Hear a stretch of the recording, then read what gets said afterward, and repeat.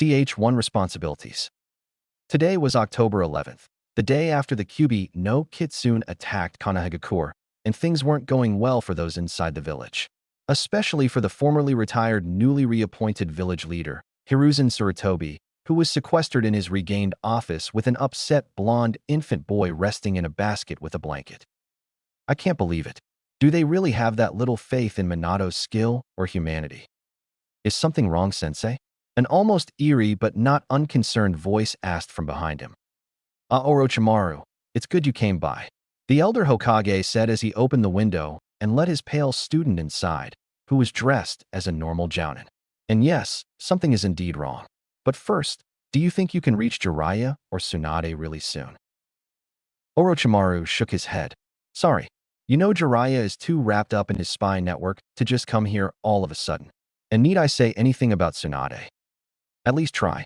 Tell them they've got a new responsibility that requires they return here ASAP. The snake Sannin sighed. I can try, but forgive me if I don't have the best confidence in what my teammates will do about it. But before I even try to, tell me what the new responsibility is first. Sarutobi nodded, knowing it would be pointless for Orochimaru to explain something to the others he himself didn't know anything about. All right, you see that young boy? He pointed to the sleeping infant. Orochimaru nodded. That's Minato's son, Naruto. Naruto Namikaze. I'm assuming it means maelstrom, not fish paste cake, right? Correct, but he won't be called Namikaze. He'll have his mother's maiden name, Uzumaki, instead. Orochimaru blinked. What for? Well, in the last war, Minato killed off a large number of IWA ninja, as if it was nothing. And they're very angry at the humiliation they've received for it. If IWA knew Minato had a living relative, they may seek out his blood and go to extreme measures for it. We can't afford to risk such an attack now or in the foreseeable future. So if his name is different, neither him or the village will be in trouble for it. Sounds good on the surface, but are you going to keep this a secret from everyone in Konoha too? Sarutobi nodded. Yes, people can't reveal a secret they don't know. So until he's the proper age, he and everyone else must remain ignorant of his heritage. Him too? What? Orochimaru asked, not seeing the logic. Kids tend to brag about themselves or their families to sound important amongst other kids. If he's ignorant too, then he can't draw too much attention to himself. Sarutobi explained. So Minato's son will have to live like a normal person? Who's going to raise him? Minato and Kushina listed Jiraiya and Tsunade as the child's godparents. Orochimaru looked surprised. Really? Why? Because they both knew and trusted your teammates, Orochimaru. It wasn't personal. Oh, I know that. And I already have a godchild. Remember Daisuke Mitarashi? Orochimaru asked. Sarutobi nodded, having seen the pale Sannin being friends with the name Jounin and his family. Sadly, he and his wife died yesterday, but they entrusted me with caring for their daughter in such an event. That's good, and Minato thought Jiraiya and Tsunade would be good for Naruto. If you can ask them to come here, that would be best. Orochimaru sighed. I can try, sensei, but remember, I don't have confidence they'll cooperate. I'll be as quick as I can, but while I'm gone, can you watch over Anko-chan for me, please? Sarutobi nodded, not seeing a problem with supervising a 6-year-old for a bit. He could make some ninjas watch over her as a D-rank mission if he needed to focus elsewhere. Orochimaru then left the building and then the village to find his teammates. They were good at hiding from those looking for them, but since he was their teammate, he would have an easier time than others. But that didn't guarantee anything. 3 days later, Orochimaru returned to the Hokage Tower, empty-handed and alone. The first thing he saw when he answered were a bunch of irritated civilians and even a few ninjas too. One of them, a ninja wearing his hitayate over his left eye, approached him. One of the Sannin is here. Perhaps you could make Hokage-sama sensible again. Sensible?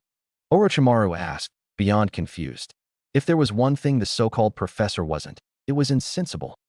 Yeah, he's been hiding up in his office for over a day and being foolish by preventing us from doing our duty. Orochimaru didn't like any of this, and even less when murmurs from the gathered people said things like kill and demon. As far as he knew, the Kyuubi had already been taken care of, so what was all the commotion about? He didn't say anything, just walked past them. The group let him pass with pleasure, figuring he was going to take care of the problem himself. Orochimaru stopped in front of the door, well aware there had to be a seal to prevent entry. So he summoned a snake and had it slip into the vents that led into the room. "Come in, Orochimaru. I'm glad you're back," Sarutobi called out after 3 minutes, knowing only one person would gain his attention with a snake that knew not to attack. The seal briefly gave out and Orochimaru entered, closing the door quickly so the seal could reactivate before anyone took the opportunity to barge in. As soon as he entered, a young girl with long, loose purple hair barreled into him. "Orokiji-san, thank Kami you're back." She was clearly crying. "What's wrong, Anko-chan?" he asked the sobbing child. He noticed the crib next to the desk, and the infant inside was asleep but didn't look comfortable. And now he could see whisker marks on the boy's face. So many bad people were here, trying to hurt the baby. They said so many bad things about him. They tried to hurt me too. Orochimaru's eyes widened, and he gave his old teacher a look that said, "Please tell me this is not true." Sarutobi sighed, and closing his eyes did nothing to comfort his student. "I'm afraid it's true." Once the council learned what had transpired with Naruto, they ordered his immediate execution. The civilians took the bait almost completely, and even some of the shinobi have too. Why the fuck would they order that? Orochimaru all but shouted, momentarily forgetting he had a child beside him. Well, Minato got rid of the Kyuubi by sealing it away inside Naruto, at the cost of his life. I told them this so they'd know not to be afraid of a repeat attack by the beast, and that the child should be considered a hero for bearing such a burden. But right away they craved his blood. Apparently, they either believe the infant is simply the fox turned into a helpless child, or Minato did this specifically so the child could be killed, thus killing the fox with it. Orochimaru wanted to throw up. Once in a while he had curious thoughts that others could consider vile, but this was barbaric. So the council that has always worked with Minato actually believes that he would wish a newborn to die just to solve a problem? And if not that he was powerful enough to change the great fox demon into a human, but not strong enough to actually kill it? With all due respect, sensei, my snakes have eaten things smarter than that. I've tried telling them the same, but they just can't see any other possibility. A few ninja have already tried to kill him at their beckoning, one being Minato's own student, claiming that's what Minato would have done if the demon hadn't killed him. If this keeps up, my hair's going to go gray faster. I've kept him here since then, and Anko-chan's been adamant about protecting him too since she's been here. For the first time, Sarutobi smiled. You should be proud of her. She took a kunai to the shoulder to protect him. Orochimaru looked down at his godchild again and saw her tenderly touch her right shoulder. With the shirt in the way, he couldn't see the bandage around it, but didn't need to. He bent down and hugged his friend's daughter. Good girl, Anko-chan. And at least you didn't get hurt worse. Orochimaru, any news regarding Jiraiya and Tsunade? Sarutobi asked. The snake Sannin tore himself away from the little girl. Sadly, no, sensei. I couldn't locate either. I checked all the nearest hot spring resorts, casinos, and bars, but got nothing. I might have searched more, but my gut told me to get back here. And I'm glad I did. Sarutobi took a puff from his pipe. This is bad. If we can't get at least one of those two back here soon, Naruto might not last much longer. Then I'll take him in for now. Sarutobi blinked, but didn't look surprised or objected. But don't you already have Anko-chan to watch over? And you were never officially declared a possible guardian for Naruto. If two Sannins aren't available, then who better than the one that is? Good point. The Sandame agreed. But still, won't having two children interfere with your work? Orochimaru tended to work with the ninja R&D division like the Naras and Akimikis when he wasn't on missions, hoping to find ways to give their shinobi advantages over others. By now, some rather unscrupulous ideas and theories had come to mind for him, and he was half willing to try them out to see if they could work. No more than one would. Besides, it won't be permanent. Tsunade may decide she's gone off on her own long enough soon and decide to settle down back here. And sooner or later Jiraiya has to come back to tell you the results of his snooping. I can watch him in the meantime. After all, I don't see anyone else volunteering that you know won't try to kill him. Sarutobi couldn't argue that point. Very well, Orochimaru. I'll allow you to be Naruto's guardian and caretaker until such time that his designated godparents can do the job instead. Also, I'm creating a few laws for Naruto's protection. No one will be allowed to talk about sealing away the Kyuubi or Naruto's connection to it. So none of the younger generation will be taught anything except that the Kyuubi was beaten by the Yondaime, with the exception of Anko-chan here for obvious reasons. This way, maybe he can live a normal life among his peers. That requires a lot of faith in the people of this village, sensei. And if what I saw outside is any sign, this boy's still going to have a hard time fitting in, especially if the parents tell their children to stay away from him. Orochimaru commented, "We'll have to cross that bridge when we come to it, and hope he can gain some friends that'll see him for him," Sarutobi said, not sounding as confident as he wanted to, which Orochimaru easily noticed. With nothing else to say, Orochimaru thanked his teacher, grabbed Naruto and Anko, and left the building through the window. No way he was going to walk through that crowd again, holding the whiskered infant. He took the two to his small, modest home and set up a futon and crib in his guest room. "Sorry, but you two will have to share a room for a little bit." Anko nodded. "That's okay, Orochimaru-san. I've been sleeping in the office with him and the old man since you left. You aren't going away again so soon, are you?" Orochimaru shook his head. "No, not until things here get settled for you two. I need to see just how many are going to try to hurt him, and you just because you know him." Again, protecting him was a very good thing to do. Anko smiled. "He's cute, especially with those whiskers." "I guess he is. I hope that's not the only reason you helped him." Anko shook her head. "Nope. I thought he might be able to be that little brother I always wanted. And if he's staying here with me, he really is." Orochimaru smiled. "I guess you're right. And as the big sister, you need to be there to keep him safe if someone tries that again. Try not to get yourself killed, though, and get me if things get ugly." "'Kay. I sure hope this works out until those two get here," Orochimaru thought. Ch2 problems. 2 years have passed since Naruto was born, and they hadn't been pleasant years for him.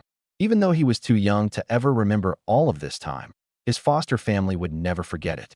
Everything that happened, or almost happened to Naruto, they either softened or took in his place, and while it hurt, in a way it brought them all closer. Tsunade still had not come back to the village or been confirmed seen in that time. Jiraiya had come back a few times to make his reports, but never stayed long enough to actually do anything about his responsibility to Naruto, even see him. At times, Orochimaru seriously wondered if the peeping Tom was even aware of it or Naruto. Sarutobi told him otherwise though a few months ago. "I managed to inform him about Minato's son being alive and reminded him of his duty." The Sandaime had explained to his one remaining student. "He says he can't simply stop what he's doing since it would take too long to get restarted once he had free time again, and he's onto something potentially vital to Konoha's safety. He doesn't like this, but feels it's best to just let things stay as they are for now." It wasn't that Orochimaru really minded having to care for Naruto, although the frequent feedings and diaper changes in the beginning had been a hassle. Outside that, he liked the boy. The sheer playful innocence of the child was a welcome change to having to deal with shinobi matters all day long, with people that long ago forgot what innocence was. And the youthful curiosity reminded him why he got into R&D in the first place, to help young ninja improve their chances of returning home alive. Over time, the concept of lengthening a ninja's lifespan sounded more tempting, and if he ever figured out a promising way, he might try it out. But now it wouldn't be just for his own benefit. Naruto and Anko both helped the pale Sannin a lot in his personal life. Because of his snake-like appearance and albino-ish complexion, Orochimaru never really had much of a social or romantic life. All of his friends were business friends he occasionally hung out with when off-duty, like his teammates or Anko's parents.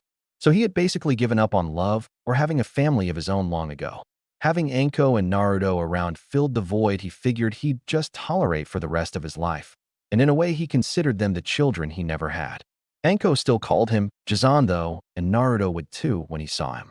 One time as a 1-year-old he hissed instead, making both Orochimaru and Anko laugh a lot. Anko missed her parents, but liked her foster uncle and brother. She was aware him being with them wasn't intended to be permanent, but decided Naruto was going to be her brother no matter what. She proved it by taking several fists and cuts for defending him, or just by being associated with him. The first few were adults which were arrested for child endangerment, but after the rest learned they encouraged their children. Many were reluctant, especially those that knew Anko before, but not all, so she became victimized all over again. Her only response, "Better me than Otudo." Orochimaru was livid about all this. Even more so when one of the babysitters early on tried to kill them both.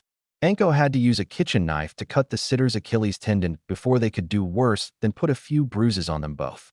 The sitter tried to press charges, but since Sarutobi handled the case, the sitter had a restraining order against the residents and occupants since then and community service. After that, he never left them with anyone without a shadow clone or a snake summon nearby. He simply couldn't trust anyone to be near them without him. At the moment, Anko, who was 8 years old now, was practicing out in her house's backyard while Naruto took a nap inside their room. The two still shared a room, which made it easier for her to defend him if anything should happen.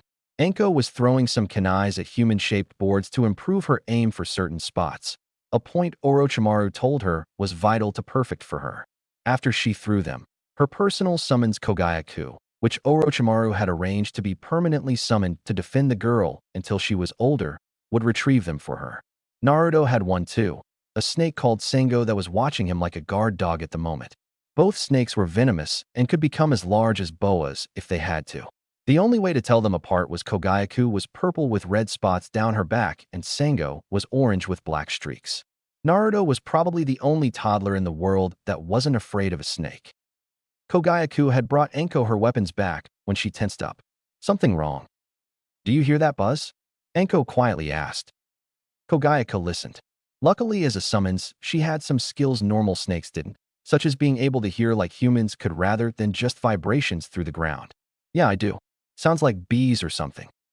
Soon they both noticed a large swarm of dangerous-sounding small insects flying towards their house and settling around the closed window of the kids' room.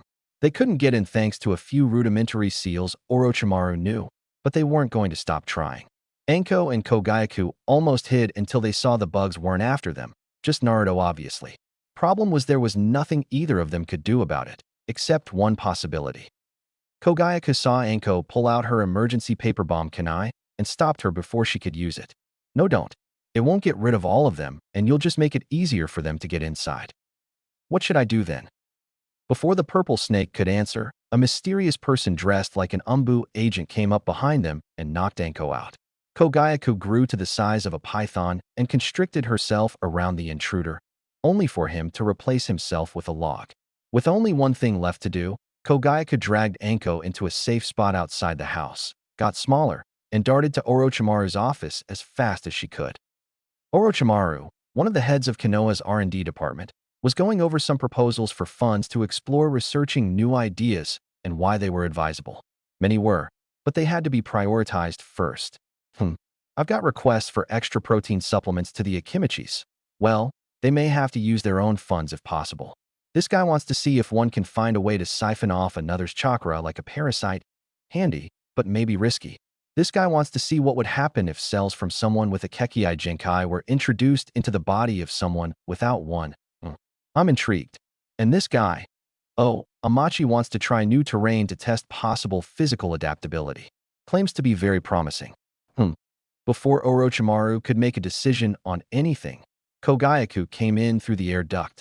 Orochimaru-sama. Danger at the house. He took the snake into his hands and shoo-shined away without a word. When he showed up in front, he immediately rushed inside and heard hissing coming from the kids' room. He went in to see Naruto sleeping, ignorant of the trouble, but Sengo was large and looking outside. Kogyaku left Orochimaru to go check on Anko. Sengo, what happened? A large swarm of bugs, acting like they were on a mission, tried to get in. And some Umbu knocked Anko-chan out, but got away before Kogyaku-san could punish them. Sounds like an aburame, but why would they do this? They've never had a problem with us before. Apparently one does. The orange snake stated hastily. Orochimaru frowned. I'm bringing this up to the Hokage. Sarutobi knew what to expect when his pale student entered his office. Well, what happened now, Orochimaru? Sensei, things are getting out of hand. The clans are now starting to act out against Naruto. They've kept their distance, probably to avoid offending me. But now a confirmed attack from an aburame shows this situation isn't getting better. A confirmed attack. How many ninjas use insect swarms? Orochimaru sarcastically asked. I see, the Sandaime responded. But can you confirm the individual? No, I cannot. But I know this won't be the last time. Sensei, I know you've done what you can for the boy, but I'm seriously reconsidering whether or not this is the best environment for him. For either of them. Sarutobi blinked. Orochimaru, that can't be done. It's not safe for them out there. It's not safe for them in here either. If anything, it's worse. Orochimaru shouted angrily. You've put in so much effort to keep Naruto from having enemies outside the village, but you keep forgetting he has them inside it too. I forget nothing, Orochimaru. Sarutobi countered sternly. I am not oblivious to the torment that has been going on at your household. Have you forgotten that all those arrested have suffered for their crimes? You have helped, but those not arrested just find new ways to hurt them, usually through their own children. Are you aware that none of the parents will let their kids play with Anko-chan anymore? Just because she's the demon's sister? She used to have a whole network of friends. Now I can count the number of kids that still dare to talk to her on one hand. And do you honestly think Naruto will be in a better situation when he's older? Does this sound like a healthy environment for them?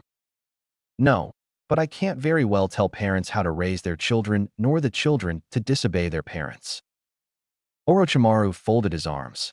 Not only that, but many of the merchants are trying things too. Anko-chan can barely buy anything unless I'm right there with her, since they won't dare overcharge or deny me.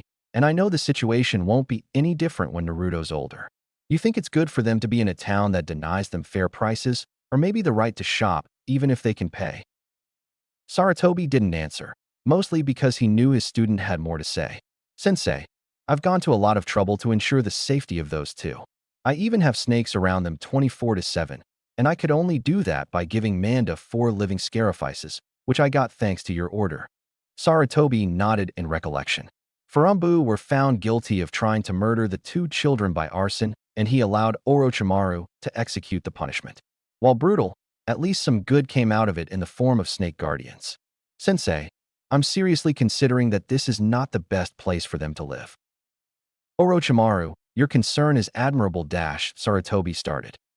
Spare me the bullshit, Sensei. I know you're going to try to convince me they're better off here. Give me one good reason why I should let them stay here any longer rather than just take them away. Simple, Sarutobi stated. Minato sacrificed his life so his son could protect this village. If you take him away from it, it will make his sacrifice meaningless. If the villagers keep trying to kill him, it'll have the same results. Orochimaru countered. If Minato could speak to you right now, what would he say? I don't know. Maybe he'd agree with you. Maybe he wouldn't. The council and citizens here have been trying to speak for Minato so much since his death, I'm almost afraid to now. But consider this, Orochimaru. You're only the acting guardian of Naruto. Jiraiya and Tsunade are still the ones with majority say regarding his whereabouts, and Jiraiya thinks that dash. Shut the fuck up, Sensei. Now Orochimaru looked pissed. How can you possibly have the nerve to say that? You actually expect me to believe that Jiraiya's opinion of Naruto's well-being outclasses mine? The one who has actually been raising the boy for the past 2 years? The man hasn't even seen Naruto in that time, and he's the one who knows best? He's not the one who's taken hits for the boy, nor has he fed or clothed or sheltered him. Hell, Sensei, you know as well as I do Anko-chan and I are the only ones who have any real claim to be the boy's family. Well, I can't argue that, but still, give the village another chance for the children to fit into. For my sake, if nothing else. Orochimaru sighed. Fine, Sensei. I'll try to tolerate this a little more. But if nothing changes for the better, I will do something about it, with your permission or not. Sarutobi slowly nodded in acceptance. Very well. Tell them hi for me. Orochimaru nodded and then poofed away, revealing he had been a shadow clone the whole time. Guess he's getting even more protective of them both. Does that make him a mother hen snake? So no luck? Danzo asked from within his secret chamber. Sorry, Danzo-sama, but the residence is better guarded than previously anticipated. Torian Aburame, a bug-wielding member of Root, answered. Damn, I figured that a Sannin would make sure his abode would be secure, but apparently he did better than I thought. Danzo mumbled in his head. But I want that tool. If I can't get it by force, maybe I have to try a different approach. Ch3 Pain. A few days later, without attacks, Orochimaru had a visitor come to him at his office. Ah, Danzo-san, what brings you here today?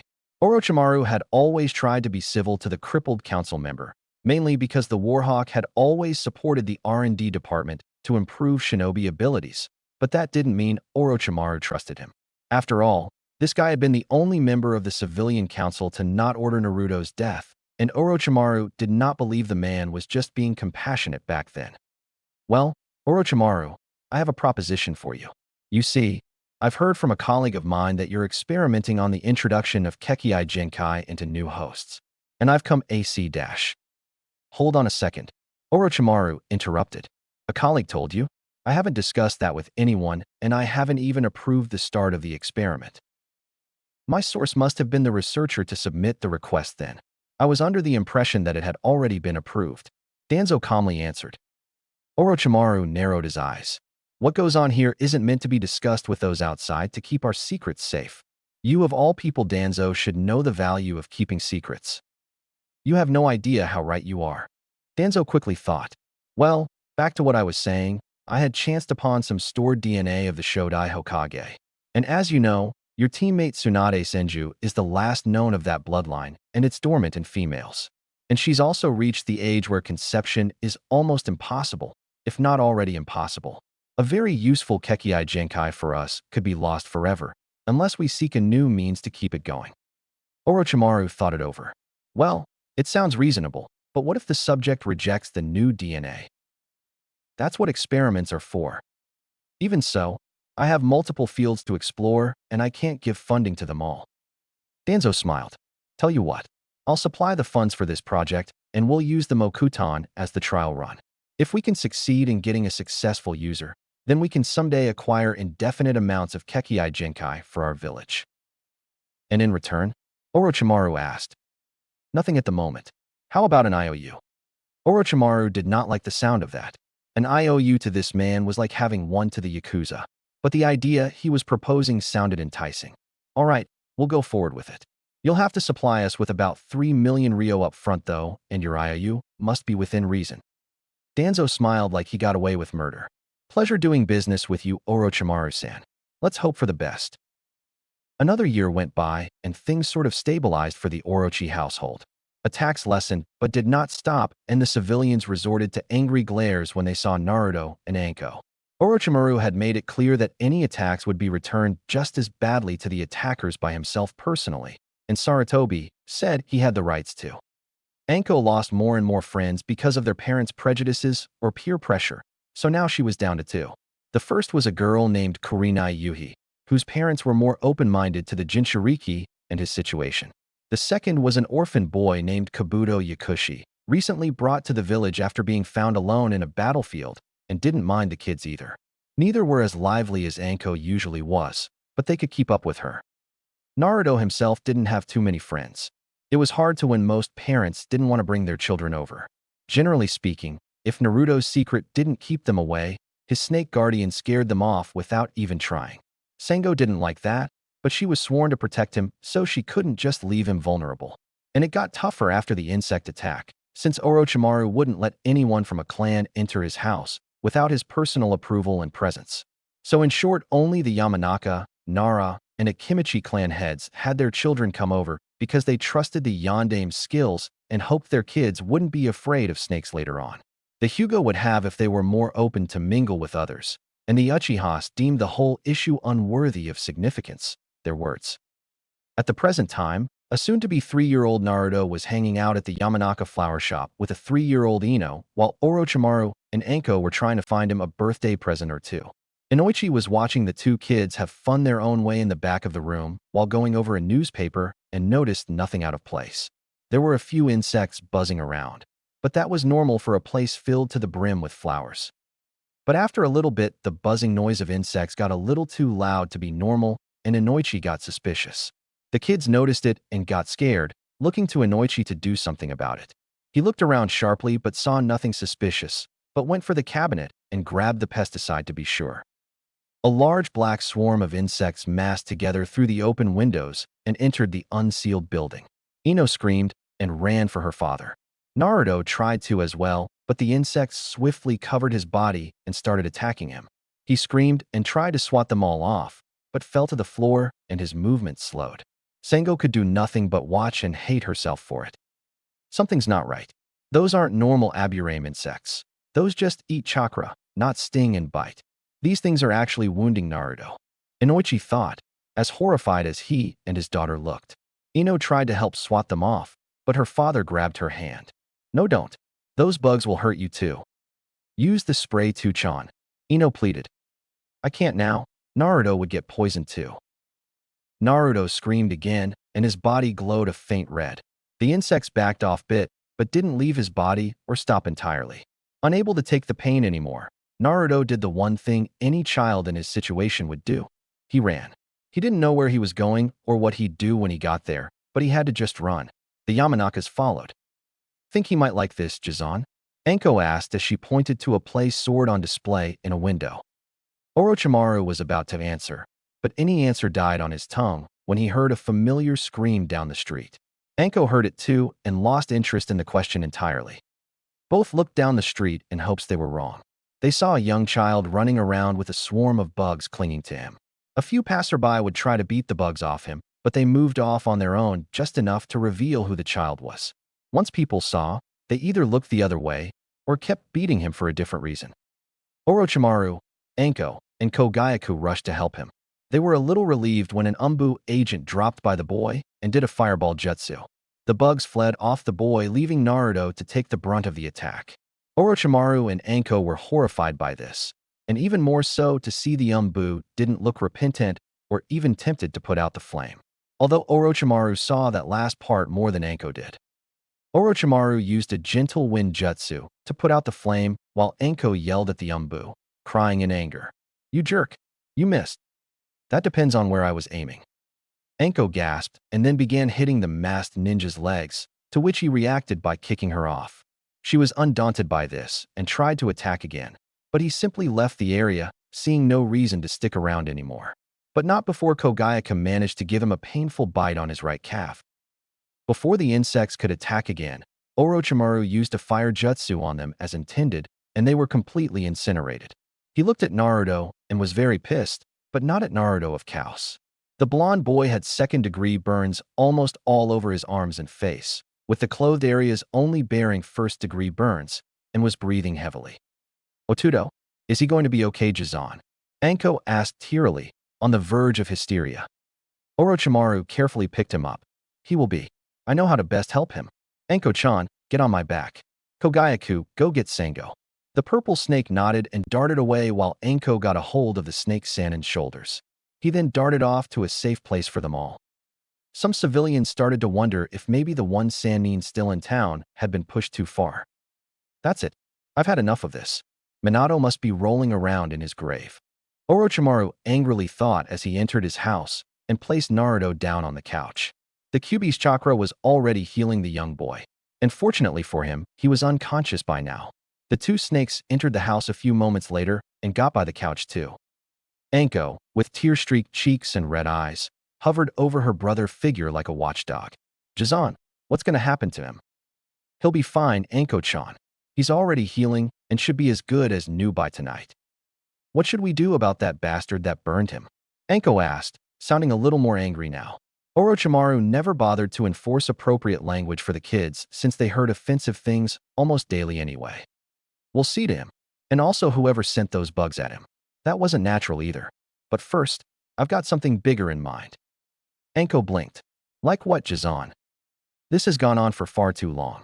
Sarutobi-sensei can't bargain his way out of this. I'm going to make sure this stops once and for all.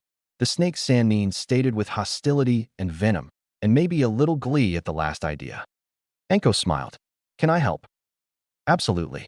But we have to act tonight, and you can't tell a soul. He told her, to which she nodded. Good.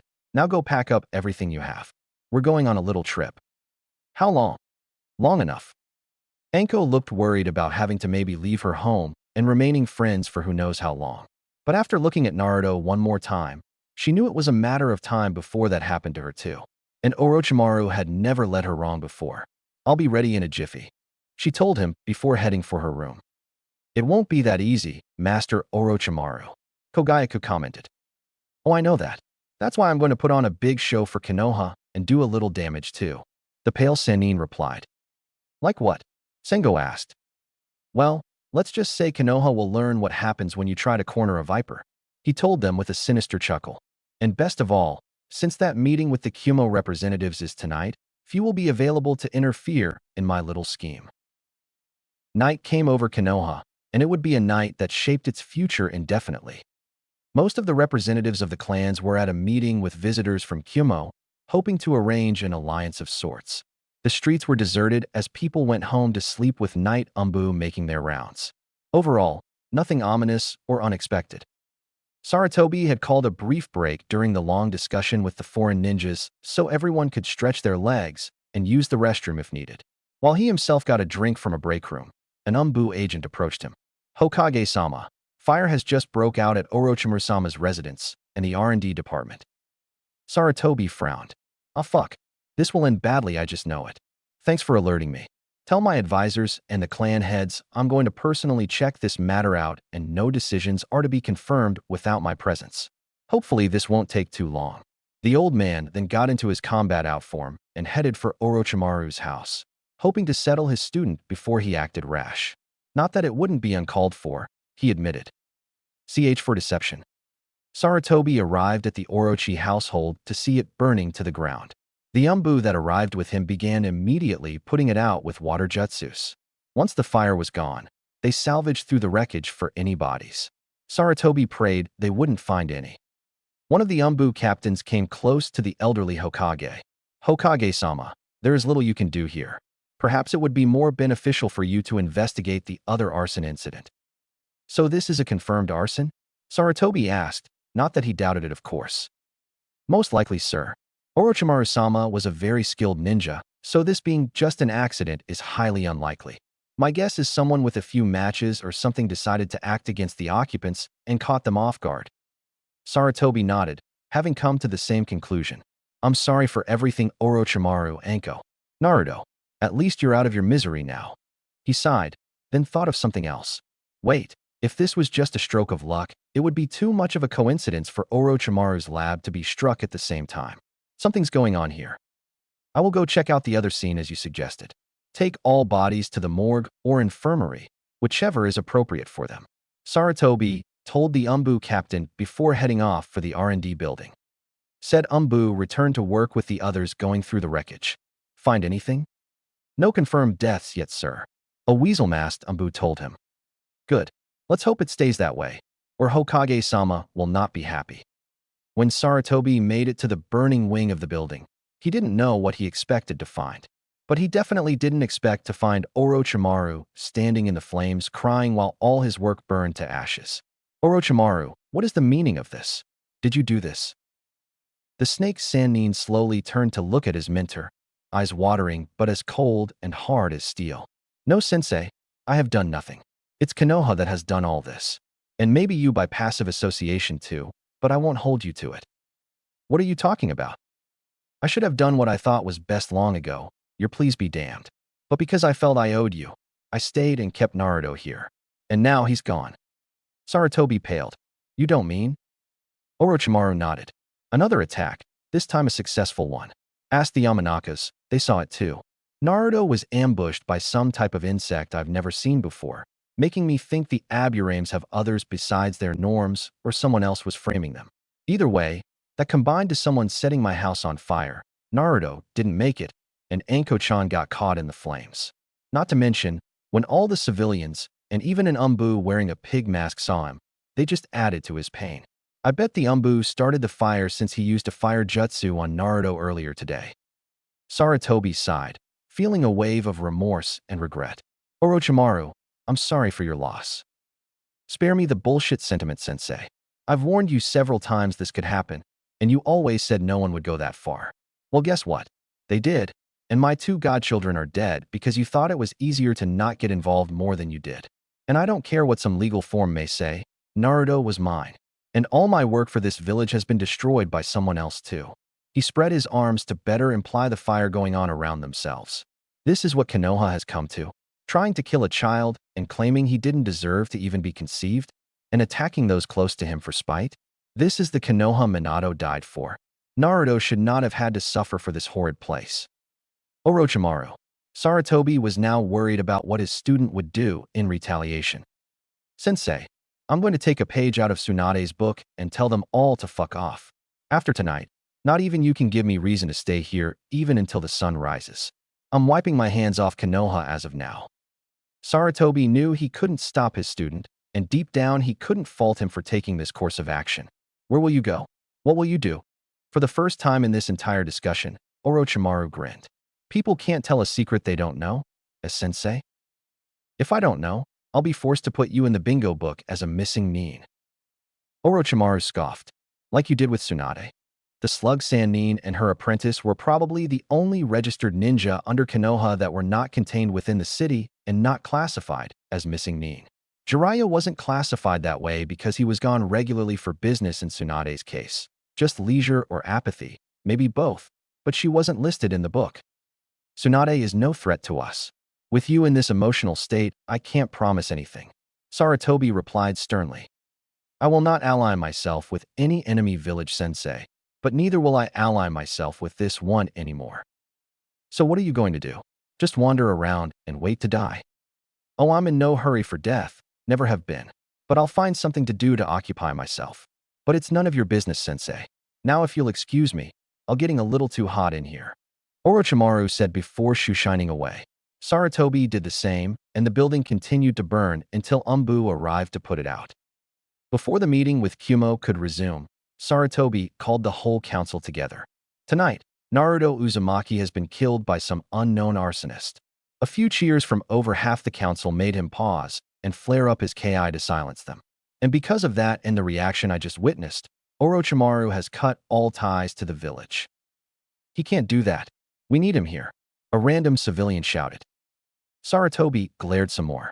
Maybe you should have thought of that before encouraging all that mistreatment amongst the kids in his care.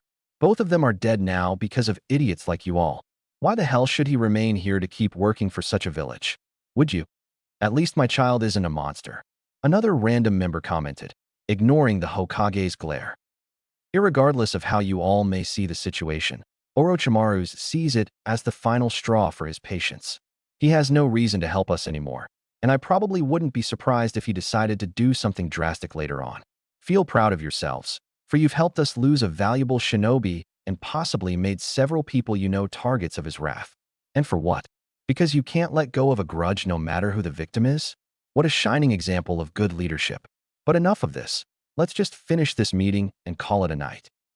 They all followed his lead, but several were already celebrating in their heads over the reported death of a blonde whiskered boy. Did it work?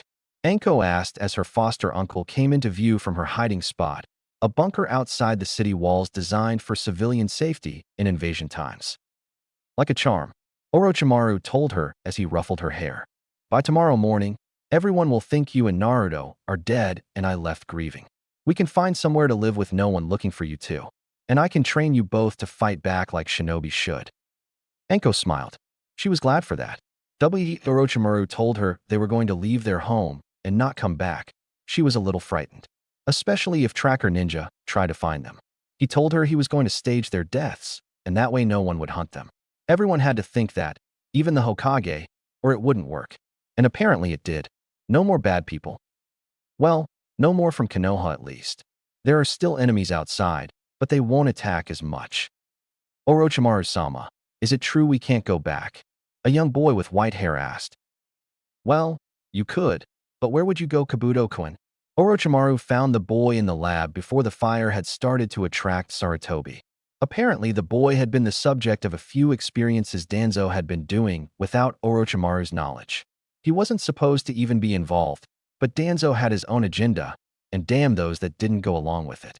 He had been trying to create many Kekkei Genkais, with just the Mokuton tests being a cover front.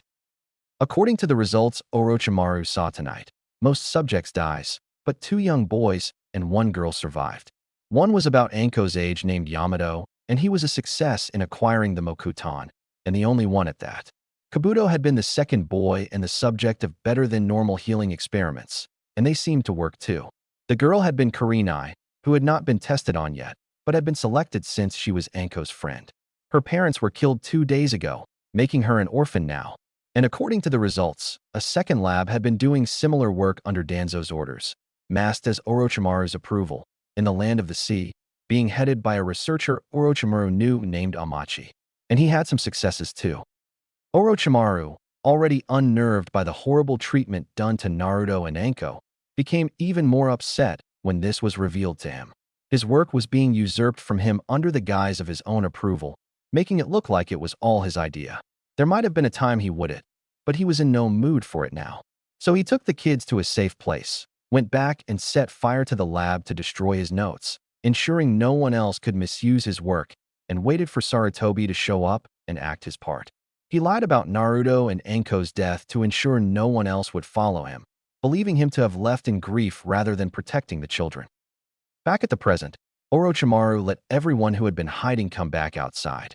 If you want to go back, Kabuto-kun, you can, as long as you swear not to say a word about tonight. Same for you, Kurenai-chan. The bespectacled boy sighed wearily. No, that's all right, Orochimaru-sama. I don't have any family there, so what do I have to go back to? Kurenai tearily nodded. Yeah, me too. Where will we go? Enko asked. Kogayaka settled on her shoulders to hear this, while Sengo did the same with Naruto. Yamato looked at the snakes wide-eyed, afraid they would bite. First, we're going to settle some business in Land of the Sea with someone misusing my work. And then we'll go somewhere I know no one we can't trust will find us there. Where? Naruto asked. I'll tell you later. Not a good idea to say too much near here, and we should get out of here. Orochimaru answered. With no other words, he picked up Naruto and placed him on his back.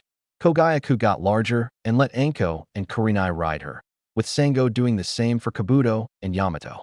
They started running or slithering away from Konoha, not sure when or if they'd ever see that village again. Orochimaru also created several shadow clones and had them run in several directions with extra summoned snakes to tag along, making it that much harder for anyone to find them. An hour later, the kids had fallen asleep, and everyone on the move slowed down a little to not disturb them too much. Kogayaka stopped completely, though, and turned her head around. Orochimaru, I smell someone coming up from behind. The pale Sannin placed Naruto on Sengo's back, getting ready to fight. He went off to get rid of this potential threat, only to find a Kumo-nin running towards Land of Lightning. He would have done nothing about it, except he saw the burlap bag the Kumo-nin carried with something moving inside it, trying to get out. Remembering the meeting that had been going on, he suspected something foul and intercepted the ninja. That had better not be what I think you have in there. None of your business, freak. The Kumo ninja told him bitterly. Orochimaru pulled out Kusanagi and stabbed the man before he could get away. He then took the bag and opened it to find a bruised and crying little girl with white eyes. So, did you decide on your own to kidnap a child, or were you ordered to? Fuck you. The Kumo-nin answered, coughing up some blood. Arakamo kicked his head, snapping his neck, then held the crying hurt girl. Don't worry, you're safe now. I'm Orochimaru. What's your name? Hi.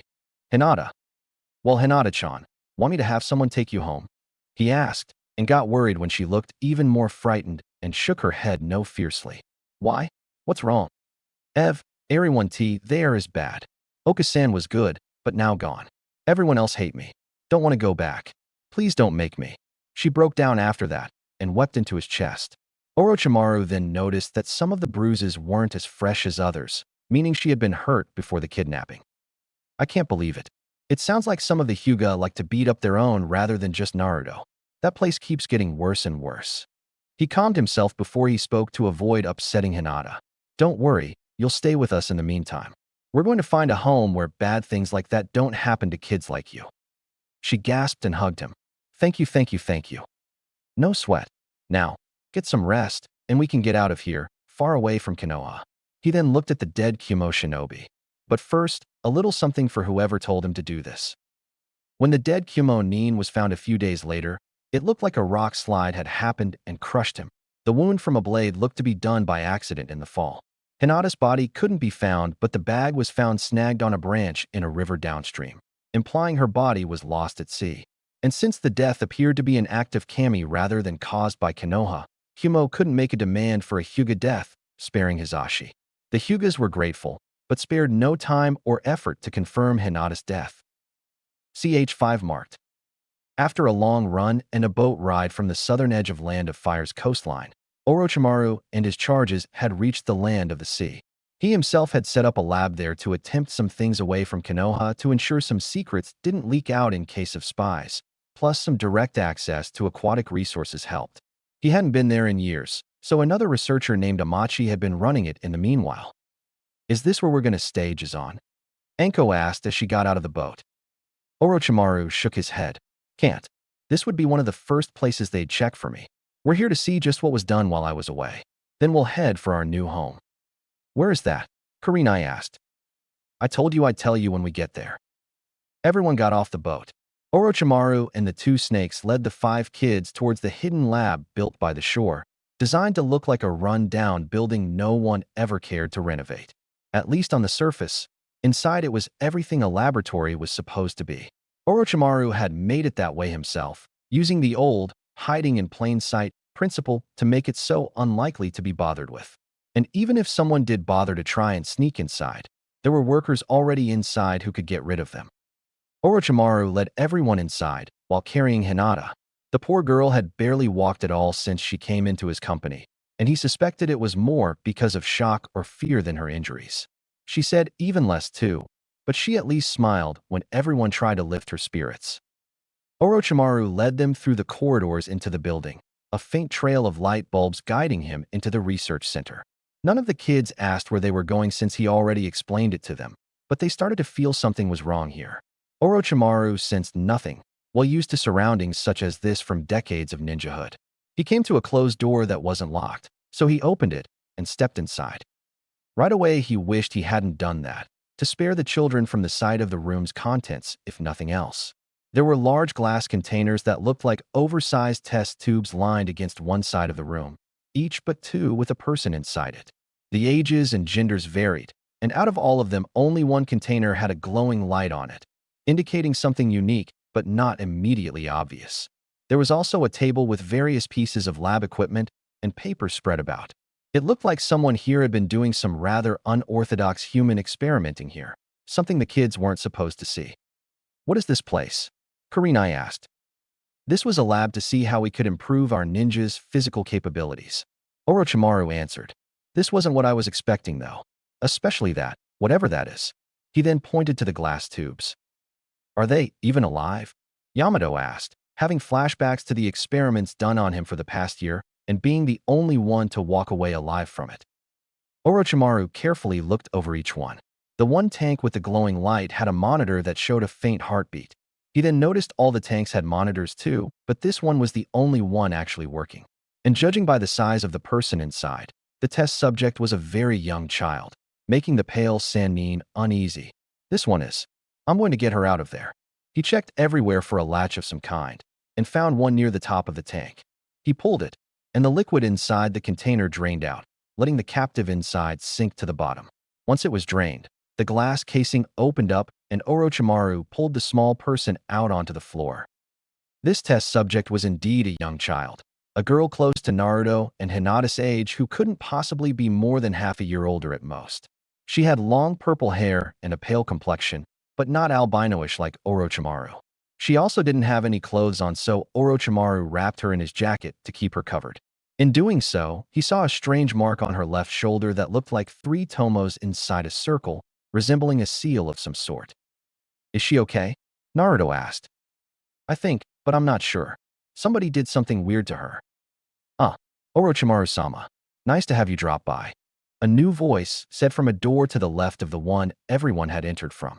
Orochimaru turned to see a thin man with white hair and a long nose standing in a lab coat with his hands behind his back.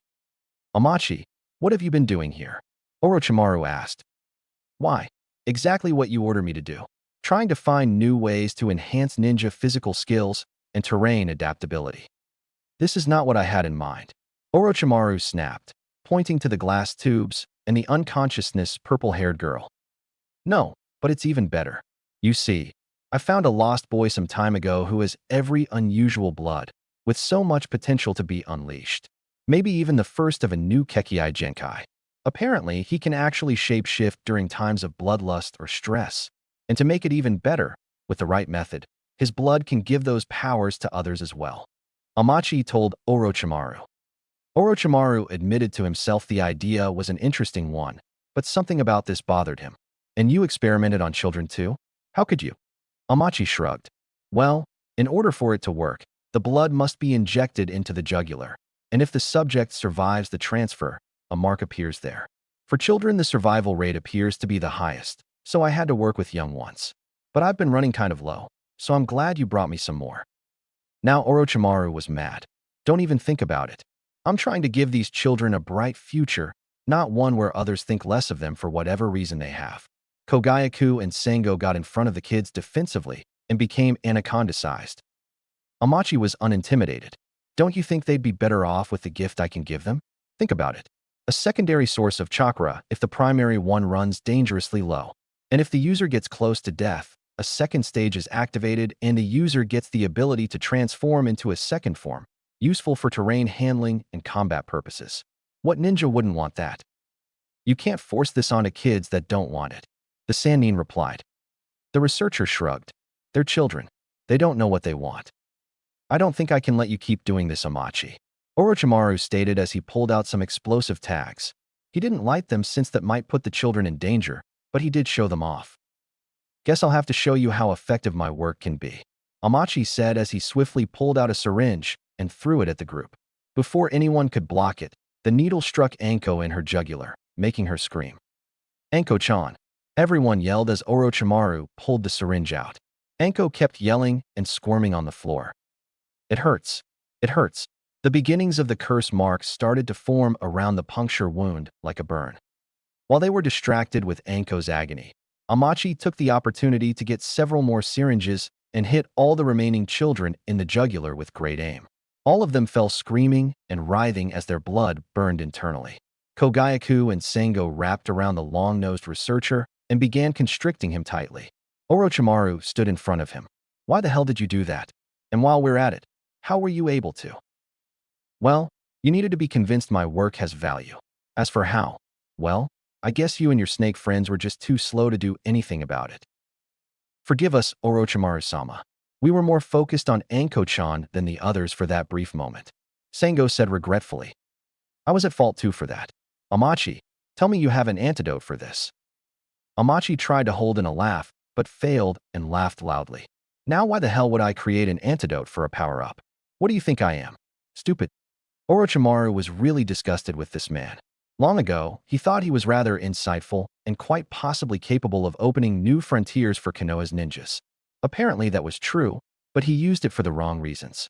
Had he been doing this to willing subjects or adults, Orochimaru might not have minded too much. In time, he would have probably used this procedure to give the village's shinobi an extra edge against their enemies. But the Sannin had several children under his care, and anybody who tried to hurt them was automatically an enemy. Kogayaku, Sengo, finish him off. The two snakes hissed happily and tightened their grip on him more and more until he was crushed thinner than a used-up toothpaste tube. Orochimaru checked on all the kids at once, first noting they had stopped screaming, just breathing deeply and asleep. On each one of their neck bases was a curse mark, 3 tomos inside a circle. Even Naruto had one. Damn, I thought maybe the Kyuubi's chakra could filter it out of his system. Wonder why it didn't. Truth was, at this point of time, all the Kyuubi's chakra could do for Naruto was heal physical wounds and nothing more. That would change as he got older, but for now to do more would be dangerous to his health. So the curse mark was there to stay.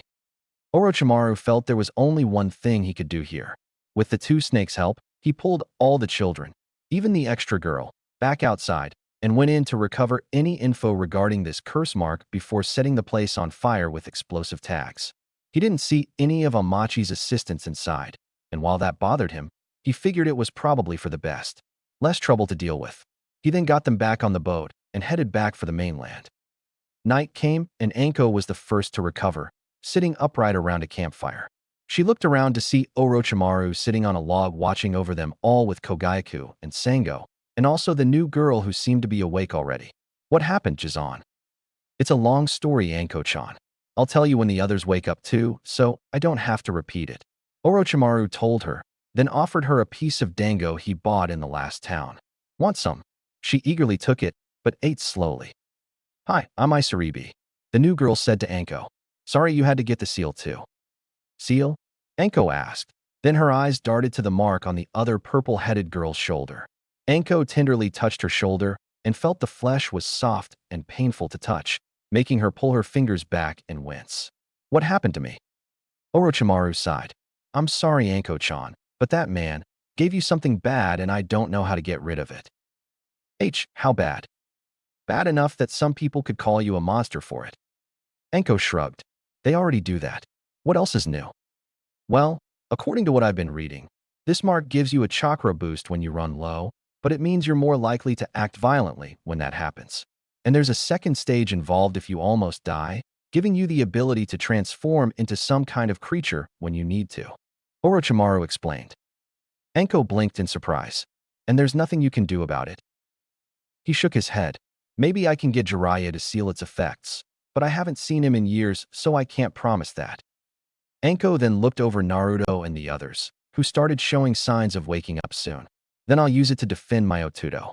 If I'm stuck with this, might as well give it a good use. Anko-chan, I wouldn't. Orochimaru started to protest, then thought it over, and slowly nodded. If that's what you want. The others woke up and Orochimaru explained to them what happened and what they involuntarily acquired. Not surprisingly, they were unhappy, but they had the same thoughts about it as Anko did. Orochimaru hoped that they wouldn't come to regret this later on. Ch6 plans. About 3 weeks after leaving Konoha, Orochimaru had finally reached his destination, a hidden underground chamber in Land of Rice Paddies. In that time, he had kept a careful eye on all the children with him, still upset at what had happened to them in Land of the Sea. The only reason it happened at all was because he hadn't been expecting it the first time and he was occupied the next time. Another reason might be that the syringes Amachi used were designed like Sanbon needles more than standard syringes with automatic injection features built in, and he did always have great aim when it came to projectiles. Orochimaru cursed himself, wishing he had only been more prepared for the long-nosed researcher to actually try something. But he wasn't, and now all the kids in his care might suffer from it. So far he hadn't seen anything negative from what he dubbed the curse mark outside an occasional brief flash of pain. He wondered if that was meant to encourage the person to use it or just a nasty side effect. The scroll with all the info regarding it didn't say much about it. It did, however, come with several sealed-up samples of the blood-based formula used to give one the mark and abilities. Orochimaru kept it around in the hopes of someday reverse engineering it and ridding the kids of it, or at the very least, have a better understanding of how it works. For the time being, he ignored that and went inside the hideout. Since it was quite dark underground, he used a fire jutsu to light the candles left on the walls to illuminate the place better. This place reminds me of those haunted houses you see in movies. Kabuto stated. Why did we come here? Kurenai asked, eyes darting around as if looking for something. A long time ago, me and my teammates found this abandoned place during an A-rank mission that was taking longer than we expected it to. We used it to hide ourselves and ambush our enemies. Afterwards, we agreed this would be our secure location to come to if we needed to go somewhere private. So only Jiraiya or Tsunade would think to come here. The one adult present explained. Are they coming? Naruto asked, not knowing who they were or his connection to them. Orochimaru sadly sighed. No, they aren't. They don't know I'm here, and I'd rather they don't find out yet. If I saw either of them soon, I'd be very mad at them. How come? All the children asked. Orochimaru wasn't going to like this, but knew it needed to be done. Naruto, I wasn't supposed to be the one to watch over you all these years. Jiraiya and Tsunade were. Naruto looked surprised. Then why didn't they? Orochimaru shrugged. I'm not entirely sure. I personally think Jiraiya just didn't want to juggle you and his work, so he chose his work first, and Tsunade was more interested in doing her own thing than taking some responsibility. If they have other reasons, I'd love to hear them, but that's all I can assume for now. Several of the kids frowned at hearing this, but Naruto just hung his head. You okay, Naruto? Said Blonde lifted his head, showing off a grin, with some small tears in the corners of his eyes. I'm fine, Jizan. At least you're here for me. Always will, kid. You can count on it. How long we gonna be here? Hinata asked. Not too long. Just long enough for me to check up an old idea of mine and see if we can go ahead with it. Orochimaru told them with a grin, making them all feel better. Later that evening, Orochimaru was seated at an old desk looking over some old papers he brought with him, with some storage scrolls next to him as well. Anko, Kurenai, Isaribi, Kabuto, and Yamato were currently looking around the place to get a better feel for it and make sure there were no unwelcome surprises there, with Kogayaku tagging along in case there were some. Hinata was currently taking a nap with Sango curled up to be the pillow, resting peacefully. Orochimaru was glad to see that since while the girl had been healing, she kept having bad dreams, presumably about what had hurt her in the first place. Naruto was awake and trying to see what Orochimaru was interested in at the moment. What ya doing, Jizan? Going over something I haven't in a long time. Like what? You probably wouldn't understand. It's boring grown-up stuff. The snake Sennin answered. Then why are you doing it if it's boring? Naruto innocently asked. Boring for you, not me. And hopefully, not the daimyo of this country either. Orochimaru corrected. Why? Let's just say that if he agrees with me, then we'll be secure for years to come. Orochimaru explained as best he could without revealing too much. I can't tell you more than that, sorry. Naruto looked upset but didn't argue, and decided to just pace around until the others returned. Excuse me, Daimyo-sama, but you have some visitors. A guard at the place of the daimyo of Land of Rice Paddies told the ruler as he entered the throne room. Visitors? I'm not expecting anyone. Who are they? The ruler of the country asked. He was tall, thin, with brown hair beginning to gray, and a small beard, wearing a black royal kimono with a pattern for a rice farm sewn onto it. The one adult present claims to be one of the Sannin of Land of Fire. His physical description matches that of the snake summoner, and the fact that he has talking snakes with him adds to that confirmation. The daimyo rubbed his chin in thought. Interesting, a Sannin wishes to see me. Wonder what for. He then caught something else. Why did you say the one adult present? He has several children in his care, Daimyo-sama. 7 to be exact. The guard answered. Why would he bring children here? I don't know, but I feel that may be part of whatever he seeks an audience with over. The daimyo thought over it some more. Very well, let them enter. Tell the guards they should keep watch, but not overly hostile until any threat is apparent. The guard nodded and left the chamber. A moment later, Orochimaru entered, followed by Naruto, Hinata, Isaribi, Anko, Kurenai, Kabuto, Yamato, and the 2 snakes. Sannin-sen, I presume? The ruler asked. Orochimaru nodded. My name is Orochimaru, for your convenience. If you don't mind, may I ask for you to remove your summons, as they may be viewed as a threat here. Orochimaru shook his head. That is non-negotiable, Daimyo-sama. These 2 are here to protect my 2 godchildren and their friends, and I'm not getting rid of their security while in new territory. As long as nobody moves to strike these children, you have nothing to fear from these 2 serpents. The daimyo seemed reluctant, but later nodded. With that out of the way, to what do I owe the pleasure of this visit from one of the most esteemed shinobi in the known world? To be direct, I wish to start a hidden village here. The ruler flinched in surprise, never expecting to hear something like that. A hidden village? Here? Don't get me wrong. I've been hoping to get one started myself, so all the shinobi clans here have a place to live and practice their art. But why would you be interested in such a thing? Especially considering the Sannin are connected to Konoha and Land of Fire. I've wiped my hands off that place, and wish to have a new home for those in my care. Konoha is not fit for them. And since I'm more familiar with this country than any other, besides Land of Fire obviously, I could easily call this one my next home. Also, I don't think I could join a hidden village that already exists without alerting Konoha to my presence, and thus undoing all my efforts to guard these kids. Orochimaru explained. The daimyo looked confused. You make it sound like Konoha is a threat to these kids. I find that hard to believe. Orochimaru gave a brief look over the kids, who looked up at him, staying silent as they had been told to do. He then turned back to the ruler of the country. Daimyo-sama, what would you do if I told you each one of these children, to some degree, some more than others, had their human rights violated? The daimyo looked mortified. Violated? Someone would do such a thing to children. He then took a deep breath and closed his eyes, recomposing himself, before opening them again and clasping his hands together. You have my attention. Now explain. Orochimaru grinned lightly, but then lost it as he began his story. Well, to start off lightly, a man named Danzo that I knew back in Konoha helped fund research to improve shinobi abilities. Apparently that was a front for involuntarily subjecting orphans, and even kids with families if he could get away with it, to tests in attempts to give them Kekkei Genkais. Most did not survive, but I have 3 survivors here with me. Kabuto and Yamato raised their hands to indicate themselves, but Kurenai did not. He patted her on the shoulder though. This girl here so far was not actually used yet, but next in line for a test. As far as we can tell, that is. It is possible he may have done something to her, and she blocked out the memory. Kurenai looked frightened now. Orochimaru then got behind Isaribi. This girl here was kept captive inside a glass tube in an island lab where a man I once thought of as a respectable colleague did the same thing as Danzo, just more specialized, making me suspect the 2 were in cahoots. Anyway, he forced a potentially lethal ability onto her, and did the same with all the children here. I wasn't expecting him to do something like that, so I couldn't react quick enough to stop him. Pardon me, Orochimaru-sama. The daimyo interjected. Are you telling me all these children had a Kekkei Genkai forced onto them? The Sannin nodded. How bad is this Kekkei Genkai that's gotten you worked up?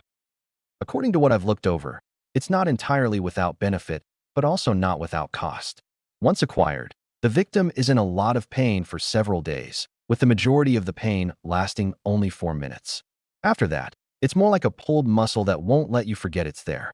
And it sort of enhances one's berserker tendencies when in a tight spot, meaning they may put themselves in unnecessarily risky situations. The daimyo thought it over. Is that the worst of this? Because, forgive me if I'm wrong, this doesn't sound as tragic as you make it out to be. The older kids frowned at hearing this, but Orochimaru held out his arms. Settle down, guys. He doesn't know the whole story yet. He then turned to look at the daimyo again.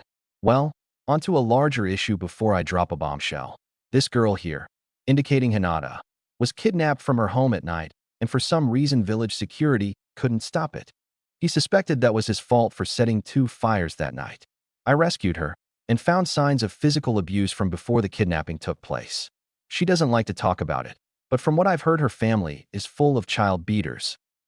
The daimyo silently gasped and looked to Hinata for confirmation or denial.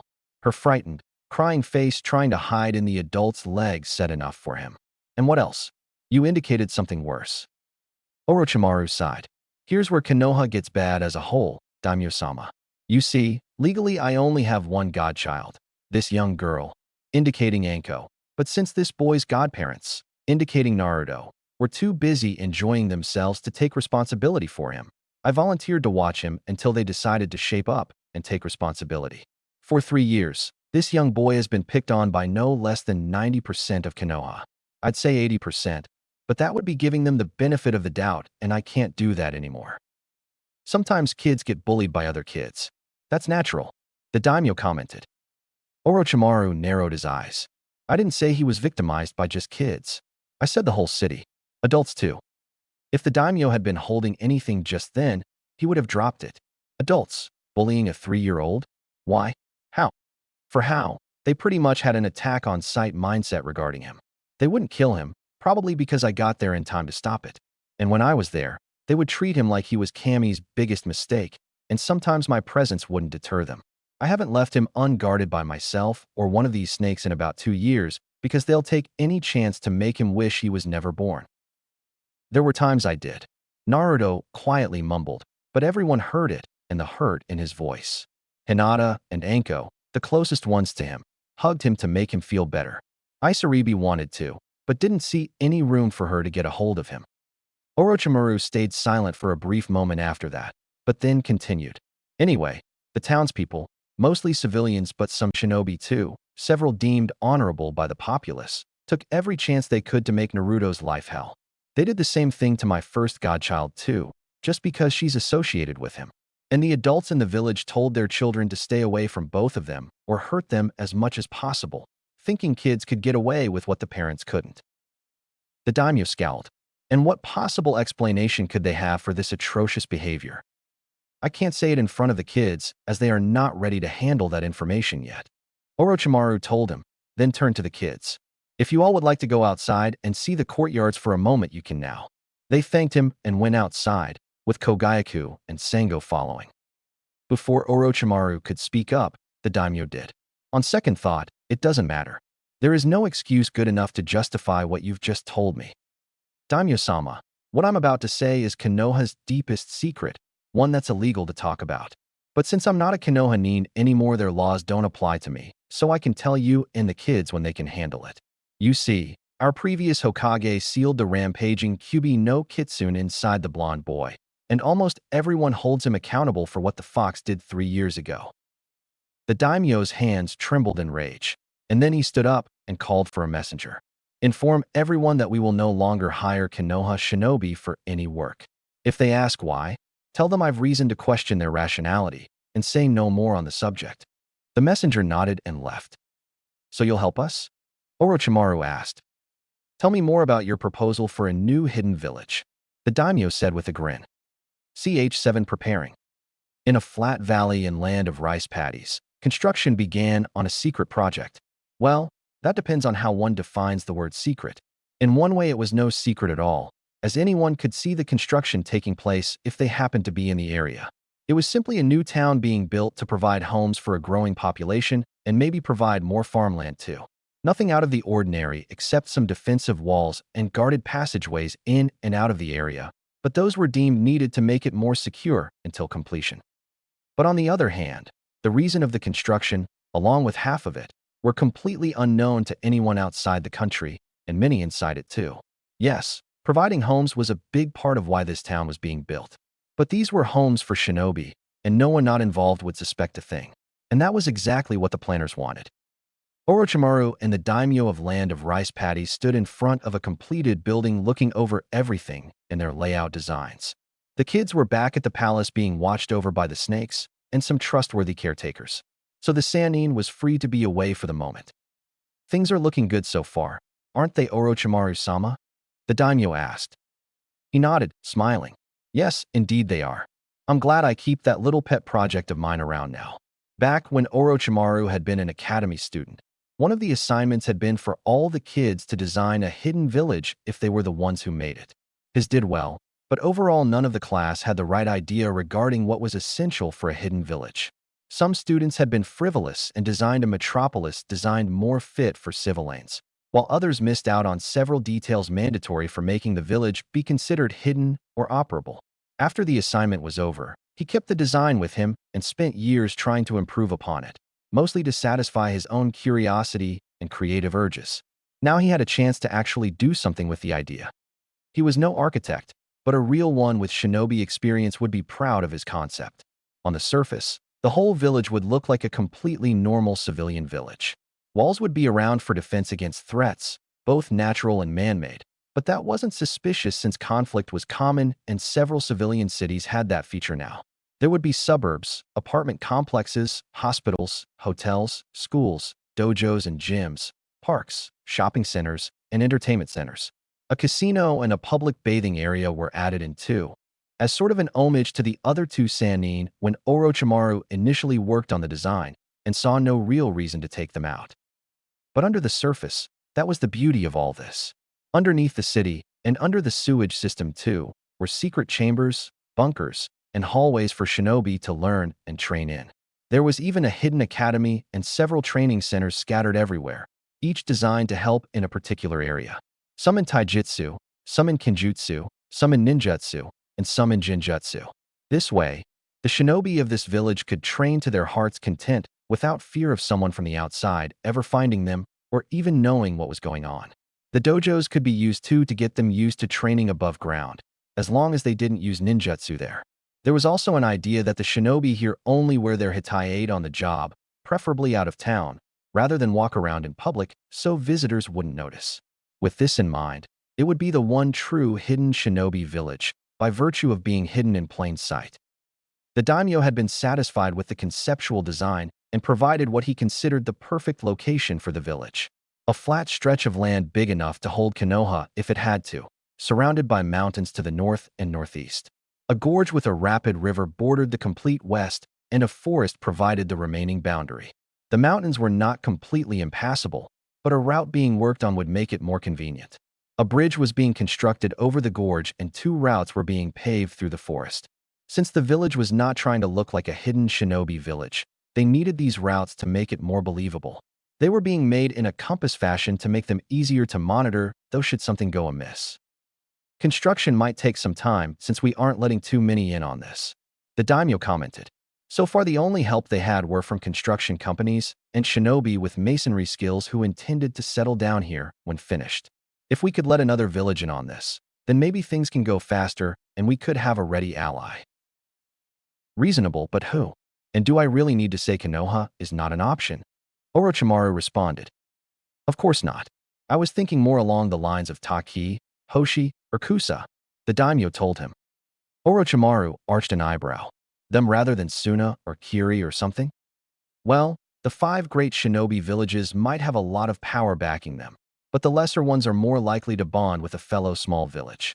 Allying ourselves with them will make forming alliances with other villages easier too. And they're eager for business since they're often overlooked by clients in favor of the bigger ones.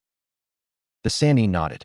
Maybe, but having one of the major villages help might be a good thing, especially if we need the manpower against Konoha. This time the daimyo arched an eyebrow. Do you intend to go to war with your old home? At the moment, no. However, if they happen to discover my group is here, Naruto-kun and Anko-chan in particular, I'm sure they will cause trouble over it. And I'd rather be prepared for the worst. Suna would be the best option as they're the closest. IWA a close second, but I'd rather not risk their involvement either if I can help it. Because of young Naruto, am I right? The daimyo asked, having been told about Naruto's heritage to explain his situation better. Yes, until I'm certain of their overall attitude towards Minato, I can't verify if they would be a threat or not. Most likely they are, since Minato did not die that long ago, and one could not ask without raising suspicions they would look into. It might be years before anyone can. Orochimaru stated. Reasonable, the daimyo mused. So shall we stick with Suna and maybe one or two of the smaller villages? Let's see how much we can do on our own first, the Sannin suggested. Besides, the underground network has to be completed first, and it's best if only our forces has a good feel for that area. What we really need are some established clans to settle down here.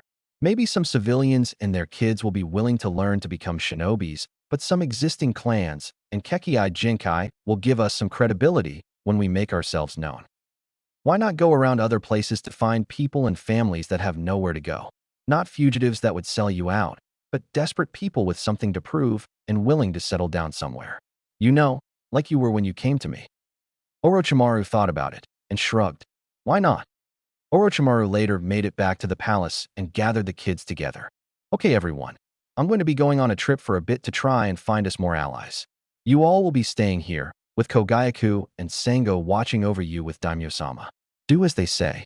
Everyone nodded, and he handed Anko something that looked like a paper bomb. Hopefully nothing bad will happen, but just in case something does happen, put some blood on this. That'll summon Manda to protect you guys, but it'll only work once. Do not use it for anything short of an emergency, got it? Anko nodded and pocketed the paper. Good. I'll be back as soon as I can. Stay safe. With that, the snake Sannin left for parts unknown.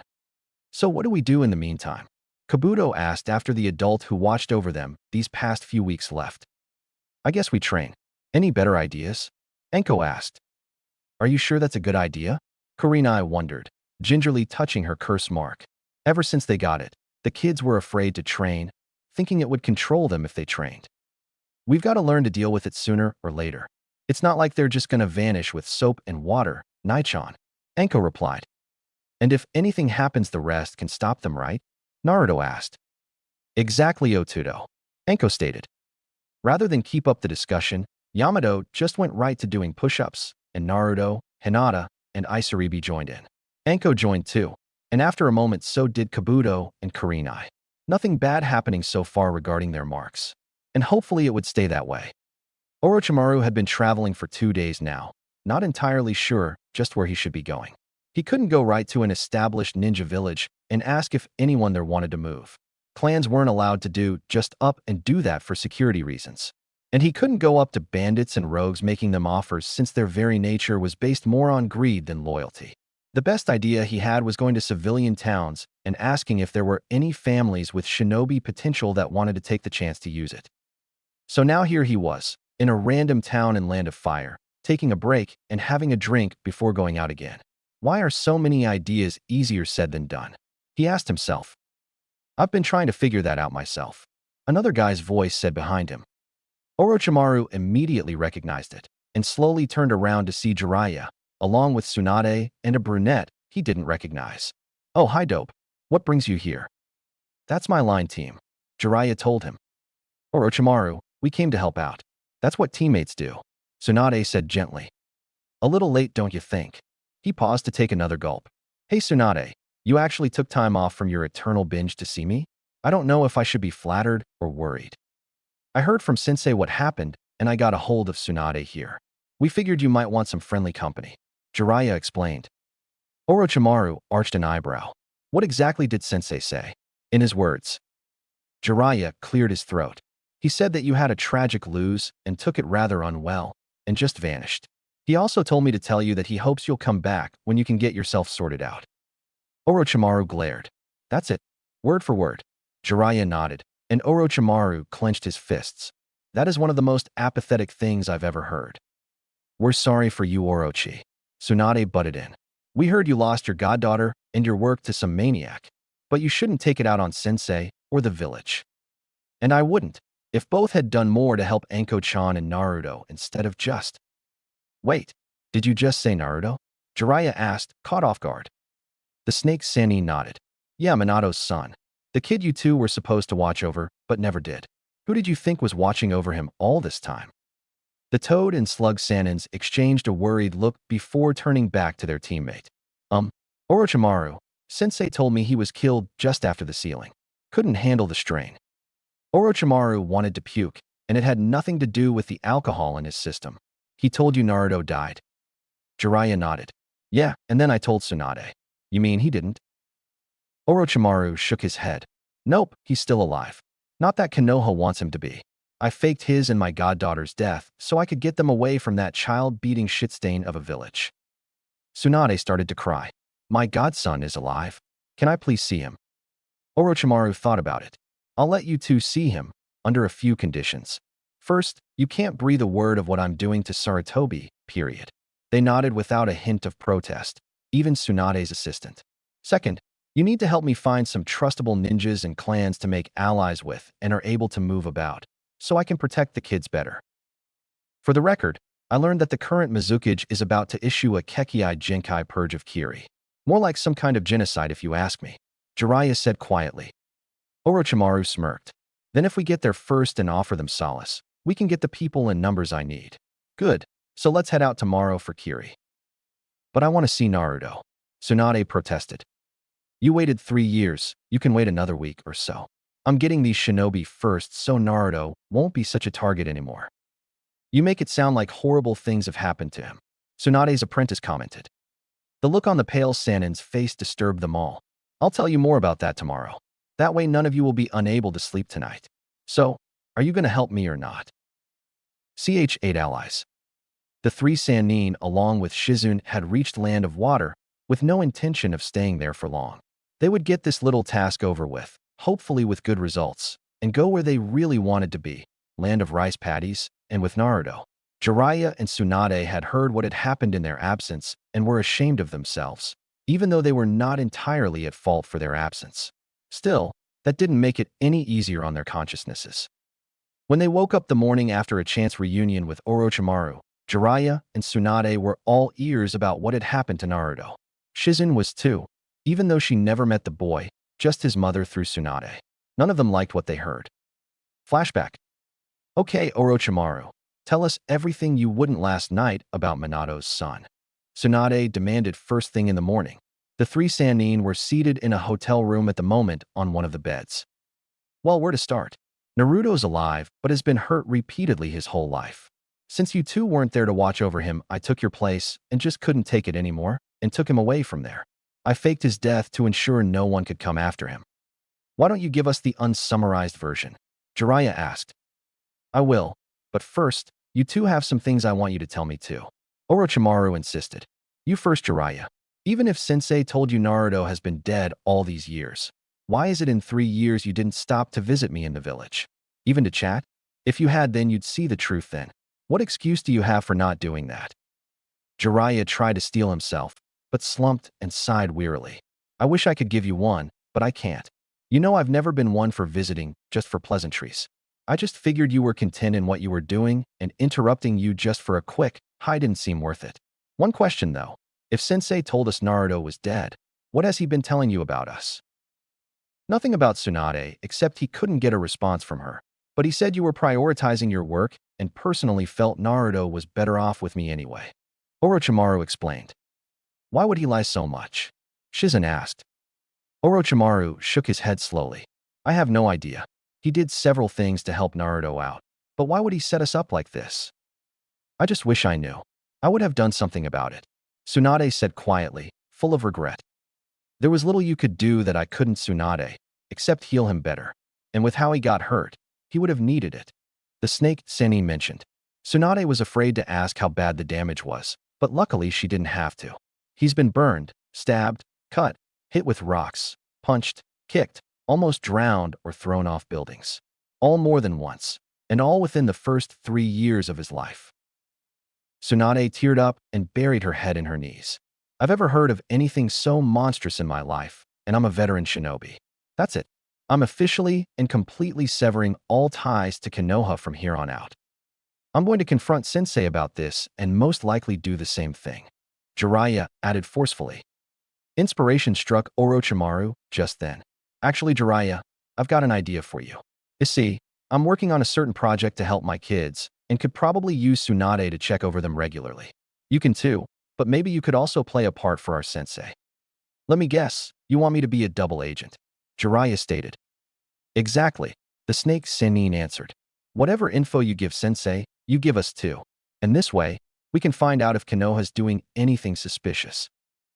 For example, Jiraiya asked for clarification. Well, like whether or not anyone's trying to find Naruto, or maybe they have hostile intentions towards the new hidden village. Anything that could prove more risk for Naruto later on. I agree, it's a good plan, Tsunade claimed. Jiraiya sighed.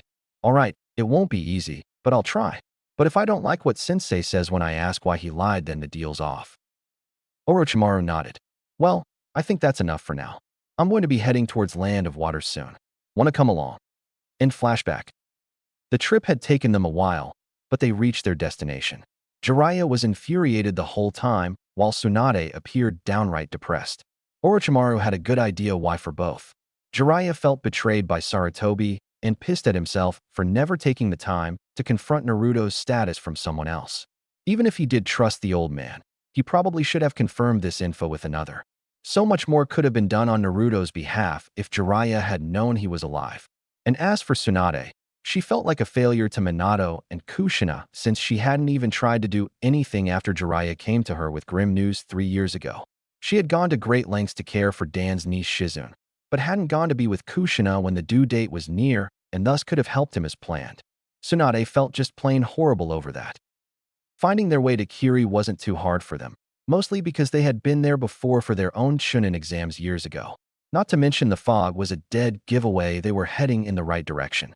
When they got to the edges of the village, they hid in some trees rather than just enter. Shizune was currently hiding in a small den in the ground they could get back to later. Jiraiya summoned 2 small toads. You two check out the area. Let me know if you spot anything hinting to killing a lot of the residents. The toads departed and entered the misty village. You sure it'll be that obvious? Tsunade asked. You can't have whole clans be slaughtered and keep it a secret, Jiraiya commented. They waited for a while, but not as long as they initially expected when the toads came back. We saw a ton of people tied to posts being kept in some sort of prison yard, as if they were going to be executed. Most of them looked unconscious and none smelled dead, but we couldn't get close enough to confirm that with the guards around there. Jiraiya shared a look with his teammates. Not very discreet. I know this village has taken a turn towards being more vicious lately, but I figured they wouldn't make a spectacle out of something like this. Well, let's go see them ourselves and make them an offer, Orochimaru suggested. There are guards posted just so you know, so it won't be that simple, the toad told them. We've got our ways, Orochimaru commented with a grin. When the Sannin snuck towards the wall surrounding the prison yard, Tsunade summoned 2 slugs and had them approach the nearest guards. Once the guards saw the gastropods, they spewed some non-lethal toxins at them, knocking them unconscious for about 2 hours. Tsunade and her slugs repeated this one more time on another pair of guards to make their entry less noticeable. Once they felt confident, the 3 shinobi sneaked inside. There they saw numerous people of various ages and genders tied up like they were going to be crucified. Some of them even had blindfolds on, implying they had jujutsus. There were even a few children and at least 1 pregnant woman tied up here, showing that the current Mizukage was completely apathetic to them all. None of them looked dead, but few of them even looked conscious now. Dear Kami, Tsunade gasped. Why are they doing such a thing? For some reason, the Mizukage began spreading anti-Kekkei Genkai propaganda here, claiming it's a crime of nature and a sign of demonic heritage. Considering I once heard that Kekkei Genkais originated from Jinchurikis, I could understand that, but they've gone so far as to make it a witch hunt here. Personally, I believe that the Mizukage is intimidated by them all. Jiraiya quietly thought out loud. Well, I don't care about that. Let's see if they're willing to hear us out, Orochimaru stated. He then carefully and quietly approached one of the conscious prisoners, followed by his teammates. Who are you? What do you want? The prisoner quietly asked, more out of fear than anything else. This one was a man with a white shirt, a navy blue hakama, and no footwear on. His hair was blue-tinted black and cut really short. I'm here to make all you an offer. Take it, and you'll live like you always have been. Refuse, and you'll stay here. Orochimaru answered. What are you, a devil? Like I really have an option when it comes to that. Just what's in it for you? I'm creating a new hidden village and hoping to find some people to live in it with skills to offer. I'm sure at least some people here would rather live there than die here. The snake Sannin told him. Wait, did you just say you could save us? A woman with long brown hair who looked like she was playing dead suddenly spoke up. The Sannin nodded. Please, take me and my daughter out of here. I don't want to die. A few other voices rose and announced their desires to flee, all keeping quiet to avoid unwanted attraction from the guards. Okay, we'll cut you all down from these posts. Those that want to escape with us get behind us, and those that would rather stay here can. Fair enough, Jiraiya asked. There were no objections. With the help of some shadow clones, the Sannin were able to untie everyone in the prison yard. Apparently, none of the captives decided it was better to remain in Kiri and risk delaying execution, so all 214 prisoners unanimously decided to become citizens of the newest shinobi village in the land of rice paddies. Far away enough to ensure their safety from Kiri's influence, and enough people to make the new village have a good start. Before the Sannin and the prisoners could escape the prison yard, some of the guards spotted them. 3 guards with Kiri Kitayatesh stood at the gate brandishing swords. What the hell is going on here? One of them shouted. The first prisoner the Sannin spoke to rushed over to these guards and activated his Kekkei Genkai. Apparently, he had one that made his skin become like armor, and he had some pin-up rage to release now. Covered entirely in his armor, he punched each one of them and broke their swords as they tried to strike him. His punches were like being hit with a hammer, making all 3 guards collapse. When done, he turned to face everyone else. We gotta hurry. No time to be sneaky about it. So let's just scram. With that, everyone ran out of there like a frightened herd of wildebeests. Tsunade made sure to grab Shizune before they left her behind. More guards were alerted and tried to stop them, but those with active battle-ready Kekkei Genkais fought back mercilessly. Orochimaru had many snakes the size of giant anacondas defend them too. Tsunade had some slugs spray various venoms at their antagonizers, and Jiraiya had some small toads spit out oil to make pursuit difficult and to burn anyone unlucky enough to get covered in it. Oddly, at least one of the guards actually helped them out by showing them the best way out of the village. He was tall with a bandaged face and gray camouflage pants on, and he wielded a large black sword single-handedly. He was apparently one of the assigned shinobi who disagreed with the Mizukage's orders and didn't want to stay under his authority anymore. He was also probably one of the few who would join them that didn't actually have a Kekkei Genkai, but not the only one. A few normal people joined the escape too, fearing the Mizukage would target them later on for some reason. By the stroke of midnight, the 3 Sannin and over 200 people formerly of Kirigakure had reached the shore and got on several ships already arranged for them to leave in. Before they could be pursued any further, Orochimaru had some sea snakes take care of anyone who might try to follow them to the mainland. As a result, they reached land of rice paddies undisturbed within 4 weeks. Ch9 explaining. Once Jiraiya and Tsunade reached the palace of the Emperor of Land of Rice Paddies, they both had only one thought cross their minds. Where is Naruto? Orochimaru could tell this and felt he should just let them, but since Naruto was bound to be watched over by one of the 2 snakes, they couldn't just go up to him. So he had to let Sengo, and maybe Kogayaka too, know about this before he told the daimyo anything. After checking a few major rooms, they stumbled upon a shallow pool in one of the yards of the palace and saw 2 children playing in the shallow end. One was a girl with short black hair that had a bluish tint to it, and the other was a boy that looked exactly like a young Minato with 6 whiskers. No question who that boy could possibly be. Naruto. Tsunade shouted happily before she darted out to hug the boy she thought had been dead for 3 years. However, her path became blocked by an orange and black snake the size of a large boa, and it did not look pleased. Sengo, stand down. These 2 can see him, Orochimaru told the snake. All right, sir, but I shall keep watch over him still, Sengo stated. Orochimaru nodded, showing his 2 teammates they could proceed. Just remember, guys, he's young and not used to strangers approaching him with good intentions, so you might want to restrain yourselves a bit for now. Tsunade and Jiraiya tried to keep that in mind while they tepidly approached the pool. The kids obviously saw them and stopped playing to watch the new adults, who could now see the girl was a Hyuga. Hi, are you 2 Jizan's friends? Naruto asked with a polite smile. Tsunade couldn't restrain herself any longer and reached out to hug him. She got into the pool and went right up to the young boy and enveloped him in a soft embrace, surprising both kids. Fortunately, neither screamed or anything like that.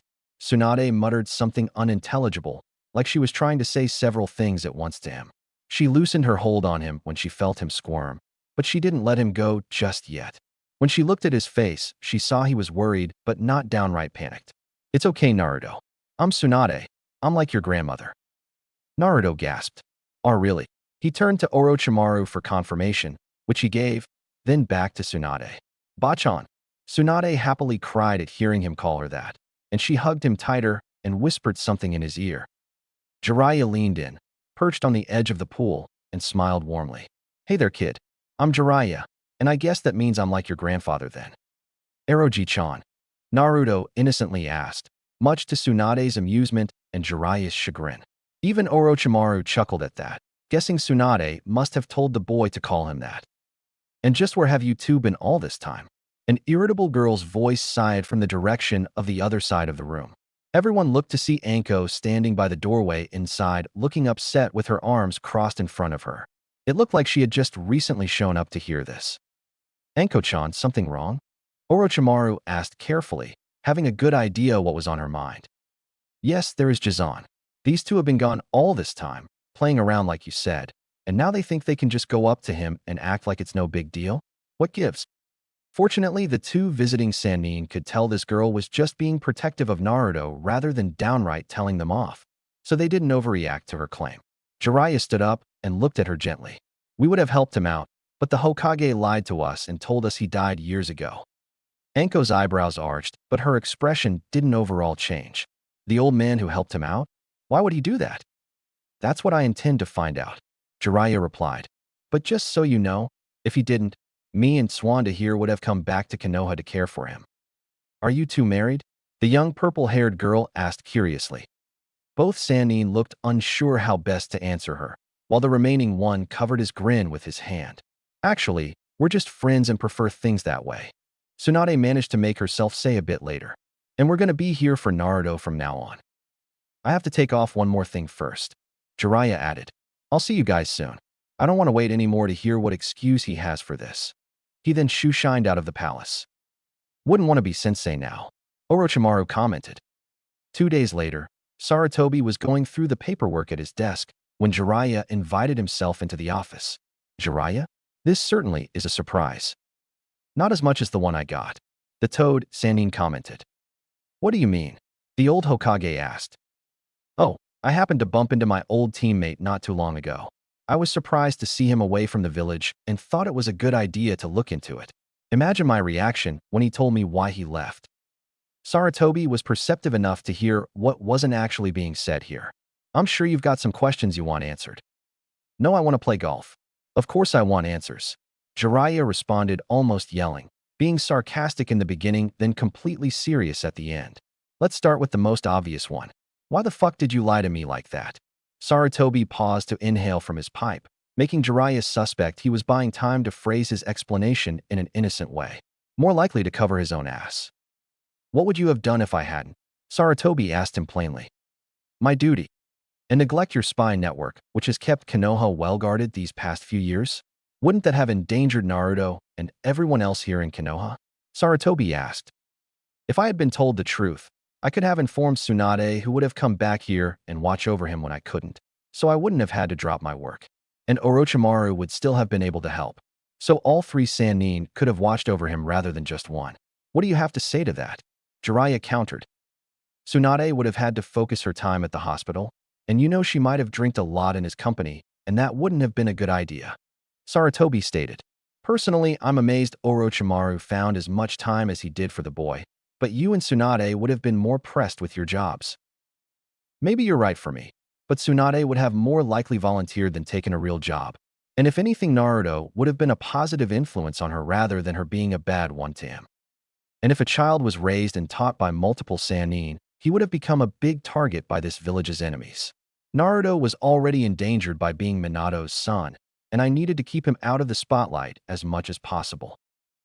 Jiraiya snorted angrily.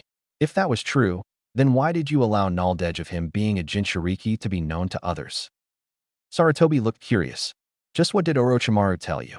For that matter, why didn't you bring him here with you? This is between you and me, sensei. And he told me everything, from the ceiling to the council and civilians trying to murder Naruto since literally day one. And here you've been telling me he's been dead all this time. Again, what gives? I told you. I needed to keep him out of our enemy's interest. Jiraiya narrowed his eyes. And yet you let him be in the line of danger here. Sounds like you felt someone was going to be hurt no matter what, and better it be Naruto alone than others with him. That's low, sensei. He sighed and turned around. I need to be scarce for a bit, sensei. Also, I don't think Tsunade going to ever come back here without wanting to destroy something. Sarutobi didn't look like he was going to argue against this. Hope you can understand things better once you think things over some. And I hope you'll still come back at the designated time for your report. Jiraiya said nothing, just left the room. But before he left Konoha, he had one more stop to make, although he would have to be careful with this part. After all, he couldn't exactly give away the source of his info. Jiraiya stopped in front of the Hyuga household and was greeted by the guards. What business do you have here? I'm Jiraiya of the Sannin, and I'd like to speak with the head of the Hyuga clan regarding some info I've acquired. The guards remained silent, but one agreed to his request and let him enter. Wait here. I'll go get them. Jiraiya waited, and a few minutes later, an unbranded Hyuga woman entered carrying a young infant. A girl judging from the pink blanket wrapped around it. Hello, I'm Hitomi Hyuga. Sorry my husband couldn't greet you, but he's busy at the moment. Judging from her shadowy eyes and rough voice, this woman was not well. So busy that someone who looks like they should be in a hospital needs to speak for them? Jiraiya thought. Now Hyuga-san, as you may know, I'm one of the Sannin, and I've got ears listening in many places. One of my sources says that some time ago, about a month, a Hyuga from the main branch was kidnapped by a Kumonin and declared dead. Is this true? Hitomi started crying and sat down. The baby in her arms started fussing, so she cooed to it to calm her down. Why? Yes, that's correct. That was my daughter Hinata. Orochimaru told me he saved her, but the girl said this family was full of child beaters. She said her mother was nice, but dead. She must have been wrong about that part, but is she on the other? This was the main reason Jiraiya wanted to see the Hyugas while he was in Konoha. Ma'am, that same source told me some rather unpleasant news. They said they saw the body, and before they destroyed it per ninja orders, they saw signs of abuse before the kidnap, implying that someone here hurt her physically, maybe more than once. Hitomi wanted to throw up at hearing this. That can't be. Tell me, who all mourned for the girl when she was announced dead? Jiraiya asked. We all held a small ceremony for my daughter. Hitomi almost yelled, outraged he would ask something like that. How many actually shed tears? Jiraiya asked. I don't remember. Hitomi answered, recalling many had dry eyes. Maybe even Hayashi did too, but she refused to believe that. I'm sorry if this bothers you, but I've got a reliable story that says this clan has child beaters in it, Jiraiya told her. Hitomi glared, then coughed before she could retort. And just what source is this? Jiraiya stood up and led her into a nearby washroom. He was sure no one would bother using the Byakugan to peek into an occupied room with a toilet in it, but he did activate a silencing jutsu. My source is the one watching over the victim herself. Hitomi gasped. Are you saying? He nodded. Yes, your daughter is still alive. She was saved by my teammate, who has been watching her since. He won't bring her back since she says everyone here but her mother was mean to her. So I can't bring her here. She looked ready to cry a waterfall's worth of tears. But if you're up to it, I can take you to her. Problem is I can't promise you can just come back here. Or if you even should, considering you don't seem so fit now. I haven't been so good since my second birth. I had to be kept away for a few weeks, and at one point the doctors thought I already died. Hitomi explained.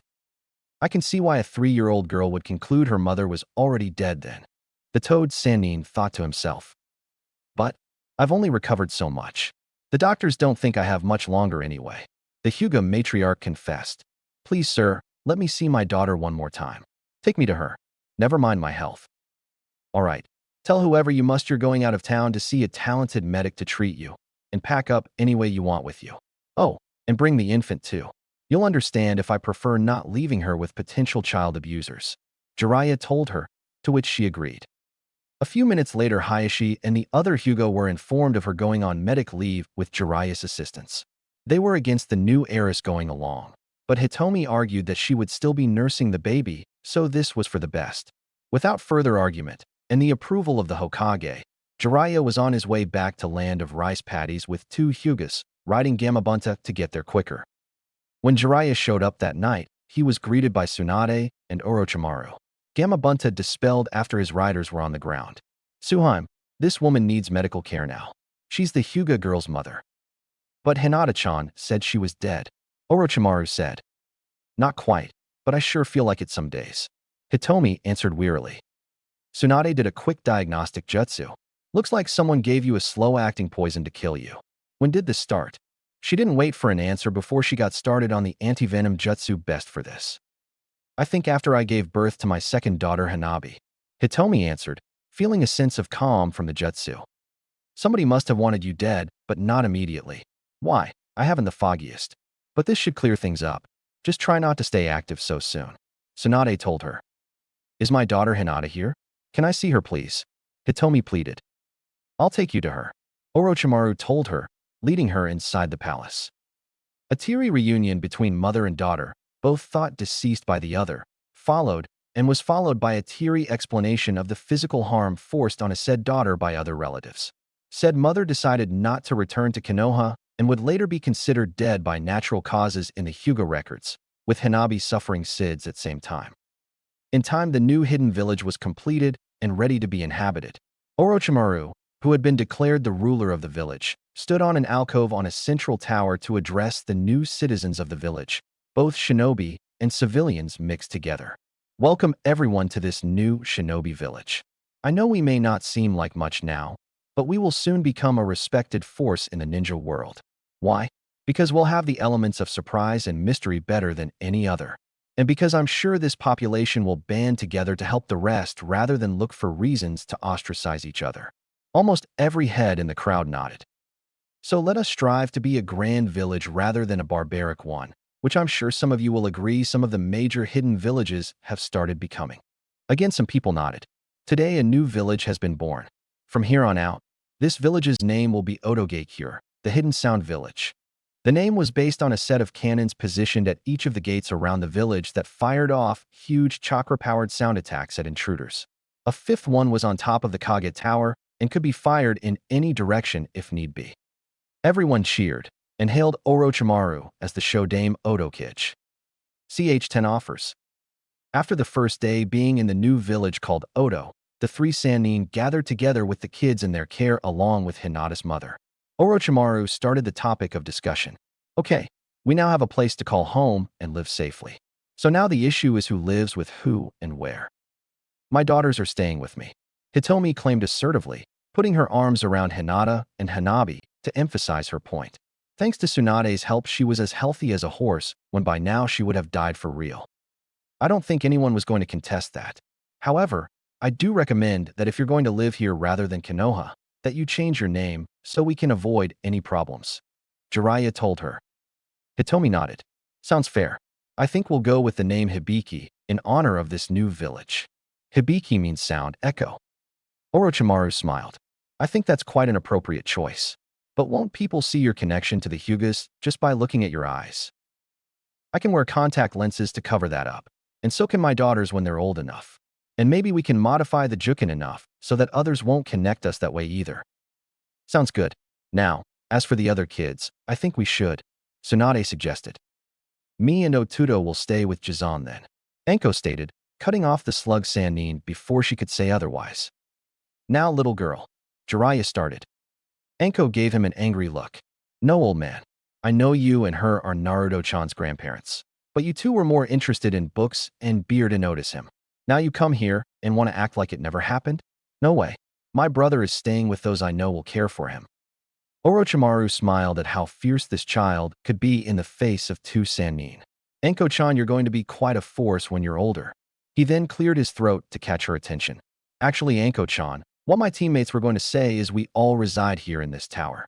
That way all you kids can be together and we all can watch over you. No fair splitting you guys up, is it?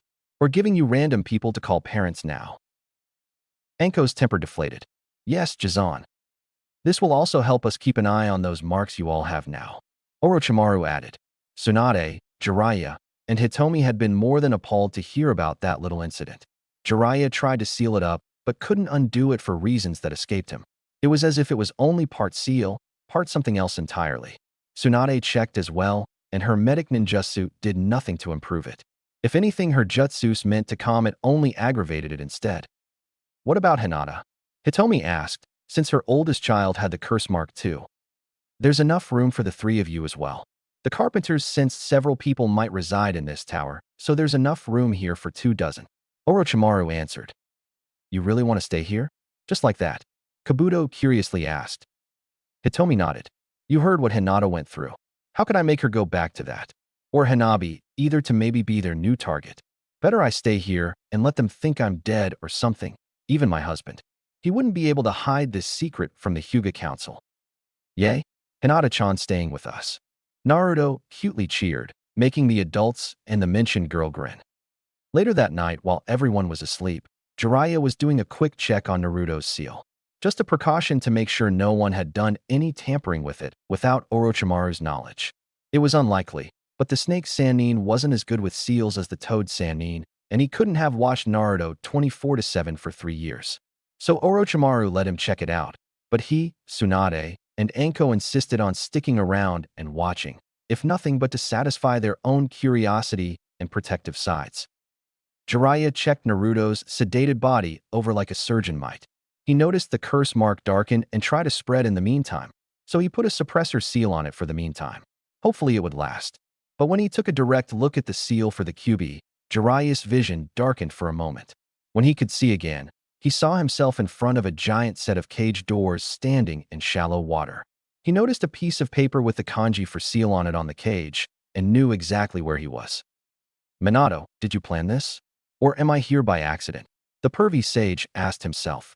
The sound of breathing and groaning made him stop, and the sight of a large red eye slowly opening made him freeze. Who are you? A tired but strong voice asked him. Jiraiya was half tempted to give his trademark introduction, but wisely thought the better of it. I'm just checking up on the boy. I never expected to come across you. The Kyuubi shut its eye again and slowly reopened it, but not as much this time. If you're here to hurt the kid, you just made a big mistake. The fox growled, almost protectively. I'm here to help him. The last thing I want to do is hurt him. Kyuubi looked at him like it was studying him, and it appeared more alert and awake this time. How do you intend to help him? Since I'm in him, I'd be affected, so I have the right to know. I just wanted to make sure the seal hasn't been tampered with or weakened in any way. Some idiots in Konoha could have easily done that if they did anything to him without truly thinking it through. Jiraiya explained. The Kyuubi groaned, or maybe yawned. It was hard to tell here. Nothing like that I've seen. From what I recall, the seal was the only part of him those bastards and bitches left alone. Jiraiya blinked in surprise. From what you recall? I saw everything through his eyes. I can't do anything except heal him though, but only so much or he might get poisoned from my chakra. Otherwise I'd have gotten rid of that new mark myself. That one's a bit of a nuisance. From what I can tell, it's some sort of false Kekkei Genkai, giving him a unique ability, but it can't be passed down to his own kits. By the way, go easy on the sedatives, they're only making it worse for him. How? Jiraiya asked. I'm no expert like that vixen you're with, but the man who gave the kit that mark said being close to death would trigger a second stage for that mark. I think being heavily sedated for a time might be just as effective for it. Jiraiya thought this over. I'll take your word for it, since that thing is very confusing to me. I've been trying to understand it since the kid and the others got it. I believe it's some sort of secondary chakra source that first awakens in a dangerous situation. Maybe activating an already present Kekkei Genkai will trigger it too, but I'm not sure. Does kind of throw a wrench into my possible offer. The Kyuubi mentioned. Possible offer? Jiraiya repeated curiously. I might as well tell you anyway, since the kit's too young to understand. You see, the bijou, when sealed inside a human, can do something to help their host out and prolong their life. Usually, the creation of a Kekkei Genkai, thus the source of them all. The Kyuubi explained. So that little tidbit I heard was right. Jiraiya quickly thought. The Kyuubi continued explaining. The way it works is based on the host's age and the number of our tails.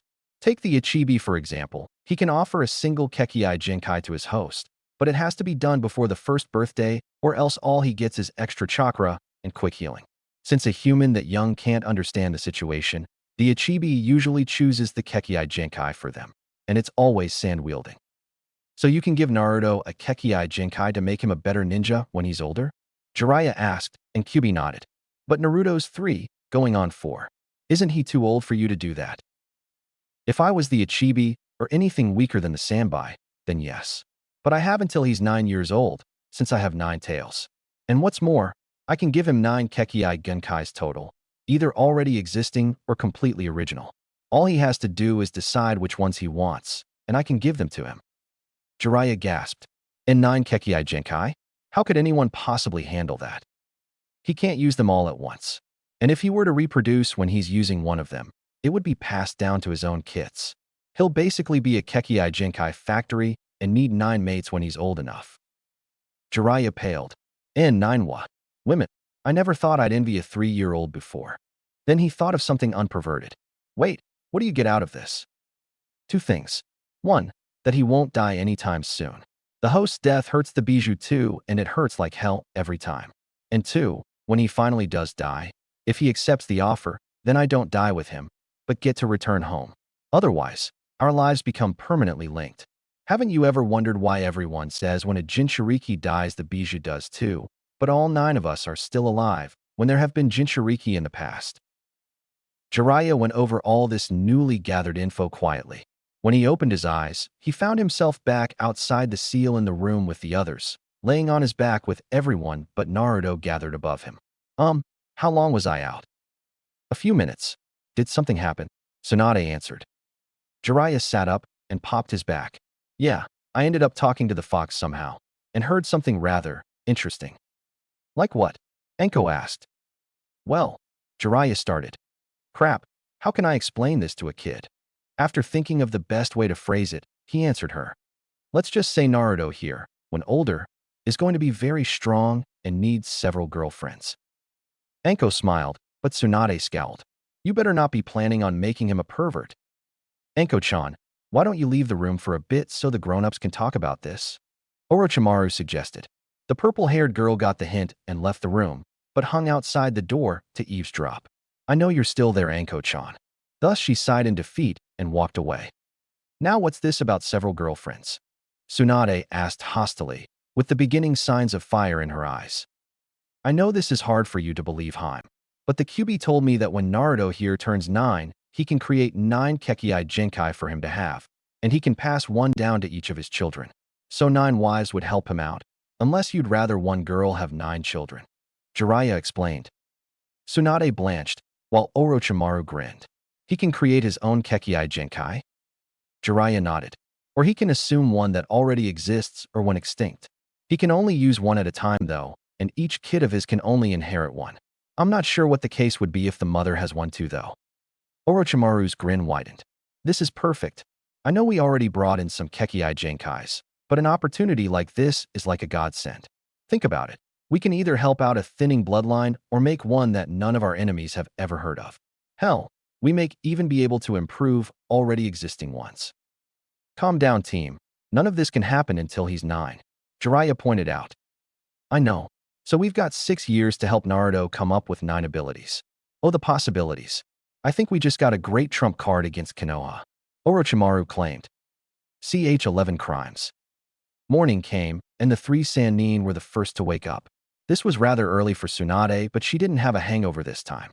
Orochimaru, who was used to getting up early to check on the kids right away, did just that while his teammates still had to rub the sleep out of their eyes. Oddly, before he got to any of their rooms to see if they were up yet, he ran into Hitomi, who looked like she was waiting for him. Good morning, Sannin-sama. Would it be alright if I had a word with you before the children get up? Sure, and call me Orochimaru, please. The pale Sannin told her as he led her to an empty room that he was planning on making a kitchen for the residents. So what's on your mind, Hitomi-san? The pale-eyed woman seemed hesitant to answer, but made no effort not to. Orochimaru-sama, remember how Tsunade-sama said my problems were because of someone poisoning me and not related to childbirth complications? He nodded. I've been thinking it over, and even though it disgusts me, I think I know why someone would do that. Orochimaru could easily sense how troubling this was for her. Would you like some tea or something? You look like you need something for your nerves. That would be nice, thank you. She answered quietly. Fortunately, the room had enough already in it to boil water, so Orochimaru was able to actually make the drink. He didn't say a word more until it was done, and he handed her a steaming cup, keeping one for himself in case she didn't feel right drinking alone. After taking a long sip, Hitomi started telling what she knew and suspected. It all started before Hanabi was born, to be honest. But I should probably start there. You see, when I had problems after she was born, I thought it was normal after-birth complications, just more exhausting than what I went through with Hinata. But ever since Tsunade-sama told me someone had poisoned me, I've been thinking it over, and I can only come to one conclusion. I've been wondering about that too, but go on. Hitomi sighed. The way I see it, only someone from the Hyuga main branch would have had the opportunity. Even my own husband could be a suspect, although I don't want to believe that. As for motive, that requires me to tell you something rather unpleasant I discovered a week before Hanabi was born. Something that may have larger ramifications than I already suspect. She could tell the snake Sannin was still paying attention here, so she decided not to beat around the bush anymore. One day that week, I was supposed to get a checkup to ensure my baby was doing well, and I had to wait for the doctor to show up. I got curious and used my Byakugan to see how far away they were so I'd know how long to wait. But my eye saw something much more interesting. I saw numerous connected paper bombs inside the walls of the building and even the foundation. And the connections led to outside. So I checked the full scope of my visual limits and saw there was a whole network of paper bombs throughout the entire village. Orochimaru somehow paled. Paper bombs throughout the village? Hitomi nodded. Yeah, I was immediately worried. Someone could destroy the entire place with just a kunai or something if they wanted to. I was going to alert someone, but before I did I thought of something. The vast majority of those bombs were built inside buildings, meaning they were put there when the village was being built or reconstructed, and that was a long time ago. There is no possible way I was the first Hyuga to actually catch a glimpse of this setup. Even if I didn't make it a point to use my Byakugan regularly off the compound, others would, and someone would have had to spot something. Orochimaru frowned and nodded, meaning a Jinjutsu was involved that stopped working, or they're the ones who made this trap. Hitomi nodded with him. Or at least they know about it, and plan to use it to their advantage somehow. How do you envision them doing something like that? Well, I have heard talk from the Hyuga elders about how they feel the Hyuga should run the village. Hitomi started. Orochimaru scoffed. Sounds like a typical Uchiha attitude. Oh, pardon. It's okay. Anyway, I always thought it was just banter. But now, I suspect they may someday try it. And if they fail, they'd trigger the network to take the whole village down with them. I brought this up with Hokage-sama, and he admitted this was a serious issue and would get right on it. I kept silent about it and saw Umbu poking around the city, so I'm sure it's being handled. I think someone in the main branch must have caught on to what I discovered, because I went into labor earlier than expected, and that would have been the perfect chance to get rid of me. Orochimaru nodded. Makes sense. If you had died, they could have said it was from childbirth and not murder. And I'm willing they did something that triggered labor so they could get a second heiress before losing you. One thing I don't get is how they could have known you knew anything if you only spoke, too. His eyes widened at this new thought, and he dropped his teacup. As it shattered on the floor, he stood up in outrage. That son of a bitch. What's wrong, Orochimaru-sama? Hitomi quickly asked, afraid she had upset him somehow. Hitomi-san, the way I see it, there's only one way for anyone from the Hyuga to know you found out anything. And that's for the one person you told to have told them. Orochimaru explained with a grim expression. Hitomi gasped. You mean? Hokage-sama. Orochimaru nodded. How else? And even worse, that means he's onto the bomb trap as well. If he wasn't, he wouldn't say a word to the Hyuga and simply have Umbu remove them without anyone knowing. If he told anyone, it could only be because he was part of the setup. Maybe the whole thing was his idea, and he's using some of the Hyuga clan to keep an eye on the network. And I'm willing to bet those Umbu you saw were just making sure the whole thing was still operable. Hitomi placed her tea down. Do you really think the Hokage would do such a thing? The Sannin slowly and sadly nodded. There are things about the man I don't want to believe either, but I've seen too much to deny it. And now I'm suspecting there are more secrets of his we could benefit from knowing. If only you could find evidence of them. Hitomi casually offered. Orochimaru smiled in his trademark manner, already coming up with an idea. Later that same day, three toads were inside Sarutobi's office while the old Hokage was at a council meeting.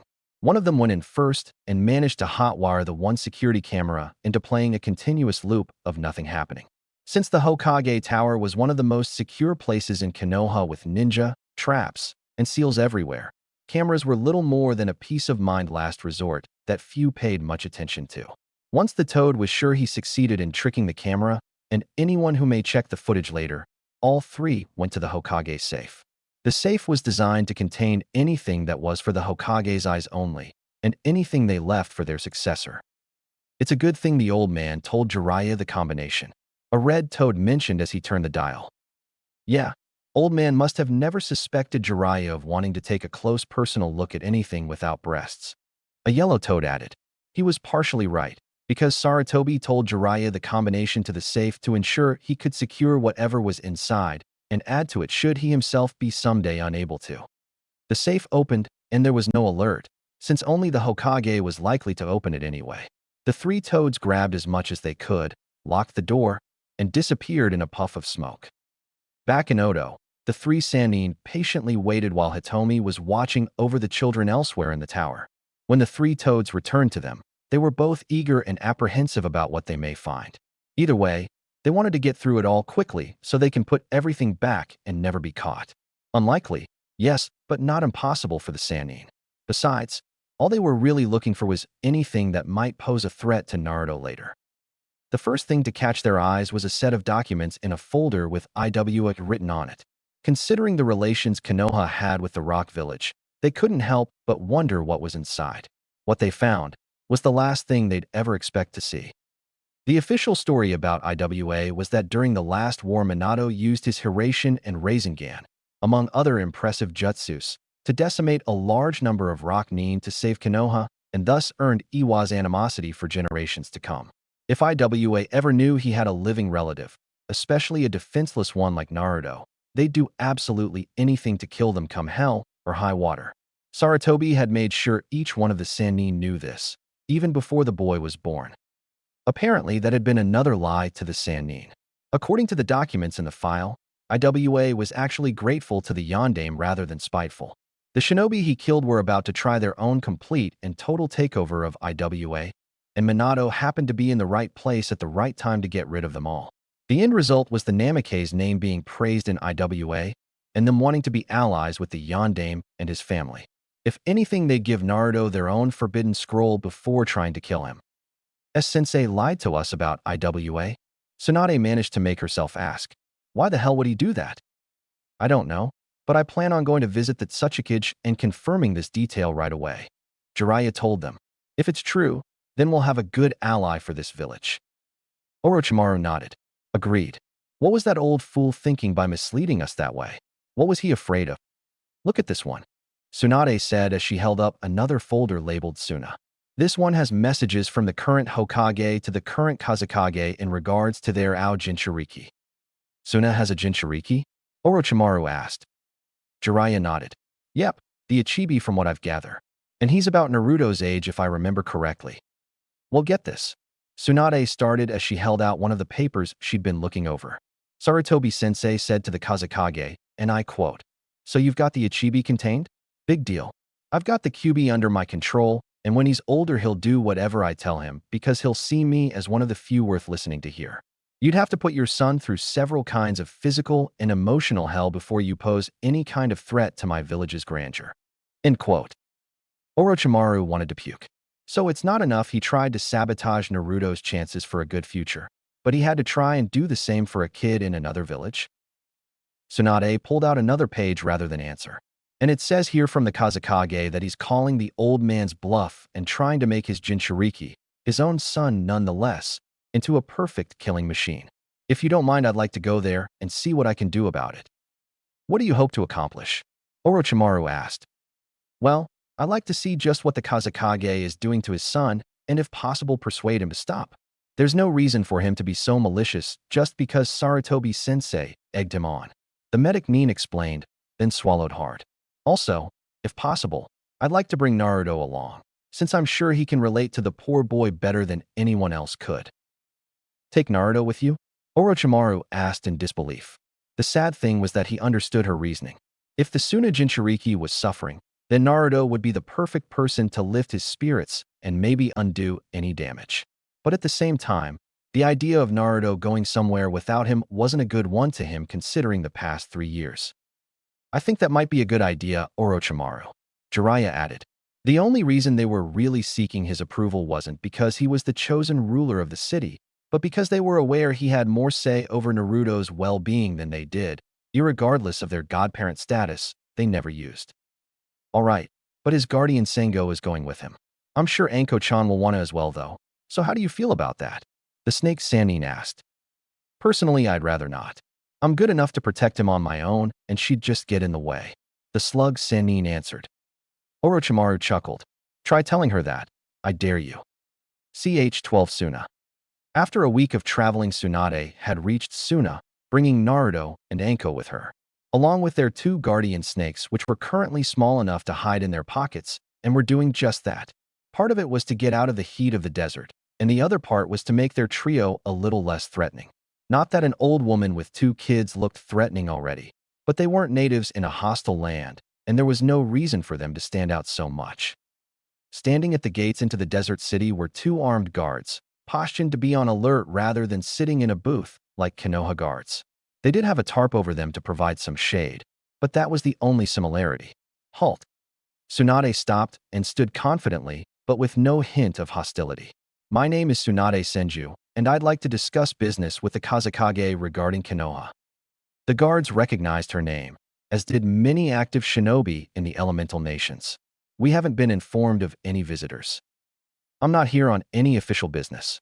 More of a I've got something he'll want to hear sort of visit, Tsunade told them. The 2 guards huddled and whispered, should we let her in? What would Kazekage-sama do?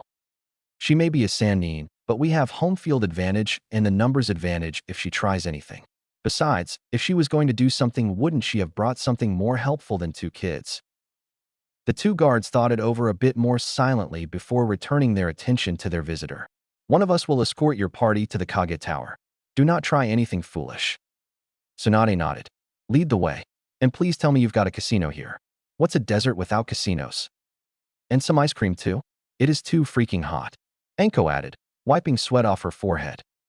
I don't think you'll be disappointed. One guard answered, trying to sound friendly. Everyone was quickly led to the Kazekage's tower, but only Tsunade went inside. There was a park within sight of the tower with some kids playing and a shaved ice kiosk nearby, so she told them to go play while she had a meeting they would be bored attending. Anko bought some shaved ice for the both of them with some money Tsunade gave them. Then the 2 stood in the shade of a building watching some kids kick a ball around. Anko quickly noticed one of the kids was sitting on a swing instead, not using it, just sitting there and watching the others poly with a forlorn look.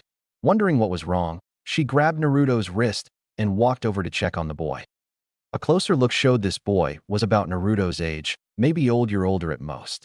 He had red messy hair and dark rings around his brown eyes, like a raccoon. His clothes looked like earth-toned rags and his skin wasn't really tanned, but a healthy color for one outside a lot. His face, however, showed a lot of fear and unhappiness once he looked at the approaching new kids. Poor boy. He must be an orphan, Anko thought sadly, but she then showed a friendly grin and sat on the swing next to him. Hi, I'm Naruto, and this is my Nachan Anko. Who are you? The redhead blinked in surprise several times before answering. Ga? Gaara Sabaku. Nice to meet you, Gaara. Nachan, give me a push, Naruto said while trying to get his own swing to start moving. Anko got up and pushed Naruto, stopping once he got enough momentum. Want one too, Gaara? Gaara looked at Naruto and Anko before nodding. She gave him a few gentle pushes, and soon he was rocking back and forth like a pendulum. It looked a lot to her like he was almost afraid to enjoy himself, since he wasn't really smiling. The ends of his lips did curl up, but it looked like he was trying to mask any pleasure for some reason.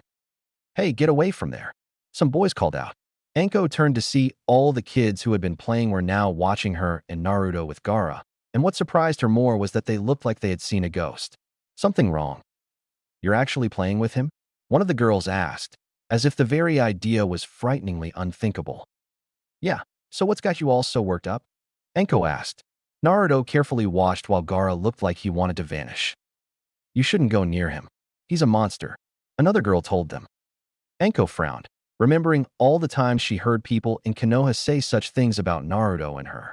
Better watch what you say, she warned, balling her fists, while her guardian snake Kogayaku popped her head out to see if anything was wrong. I have no patience for people who talk like that.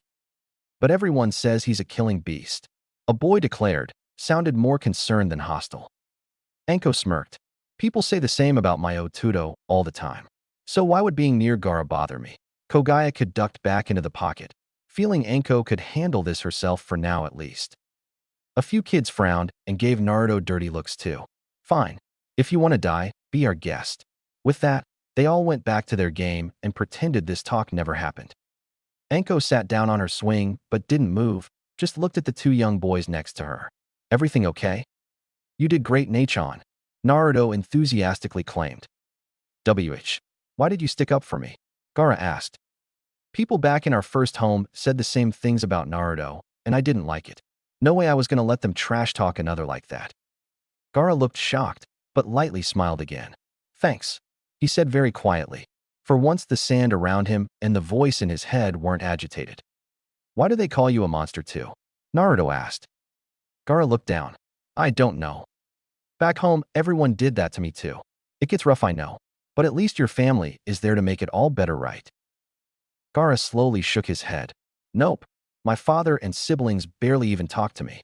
Yashimerji-san does, but only at night when I can't sleep. Anko gasped and got off her swing. You poor boy.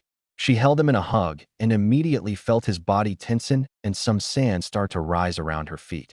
Afraid she scared him, she let go. It's okay. I wasn't going to hurt you. What was that? Gaara asked. It's a hug. It's a sign of friendship, Naruto told the redhead. Friendship? Gaara repeated, as if testing the word. Naruto nodded. Yeah, we'll be your friends. We've been called monsters too, so why not? Gaara smiled. What's this weird feeling I have? It's like, I feel safe, even more than with my sand. Naruto got off the swing and noticed the kids left their ball behind. Come on, let's play a little. He kicked it to Anko, who kicked it to Gaara. His foot caught the ball, and he carefully kicked it towards Naruto, who had to run to catch it. In no time at all, a three-man game of soccer was going on, with 3 smiling kids. Tsunade was led into the office of the Yondaime Kazekage and told to take a seat on a mat in the center of the room. Once inside, she noticed the overall look was similar to the Hokage's office last time she saw it, but this one had several seals on the walls. She didn't recognize any, but she couldn't see any that looked potentially dangerous to her. Still, her guard wasn't coming down if this Kagem made a move. So, one of the legendary Sannin wishes to discuss something with me? Well, I'm curious if nothing else. The Kazekage started. Kazekage-sama, before I bring up the topic I wish to discuss, I would like to know how you view your relation with Konoha. Tsunade started. Since the Kazekage wore a cloak over his face, much like Kakashi did with his own mask, it was difficult to read any expression he had. Well, we've got a peace treaty between us, but I'm still wary of anything hostile that might ensue if it's a trick to lower our guards.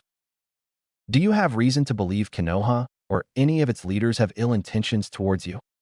Kazekage paused, trying to think of the best way to answer that. How is that any of your concern?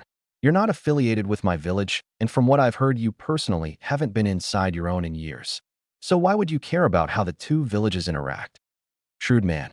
Like any good Kage, he knows not to give away too much info before getting more than he can offer. Question is, how to get him to open up with revealing too much on my own end. Tsunade thought silently.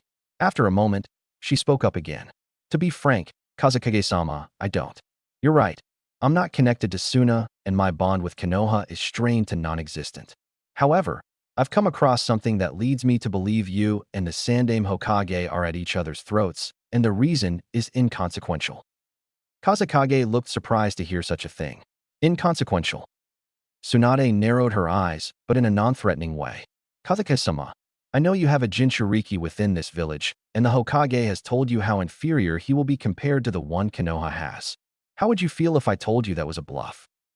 A bluff? As in Konoha doesn't have a Jinchuriki. Kazekage sat there looking at her and occasionally glancing at the seals in the walls. These seals were basically lie detectors and constantly read the heart rate and chakra flow of anyone in the room, sans the Kazekage himself. If they detected any dishonesty, they would release several tranquilizer-coated Senbon and some knockout gases the Kazekage had developed some tolerance to. They weren't designed to kill since the interrogators wouldn't get the truth from a corpse. Since not a single one of them was reacting, he could only conclude the slug Sanin was being honest. The Kazekage took a moment to let this sink in. So Konoha does not possess a Jinchuriki. Tsunade nodded, and he sighed. That's a relief. I know several villages have one or two, but so far Konoha has been the only one to actually use it in a threatening way against us. If they can't flaunt one, then I don't have to be as harsh to my own. I don't recommend going easy on him, or any of your shinobi, but I don't believe you should be inhumane to him either. After all, Jinchurikis are only the prison, not the prisoner, and there's not a single one that chose that fate. Tsunade stated.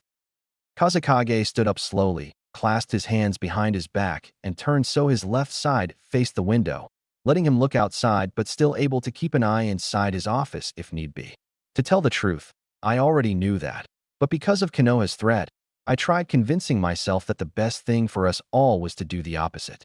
I didn't like seeing my own son be so alone and keep my other two children away from him. His uncle, my brother-in-law, helps him from time to time more than me, but I sense he has at least some hostility towards the boy. I was sure all that animosity was good for us all, even if bad for Gaara, and maybe years from now. I would have stopped caring completely if this meeting never happened. So what do you plan to do now? Tsunade asked. Kazekage sighed. I'm not sure. With the main threat gone, maybe I should try to be a father more than a Kage for a bit, and definitely get his siblings to be around him more. Maybe he won't become the perfect weapon, but at least he won't become a bigger threat to us than anything Konoha could use. Tsunade nodded, looking pleased. Also, I've heard one of your teammates is a seal expert, am I right? She nodded again. Would it be too much trouble for him to come by and have a look at Gaara's seal? Sometimes the demon in him gives him trouble, making me question its strength. I can arrange that. Which demon is it, by the way? The Ichibi, weakest of the Bijou. A big reason why the Hokage's threat unnerved me so much and why I was so eager to be as brutal as possible in his training. But why are you telling me all this? I didn't like the idea of you destroying your own son's well-being just because some old man wanted to sound big. And the old man himself is in hot water with me and my teammates, so all the more reason. Tsunade explained. I won't ask for more. Also, am I correct in assuming it would be best if I didn't let a word of this meeting out to Konoha? Kazekage asked. Yes, that would be best. Very well. Later that night, Tsunade and the To kids checked into a hotel so they wouldn't have to wander the desert at night. At the Kazekage's house, he surprised all three of his kids by calling them into the living room together. Temari and Kankuro were surprised Gaara was included, since he was always left out of these sorts of things. When they got there, he was sitting comfortably on a cushioned chair, so Temari and Kankuro stood in front like a pair of trained soldiers. Gaara tried to imitate them, but lacked the resolve to be as stable. Kids, I've decided to try something new from now on that may benefit you all. He started. From now on, I'm going to be more involved in your training and your lives outside training too, like I probably should have done from the beginning. All three kids looked more surprised than one might expect of them. What do you mean, Oda-sama? Temari asked. I mean, I'm going to try and be more of a parent from now on, and not just a commander. Kazekage answered. Why? Not that I mind, but why the sudden change of heart? Kankuro asked. Kazekage smiled, and since he wasn't masking his face, everyone could see it. Because now I'm not afraid not to. He then glanced over at Gaara. You okay, son? The redhead nodded.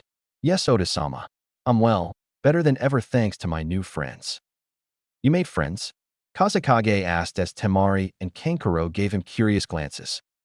Gaara nodded. Yes, their names are Naruto and Anko. They told me they'd visit as much as possible since they don't live here, and write once I know how to write and read. Interesting. I think I'd like to see them too, Temari added, thinking they had to be quite brave and or kind to want to associate with Gaara. Kazekage smiled, feeling quite paternal, something he hadn't felt in years. That's good, son. Very good. Ch13 care. A knock at Tsunade's door the next morning woke her up, and she was not happy about it. Grumbling while rubbing her eyes, she opened the door. What do you want at this ungodly hour? Language, please. There are children present. And for the record, 9 in the morning hardly qualifies as such. Some soft voice Tsunade assumed belonged to a man replied. When Tsunade finally looked at her visitors, She first saw a feminine-looking man with pale hair and a gentle expression. With him were three kids, a blonde girl which looked to be the oldest, a brown-haired boy, and a red-haired boy which looked to be the youngest. "Hi, what brings you here?" "My name is Yashimaru, and with me are Kazekage-sama's children. Apparently one of them made friends with some children in your care and wished to spend time with them before you left our village. And the other two were curious about the first kids brave enough to socialize with them. I woke up early because some kids wanted to play date." Tsunade irritably thought. "I'm sorry if this inconveniences you, but Kazekage-sama thinks this is a good thing for them all. Are you in any particular hurry to leave?" Yashimaru added. Tsunade shook her head. "No, I need some time to compose myself. I'm not a morning person and haven't been an active shinobi in years, so I can't be in a rush just yet." Yashimaru smiled. "Well, in the meantime, please watch after these three and return them to the Kage Tower when it's time for either you or them to go home." Before the Sannin could interject, he had already left the hallway. "Well, since I don't have much of a choice now, come on in and keep quiet." Tsunade gestured while yawning. When the three new kids were in, she noticed Anko and Naruto were already awake and playing tic-tac-toe at a table. "How long have you two been up?" "About 20 minutes. Anko answered. "Hi, Gaara." Naruto waved happily. "So these are the only two kids brave enough to be around Gaara?" Temari thought as she looked over the purple-haired girl and the blonde boy. "Boy's cute, and I bet he'll be handsome when older. Girl looks like the type I can enjoy being around." "Hi, I'm Temari Sabaku, and this is the brother you don't know, Kankuro. And just to warn you, he's a bigger pain than Gaara is sometimes." "I am not." "Yes, you are. Gaara doesn't go through my makeup kit. It's war paint. Glad I don't use the stuff then so he can't steal it," Anko stated, not believing the cloaked boy's cry. After all, it did look a lot like makeup to her. "Not you two. Doesn't anybody believe me?" Kankuro whined. "Hey Otuto, what do you think? Makeup or war paint?" Anko asked Naruto. The young boy took one brief look before answering. "Makeup." Everyone but Kankuro laughed. Well, Tsunade and Gaara just grinned instead. "So what brings you three here today?" Tsunade asked politely. Temari, being the oldest, chose to answer that. "Our father thought it would be a good idea, and so did we. Gaara here has never been able to make friends before yesterday, and we wanted to get to know the first people willing to do that." Tsunade looked at the raccoon-eyed boy. "So he's this village's Jinchuriki? No wonder him making friends is a big deal to them. Bet he can get along with Naruto, even without either of them knowing the truth.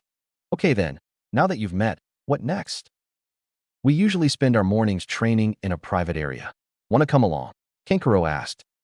"Sure," Naruto said. He didn't know any jutsu, but was starting to work on snake-style taijutsu, which Anko had several years' experience at by now. Gaara looked down at his feet until his sister tapped his shoulder. "You can come too, Gaara. Just don't go overboard." The boy looked shocked and to a point relieved. During one of the Kazekage's breaks, he looked out his window over the training ground his children were using to practice. Along with them was the slug Sannin and two children he didn't recognize, but assumed were the friends Gaara mentioned. Tsunade was watching over as the five kids worked on taijutsu. Actually, Gaara was just making punching motions while standing still rather than real practice. "Kazekage-sama, why exactly have you called us here?" one of the gathered jounin in the room asked. Many of them, including Yashimaru, but not all of them since all couldn't fit, had been ordered to appear here for an announcement. "I've called you here to give you a very important order." Kazekage started, not facing any of them. "Remember how I was toying with the idea of ordering assassinations on Gaara to either strengthen him or eliminate him? Well, I've changed my mind. It was a foolish whim I wish I never had, and I don't want to see anyone actually try to go through with it." "You can't be serious," one jounin shouted in disbelief. Kazekage turned slyly to face the group now. "And why is that?" "He's a monster. We need to get rid of him before he can destroy us," the same jounin answered. "Wouldn't trying to kill him repetitively make him want to destroy us?" Kazekage asked. "What if we gave him reason to want to help us instead of hurt us?" "You actually want to cater to the Ichibi?" a different jounin asked. "No, I want to cater to my son, the boy who keeps the Ichibi locked up." Yashimaru looked surprised. In all my years, I don't think I've ever once heard Kazekage-sama refer to Gaara as his son. Something's happened recently. But Kazekage-sama, wasn't sealing the demon inside a child so it can be killed the whole point? A female jounin asked. If it was, then why would Gaara still be alive today? For that matter, wouldn't I choose some orphan likely to die and not be missed over my own child? No, the whole point was to ensure the Ichibi didn't escape its previous prison and could be used for the good of the village. And all it took was my sister dying. Yashimaru bitterly thought, but didn't show any resentment. Kazekage continued before anyone could interject. We all almost forgot that. Or maybe to some of us, completely forgot that. Well, yesterday I got a reminder. And I say Gaara is to be shown the same respect and training you'd give my other children. I see anyone doing otherwise without just reason and you will be demoted or fired. Am I understood? Some nodded, but some didn't, one of which being Yashimaru. Is there something wrong? Kaike-sama, this is a lot to take in now, and I'm not sure I can act like all my hostility never happened. A blonde jounin answered carefully. As long as you don't act on that hostility, that doesn't really matter. Is that too much to ask of you? Kazekage replied. The blonde jounin closed his eyes. And no, sir. Any other objections? Kazekage asked. There were none. Good. Return to your assignments and let the others know. They all left, and he sat in his chair. That went well, I'd say. I hope it stays that way. Night came, and Tsunade chose to stay one more night for the kids' sake. But they were leaving tomorrow as soon as possible back to Odo. Anko and Naruto said goodbye to the Subaka siblings in case they didn't get to see them tomorrow morning before they left, promising to keep in touch. Around midnight that night, with a large full moon high in the starry sky, Tsunade had to get up to use the restroom. Her moving around managed to wake Naruto up too, but not Anko. Something Wong Bachan, the sleepy 3-year-old asked, slurring his words. Nothing, dear, go back to sleep. She kindly told him before heading off to do her business. When she finished and came back, she noticed Naruto was out of bed and looking out the window wide awake. What are you doing, Naruto-chan? Bachan just saw a shadowy ninja man run by carrying a kid. Naruto answered fearfully, as if he had just seen the boogeyman. I think he had red hair. Red hair? Gaara-chan. Tsunade thought, quickly getting worried. I guess Suna's full of people who aren't afraid to kill a child either if they think about the demon more. I came here to help this village's Jinchuriki, so I gotta check this out. She then picked up her godson. Naruto-chan, can you show me which way they went? Gaara was frightened. He had been keeping himself occupied by playing with a teddy bear since he couldn't sleep when his kindly uncle Yashimaru came to him and offered him a drink. Next thing he knew, he couldn't move, but was still awake, and Yashimaru was joined with a new Suna jounin Gaara had never seen before. This one was a man with red eyes and a thin graying beard, but no mustache. They both took him out of his room and carried him to the outer edge of Suna, on top of the roof of a weapon storage building. The fact that Yashimaru, a non-acknowledged threat, was carrying Gaara was the one and only reason the sand hadn't slaughtered them already. Luckily, the Ichibi's chakra had been able to filter out the paralysis drug by now, so he could speak and move. Yashimaru-san, what are you doing? Sorry, Gaara, but you were never meant to live. The boy's primary caretaker told him, sounding woeful but not truly repentant. Why are you apologizing to him? He doesn't deserve it. The other jounin criticized. Take it easy, Kigo-san. Yashimaru said peacefully as the sand around Gaara got agitated. Again, Gaara, sorry, but in the best interest of Suna, you have to die. Why? Gaara asked as he crawled backwards, crying. Why, Yashimaru-san? What did I do to deserve this? And why are you trying to kill me? Don't you care about me? He briefly recalled a previous discussion he had with his uncle regarding pain, both physical and emotional, and his mother, where his uncle showed familial care for the redhead. The first time he remembered experiencing such a thing. You're an idiot if you think anyone can care about you. No one loves a demon. The jounin called Kigo claimed as he pulled out a dagger, ready to strike while the boy was too afraid to use his sand. Too bad he wasn't aware the sand could be commanded by Shikoku too, for he might have lived a little longer. Instead, the sand impaled him like a dango stick. Gaara looked at the sight briefly before looking to his uncle, really hoping the same thing didn't happen to him. Please, Yashimaru-san, not you too. What?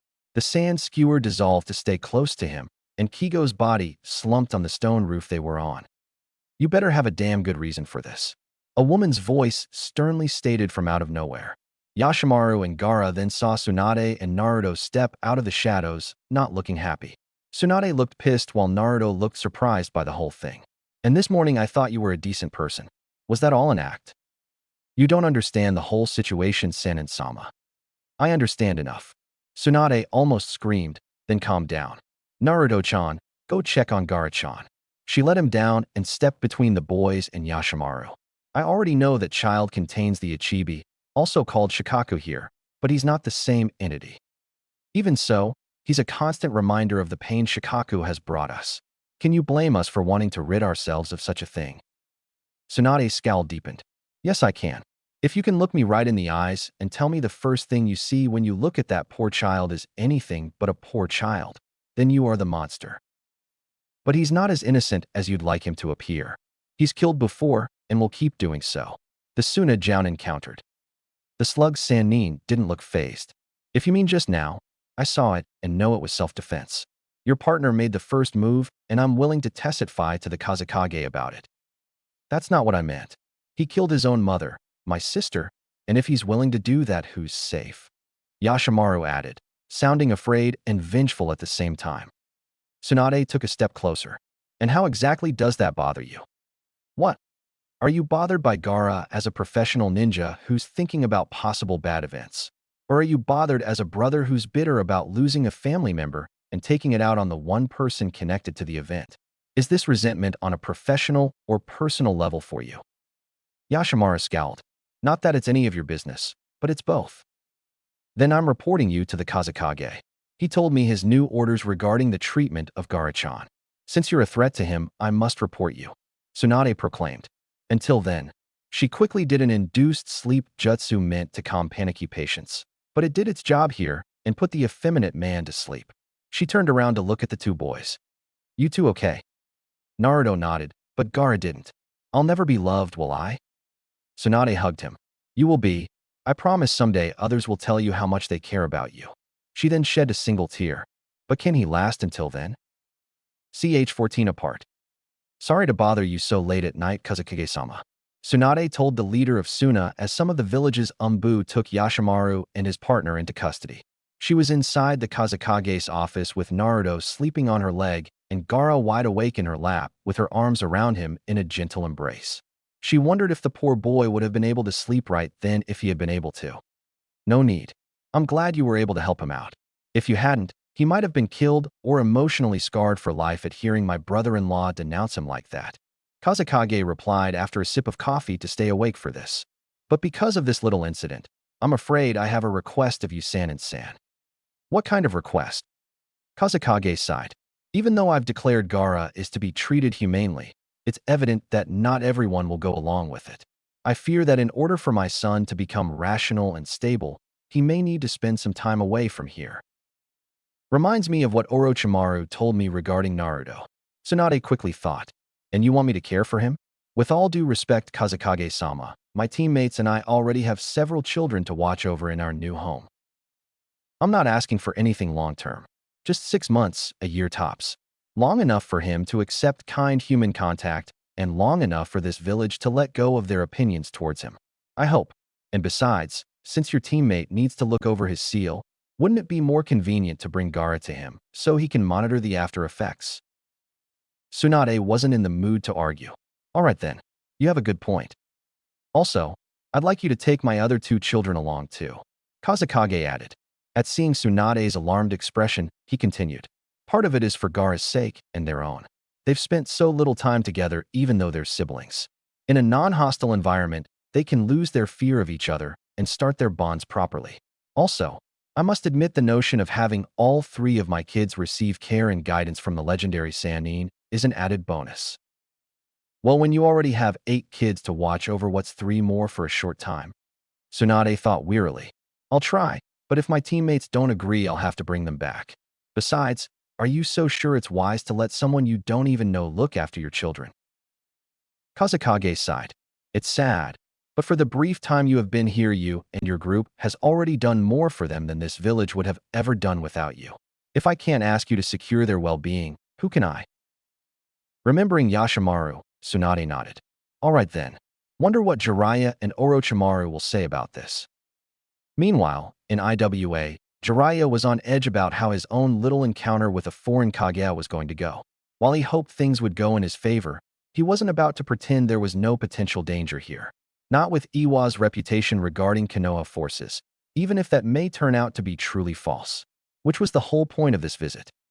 So far, the fact that Jiraiya hadn't been attacked on sight was a good thing. When he asked for permission to see the Tsuchikage, they told him to wait outside city limits while one of Iwa's Anbu checked to see if the Tsuchikage even wanted a visitor. He had to wait a day outside before he got an answer, but for a hermit like him, that was nothing. The answer he did get certainly surprised him. The next morning, the Tsuchikage came to the gates personally to see him there, accompanied by 2 guards. One was a tall, hefty person that looked like part of the Akimichi clan, and the second was a brunette kunoichi in attire that was easy on Jiraiya's eyes. The Toad Sannin allowed himself one brief, perverted mental moment to get it out of his system before he became purely professional about this opportunity. Tsuchikage-sama, I presume? Jiraiya greeted generally. Man, this guy really needs to retire. Was he always this short, or does he have that old person syndrome that makes them shrink to a fraction of their size? Yes, and what is so important you had to drag me away from my work and comfortable chair? Tsuchikage said, feigning irritation since he wanted to go outside and get some fresh air anyway. But he needed to maintain a tough image. Well, Tsuchikage-sama, as you may or may not know, I'm affiliated with Konoha. Jiraiya started to test for a reaction, which he didn't get. And recently I've come across some information regarding your village that absolutely must be confirmed by yourself. And why the heck should I? Because it involves the Yondaime Hokage. Jiraiya answered, again gauging the reaction. This time he got one, as the Tsuchikage widened his eyes and the 2 guards looked at the old man carefully, as if expecting orders just then. Tsuchikage then coughed and recomposed himself. What about him? Last I heard he died a little over 3 years ago. You're not going to tell me that's changed, are you? Jiraiya shook his head. Nope, but what I need to know is your village's opinion on him. And let's just say I have a personal interest in knowing. Like what? The husky guard asked. Well, for one thing, I was his teacher. The Toad Sannin answered. There's the bait. If they really have enough anger at Minato to attack those closest to him, they should try something to me in a few moments. If they don't, it should mean Naruto's safe from them. Should we tell him? The Iwa Kunoichi asked the short old man. Tsuchikage shrugged. Why not? It's not going to change anything, is it? And the subject isn't something we really need to hide anyway. He then looked right at Jiraiya, as much as the height difference would allow for eye contact. I'd like to say you taught him well. We owed him a lot, but never got the chance to repay him for his heroics here. So the Yondaime Hokage really is revered here? Jiraiya asked. Tsuchikage raised an eyebrow. Whatever made you think he wasn't? The Sandaime Hokage. There was a long pause for a bit. Care to explain? You might want to sit down for this. It could take a while. Jiraiya told him, sitting down himself to show this wasn't some trick. Neither one of the Iwa Nin made an effort to move though. Anyway, as you should already be aware, the Yondaime Hokage, in the last great ninja war, slew a great number of your forces. Yes, and Tsuchikage asked impatiently. The official story going around Konoha, as told by the Sandaime Hokage, is that your entire village would fight to the last civilian like a bunch of crazed, mindless marauders to kill Yondaime-sama if he were still alive, or his family, if any were alive, irregardless of their age or involvement. All 3 of the present Iwa, a shin boy involuntarily jerked back, as if stabbed by something. Care to repeat that? Tsuchikage asked. I think you heard it right the first time. Jiraiya responded formally. The only reason I'm here is because I've recently come across several documents and peace offers from Iwa to Konoha showing gratitude and concern for Yondaime-sama. Since I knew only what the Sandaime Hokage told me, I felt I needed to get an answer directly from the source. The Kunoichi gave the Tsuchikage and then the Toad Sannin confused looks. Why would he say something like that? I haven't the foggiest, but I need to know if there's any truth to it. Jiraiya replied. There might be a few people, those connected to the slain, but only a few and not the whole village. Your Hokage really did us a favor. Had he not been here at that time, we might have had a civil war and become similar to the Bloody Mist afterwards. The husky guard answered. Tsuchikage nodded in agreement. Indeed, we owe Minato Namikaze a great deal. The least we can do for him is not encroach on Konoha until it proves it deserves otherwise. Jiraiya sighed sadly. I'm afraid it may already be too late. At their predicted confused looks, he continued his train of thought. Yondaime-sama does have a living relative, and let's just say Konoha has been as bad to him as they claim you would be. Maybe worse. There was a bit of a pause from the IWA shinobi. Who is he? Minato's 3-year-old son. Wait a minute. You said the Sandaime Hokage claims we'd be like monsters to him, a 3-year-old and the son of their hero? And Konoha's been just as bad in reality to the same 3-year-old all this time. The kunoichi asked, mortified by what she was hearing. Why? Jiraiya shrugged. I don't know all the details myself. And what I do know I can't reveal any more than I've already said. If you want to hear more, contact me through the daimyo of Land of Rice Paddies later. My teammates and I can better inform you then. Until then, if you have any contact with Konoha or the Hokage, try and pretend this discussion never took place. Sachikage faintly nodded. I'll keep that in mind. After all, my gut tells me I want to hear all of this little matter. Jiraiya nodded. Best they don't know about Naruto being a Jinchuriki for now. And as for everything else, I only have guesses for. Guesses that would only confuse them without them knowing of the Kyuubi's full involvement here. I have a lot to think about, so I'll part here and contact you if I need reassurance. So long, Sanin-san. Sachikage said as he began to turn to go back to his office. Jiraiya nodded. Remember, Rice Paddy Daimyo if you need me. He then shoo-shined away. The IWA Nin walked away in silence until they were inside the Kage Tower. Once there, Sachikage raised a sound barrier around the three of them. So what do you two think he isn't telling us? Something really important. If he's right about all of Konoha treating Namikaze-sama's child so roughly, there must be a reason. Maybe 1 or 2 people would be horrible without just cause. But the whole village? Impossible. A whole village doesn't just come together and say, let's make this kid's life hell just for the fun of it. They must have a motive. Question is, what? The husky guard stated. Wait, I just thought of something. The kunoichi commented. Sanin-sama said Namikaze-sama's child was 3, right? Wasn't Konoha hit by the Kyuubi no Kitsune 3 years ago? Such an event was generally too big to be covered up and was heard all around the elemental nations. No enemies invaded Konoha afterwards because word got out little damage had been done, so the opportunity for invasion wasn't increased. Sachikage's eyes widened at the implication. Well, he was renowned as a sealing expert, so what you're suggesting is not impossible. IWA had its own Jinchurikis which had been created under similar circumstances, so the connection was an easy one for them to make once they actually thought about it. Let me get this straight.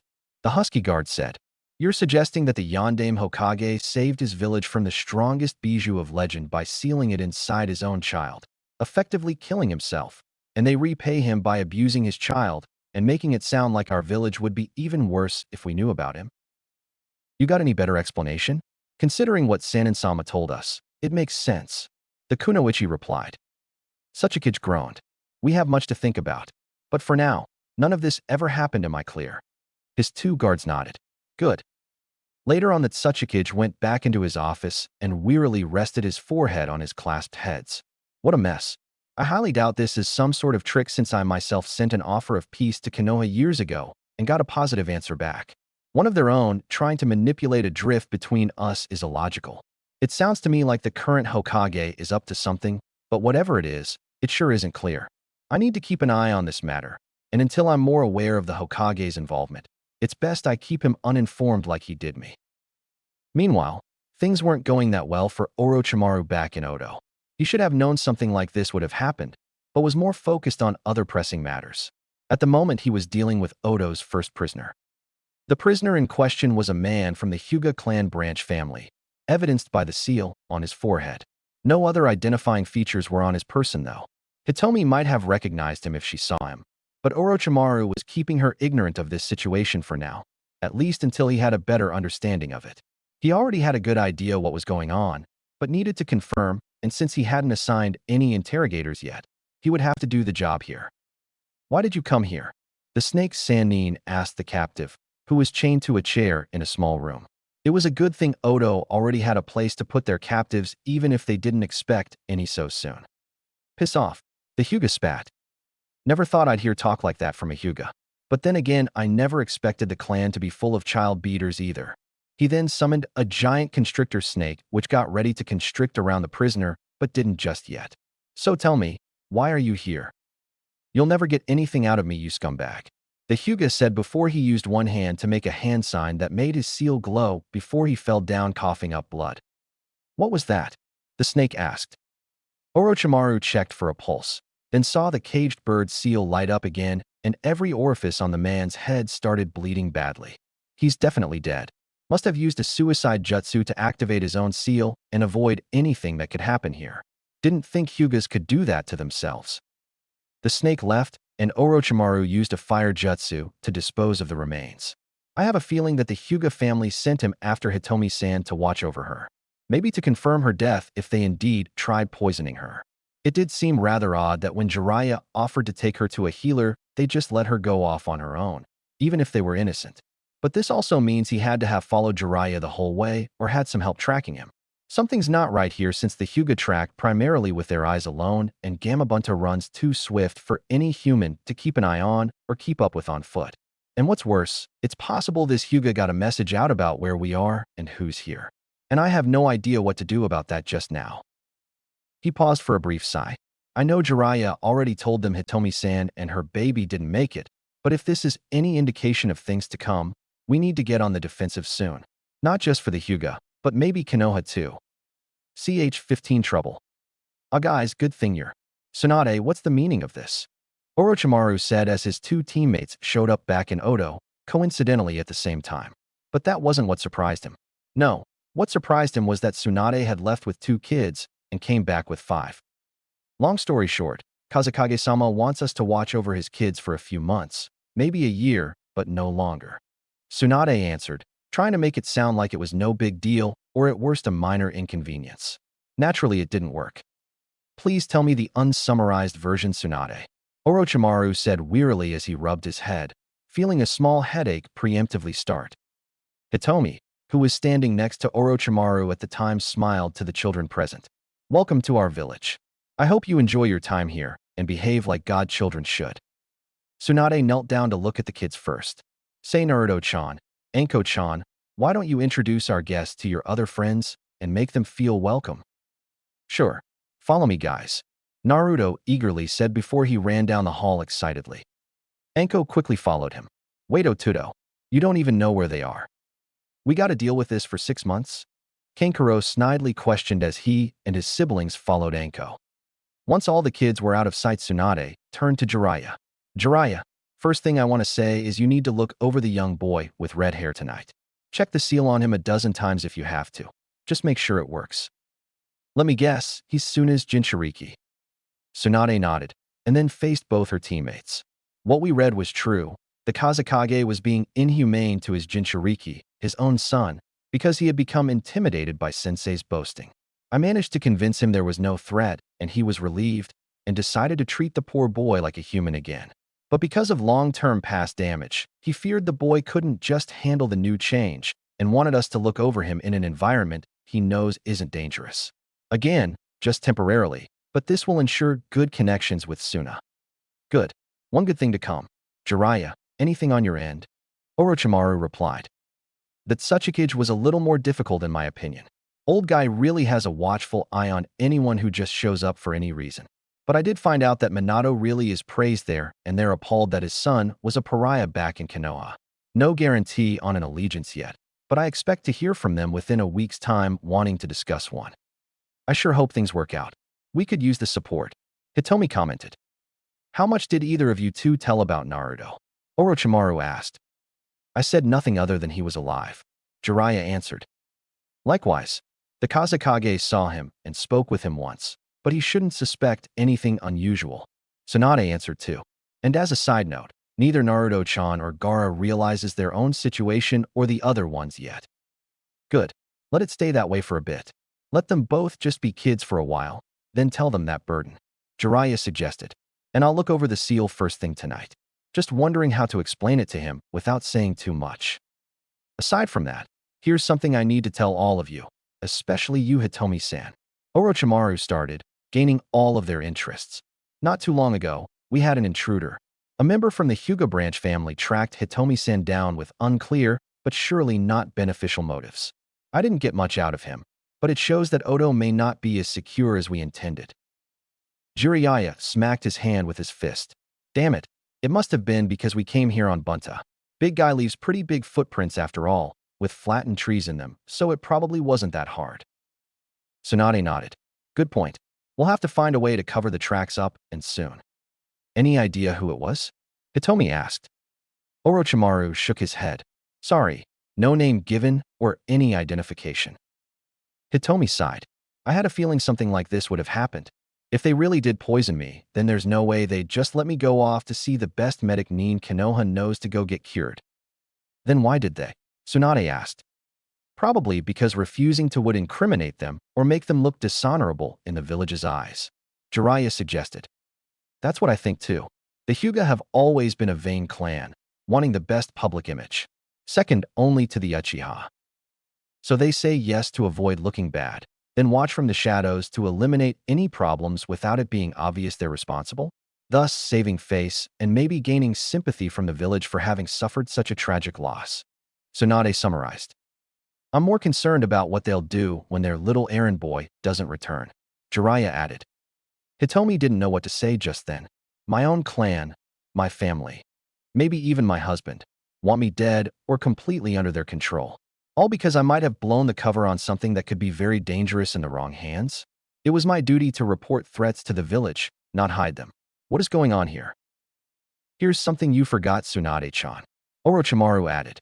Had things gone as they planned, it would have made Jiraiya look like he had placed Hitomi-san in a dangerous situation, like an incompetent fool, and you like you're not as good a medic as your reputation claims.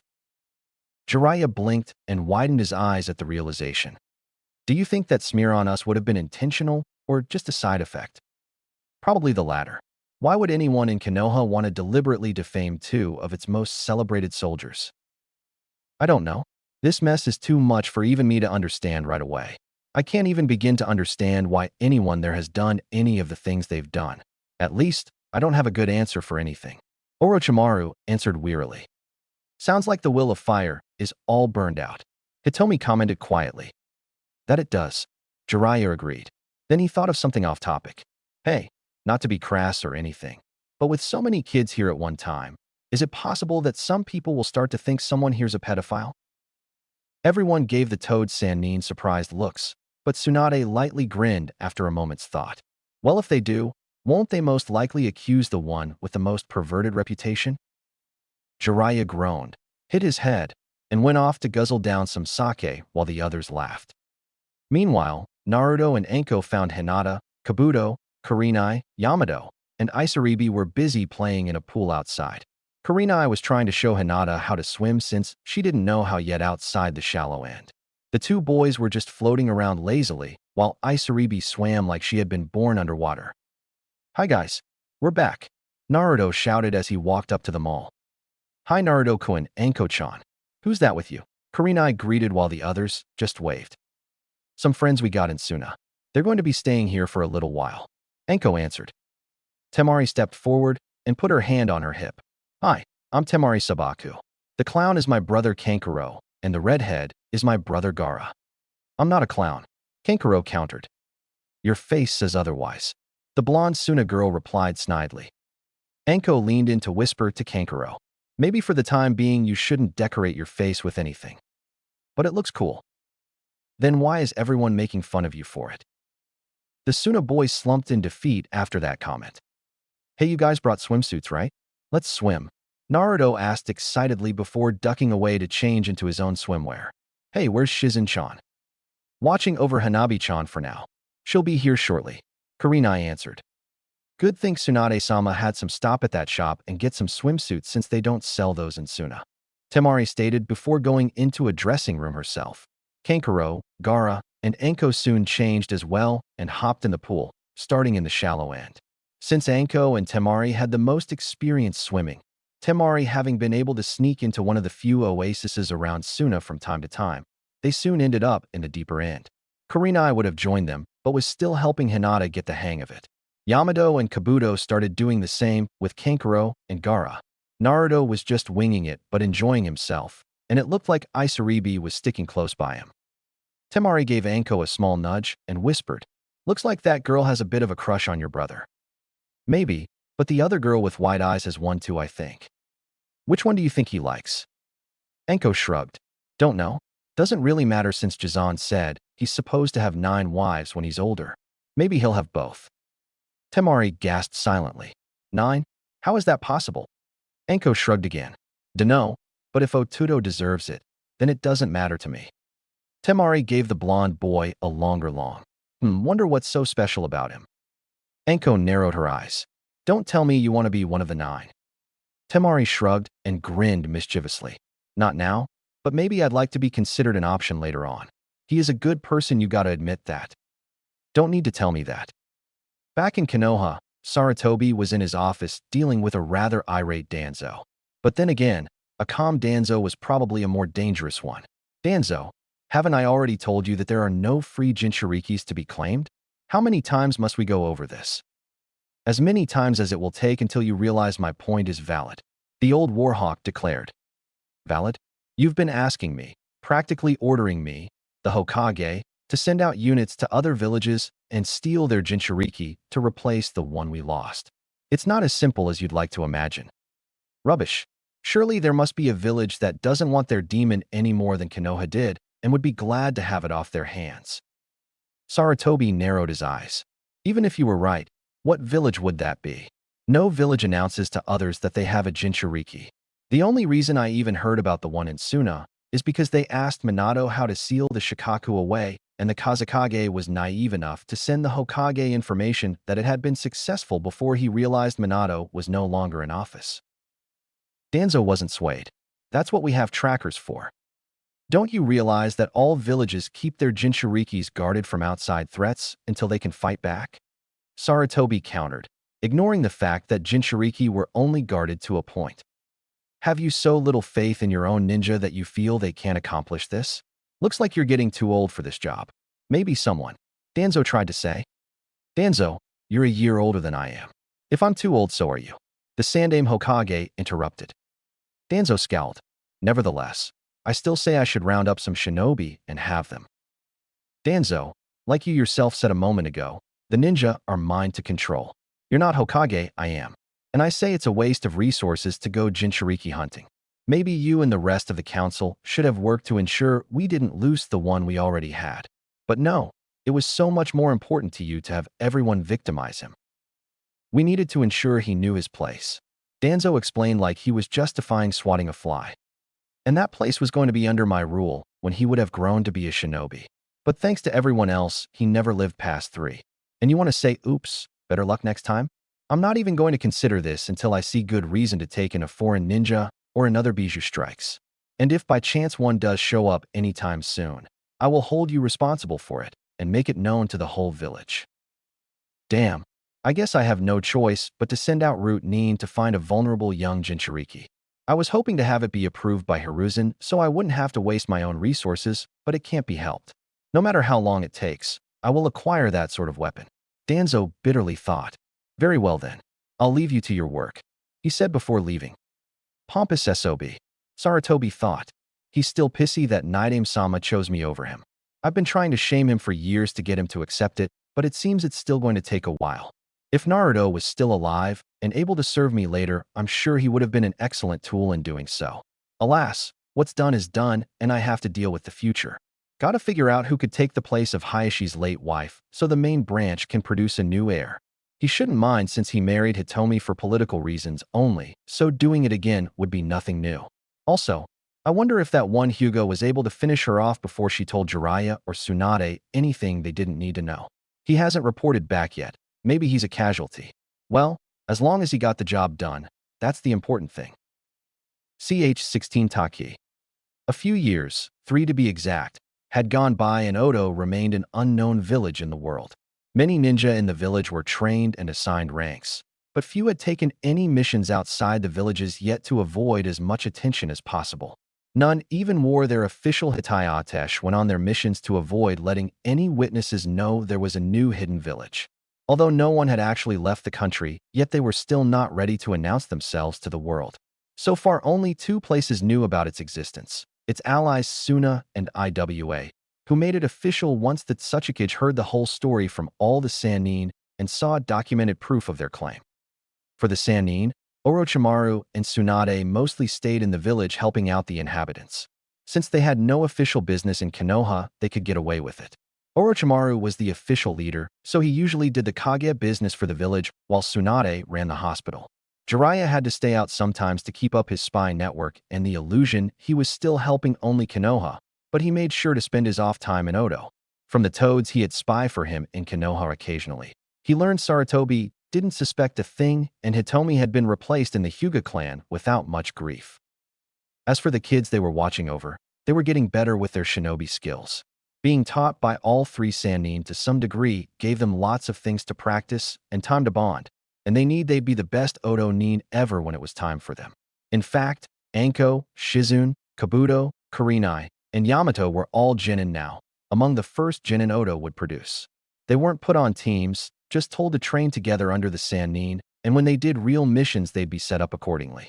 Anko and Kabuto specialized in snake style, Shizune and Kurenai in slug style, and Yamato in toad style. The young ones, being Naruto, Hinata, and Isaribi, were still too young to be genin for a few more years, but they trained with no smaller amount of enthusiasm. Hanabi didn't as much since she was only 3, but she loved to watch and imitate. Naruto was learning the most from all three Sannin, as expected, and Isaribi was trying to catch up to him. Hinata was learning how to mix new styles of combat into the Jukin to make a different fighting style completely thanks to her mother. Snake style and toad style were the best ones for them to use, and Naruto used both, while Isaribi and Hinata focused mostly on snake, with Hinata combining it with the Jukin to create a new original version. So far things were working well for them all with little interference. But that would all someday change. Jiraiya was out of the village doing some serious work and some serious to him research near Taki when everything happened. He had been there for 2 reasons. 1, he thought the open baths would provide him much-needed inspiration. And 2, Taki was the closest hidden village to Odo geographically and the next one they wanted to ally with. So he decided to check it out. So far he hadn't seen anything yet, and that included women bathing outdoors. He was starting to wonder if he had been following a false trail. It had happened before. Maybe the women only do that within the village. Just my luck, since it would look bad if I tried to sneak in, and how could I explain to Sarutobi what I was doing here? What do you care what that old monkey thinks? Remember, he kept you in the dark. You owe him nothing. Jiraiya's inner pervert and proverbial shoulder devil told him. Well, you did come here to make an offer with the leader. You're not getting anywhere by hanging around the village borders suspiciously.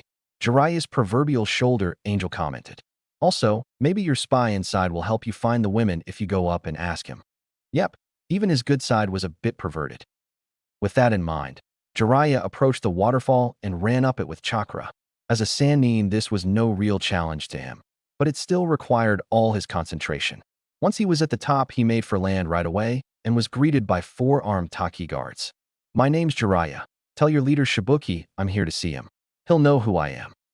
Apparently, one of the guards already knew who he was. Ah, Jiraiya-sama. Is Shibuki-sama expecting you? Not really, but that's because I'm here for more than just a height. No one but him knew that the leader of Taki Shibuki was actually Jiraiya's informant for the hidden village. All because the Toad Sannin saved him from a wildcat one day, and the cowardly leader insisted on repaying him in the most helpful and safe way. To everyone else, Jiraiya and Shibuki were just acquaintances who met each month for their own reasons. I'll have to escort you to him for security reasons, the guard told him, who just nodded as he was familiar with the procedure. The two walked away, leaving the remaining guards to keep watch. Ah, Jiraiya-san, is it that time already? Shibuki said as he said Jiraiya approach. Not really, Shibuki-san. I've got something to discuss with you that can't be overheard by anyone, the Toad Sage answered. I see. Come with me. The two walked into a small, humble hut, and a silence barrier was activated. But before either could get down to business, both saw there was a third person present. Fuchan, did you sneak in again? Jiraiya saw a young girl close to Naruto's age, maybe a year or 2 older. The most noticeable thing about her was her lime green hair. She wore a plain white outfit that looked dirty and torn in places, and a small red bag tied on her back. Her eyes were red and they looked terrified and sad at the same time, like she had little to be happy about. Once she saw them both, she grabbed a few apples and rolls off the counter and darted out of the hut like a panicked animal. Fuchan, wait. Shibuki shouted, but it was too late. He sighed. I hope this doesn't keep her away. Who was that? Jiraiya asked since he never knew Shibuki had any kids. Her name's Fu, no family name. She's an orphan and sort of the village urchin. Nobody wants to adopt her because of the social stigma that would come from it, but some people, myself included, do leave out food and supplies for her. They usually do it in secret so they don't become social outcasts themselves. Why would that? Jiraiya started to ask, but then answered his own question with wide eyes. She's a Jinchuriki, isn't she? You never cease to amaze me, Jiraiya-san. Shibuki answered. Yeah, she's the container of the Shichibi no Kabuto Mushi. I never told you before for her security, but there's no helping it now. How? Is she treated regularly? The toad Sannin almost sounded afraid to ask. Shibuki sighed again. Not well. No one goes out of their way to kill her, but no one really goes out of their way to make her feel welcome either. Kids and adults ignore her, refuse to talk or interact with her, even help her learn anything. It's like they're trying to ignore her to death, so she has to live like a stray cat, surviving off the few handouts from those that are afraid to do more. I'd do more, but with my responsibilities, I can't give her the attention she needs. Jiraiya didn't know if he wanted to cry or vomit. But before he could ask more on the subject or bring up the matter of Odo, someone began barging on the door to the hut. And since the silencing barrier was one way, they could hear everything. Shibuki-sama, terrible news. Some intruders have arrived and killed the guards at the waterfall. Jiraiya frowned. Someone must have seen me. Damn it. He looked at Shibuki, who was starting to shake in fear. I'll go take care of this. You just make sure everyone here is unharmed, he said before going outside. People were running into their houses trying to get away from some flames and moving water, implying some jutsus being involved. In the center of the chaos, he saw two black-clad shinobi wearing no hitayatesh trying to stir up trouble. Neither one looked like they were enjoying themselves, though. In fact, their facial expressions, or lack thereof, almost looked painted on. There's got to be more to this than just causing mayhem. Maybe they're making a scene to distract us from someone else looking for something. Jiraiya quickly thought, with his years of experience helping him plan. He created a few shadow clones and had them spread out to confirm his theory while he handled the obvious threat.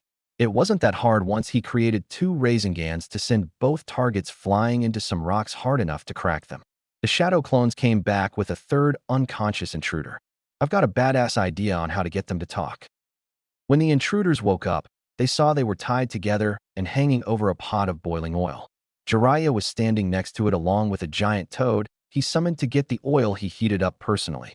A few inhabitants of Taki formed a crowd to see what was going on. Why don't you tell me what you were up to, or would you rather take a bath? We'll never tell you anything, one of the tied-up men replied. The toad was holding the end of the rope and let them be lowered a little closer to the oil, close enough that they instinctively curled their toes to avoid being burned. Still say never? Jiraiya asked. Yes. The rope lowered them a little more, so now they had to curl their legs up. How about now? We can't tell you. Our master has forbidden it and gone to great lengths to ensure we never reveal our secrets.